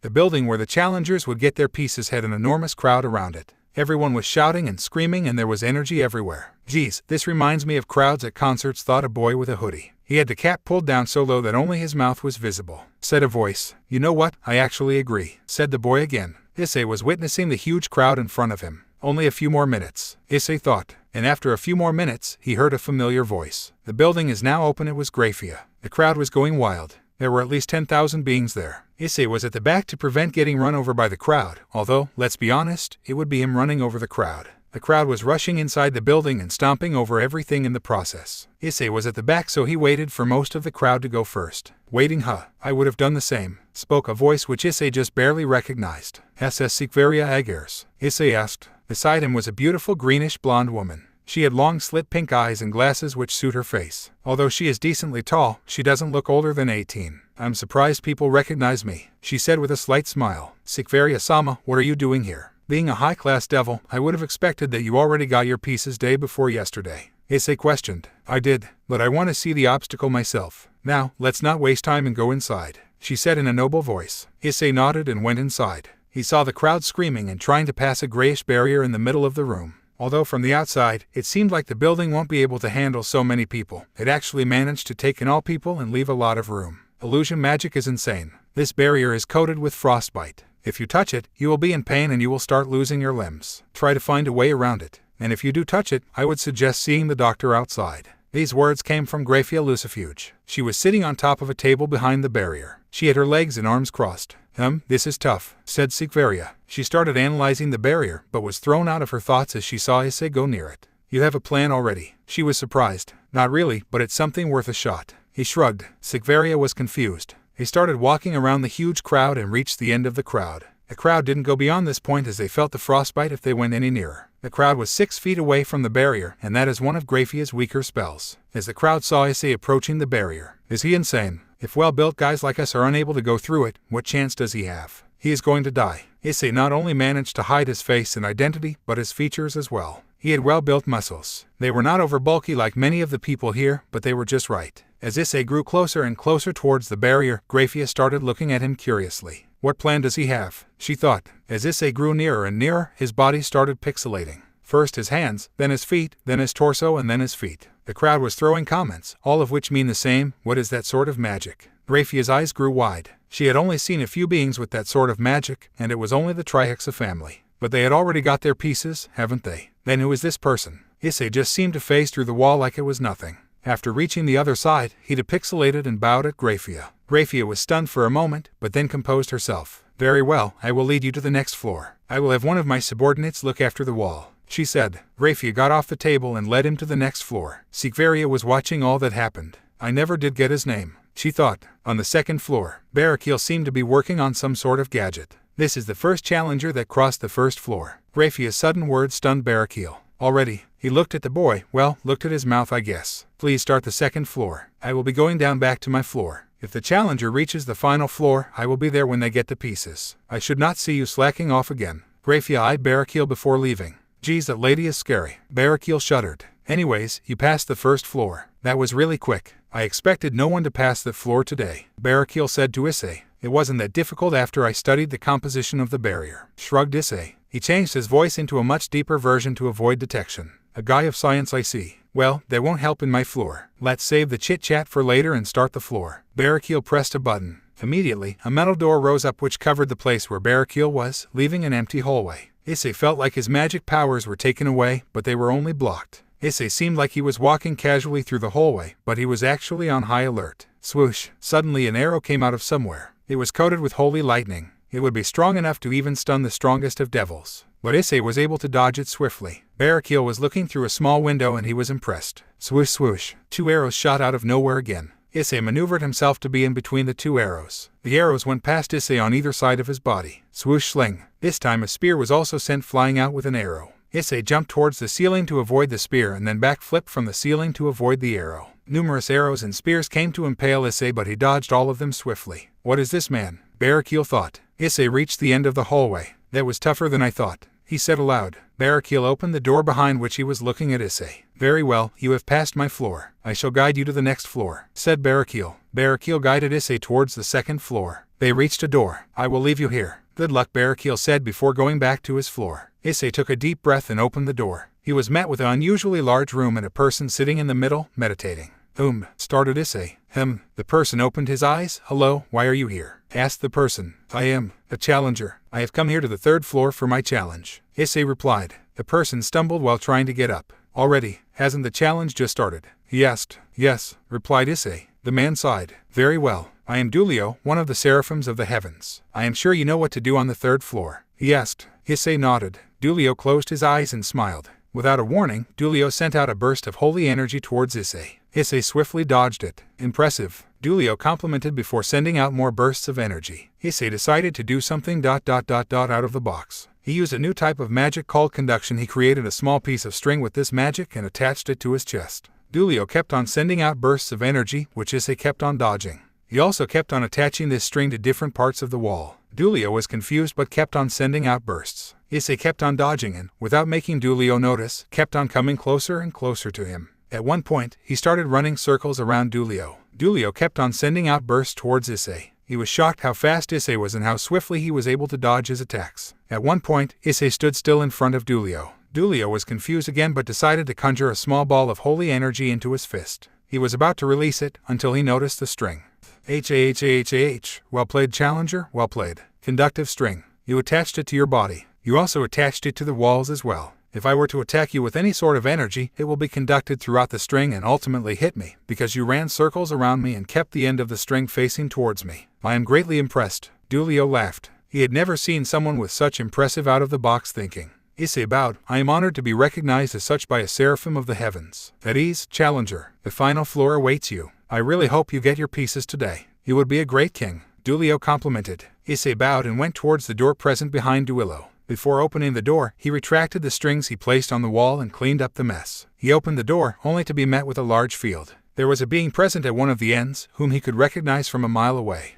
So a challenger has come. My, I thought no one could even pass Graphia's wall. Looks like there are indeed some strong beings in the low and middle classes. Roared Tannen. Well then, enough talk, let's fight. So as to not kill you, I will only use half of my power. Tannen-sama, are you sure? You might end up regretting it, asked Issei.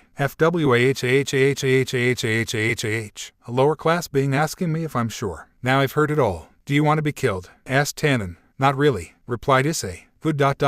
so you have your answer, replied Tannen. Tannen rushed at Issei with a fist clenched in his right hand. Just as Tannen was about to hit Issei, Issei put his palm outwards. He blocked Tannen's attack. Impossible. Tannen was shocked. Issei delivered one punch to the gut. The match was over. Tannen fell down, hugging his gut. What are you? Tannen was barely able to form a sentence. Someone you should have used your full power against, Tannen-sama. Issei bent down to heal Tannen. Tannen was shocked at Issei's actions. After being healed, there are not many people like you in the world. Many would have walked off, and rightfully so. You have gained my eternal respect. Tannen bowed. Tannen-sama, I am honored. Bowed Issei. After bowing to Tannen, Tannen revealed an elevator which was on the edge of the field. Issei and Tannen both got on the elevator. Tannen created a communication circle and said that the challenger has defeated him and asked the floor guardians to meet them at the final floor. After a few moments, the elevator stopped and the door opened. Issei saw many familiar faces. The floor guardians Graphia, Barrakiel, Dulio and of course Tannen were present. All the four Maus, Surzech Lucifer, Seraphal Leviathan, Adjuka Beelzebub and Falbium Asmodeus were present.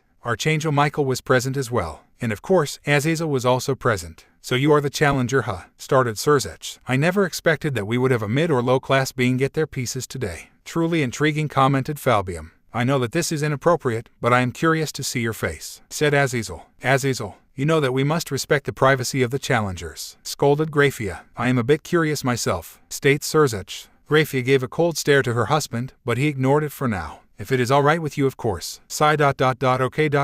You may have a lot of questions when you see my face, and I will explain everything. Just don't kill me, please, Issei said awkwardly. Everyone looked at him curiously. Issei put his hands on his cap. As he kept on pulling the cap back, everyone's eyes grew wider and wider. First they saw his mouth clearly, then his nose, then his closed eyes, and then his entire face. Many gasps could be heard in the room. As Issei opened his eyes, he saw that everyone's mouth was open wide. Hello ... hey ... it's been long, he said awkwardly. Graphia's face went dark. She slowly walked towards Issei. Issei was scared for his life. Hey, I said that I would explain everything. No need to get violent. Graphia pulled Issei into a tight hug. Issei was shocked. He thought he would be dead. But no, instead he was pulled into a hug by someone he considered to be his elder sister. Since Graphia was now shorter than Issei, her head reached up till Issei's shoulder. Issei could feel drops of water on his shoulder. Graphia. He could hear Graphia sniffing.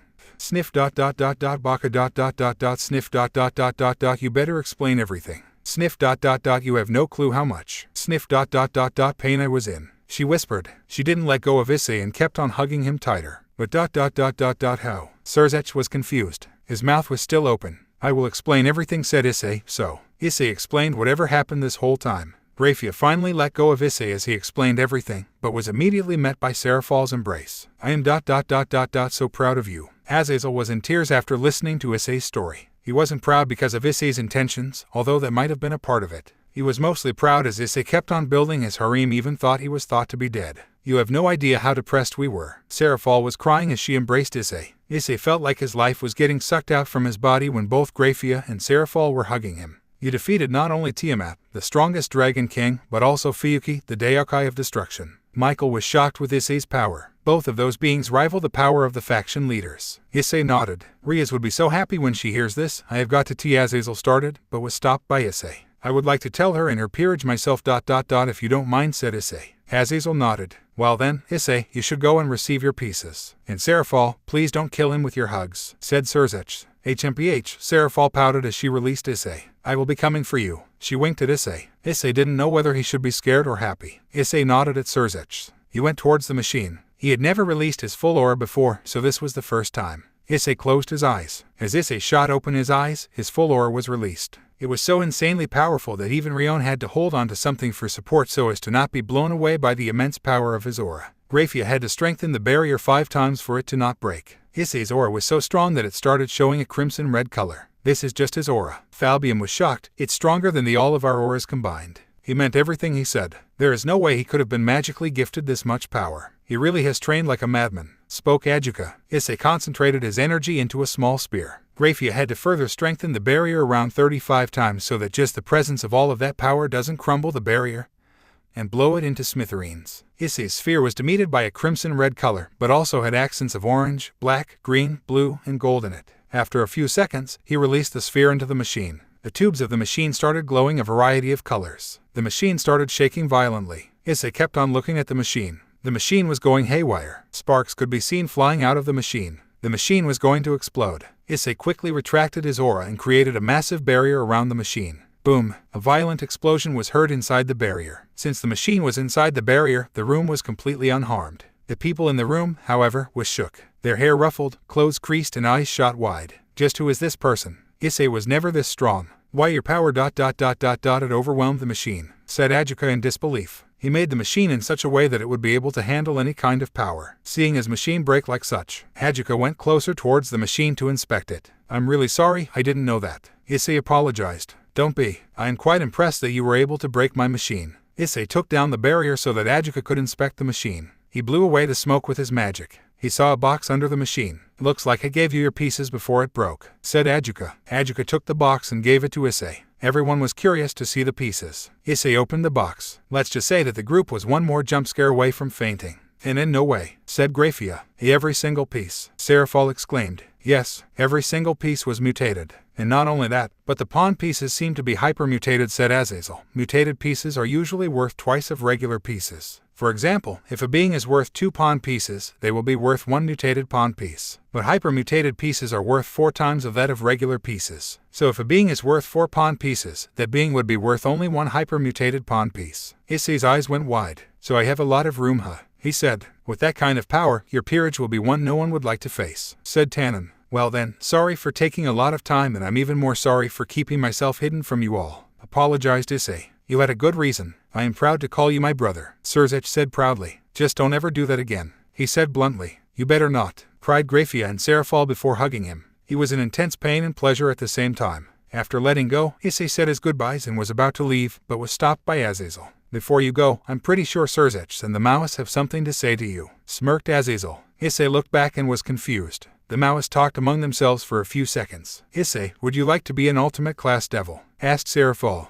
Issei was dumbfounded. You ultimate class. He stuttered. Don't be so surprised. With that kind of power, you should be promoted to a Mao on the spot. But due to politics, we are only able to promote you to ultimate class, said Falbium. Us Maoists have the power to promote one being to ultimate class every 6 months without any sort of test. Oh, are you sure you want to use that one promotion on ... me? Issei stuttered again. BFFT. There has never been another devil as worthy as you to be an ultimate class, said Seraphol. Wow ...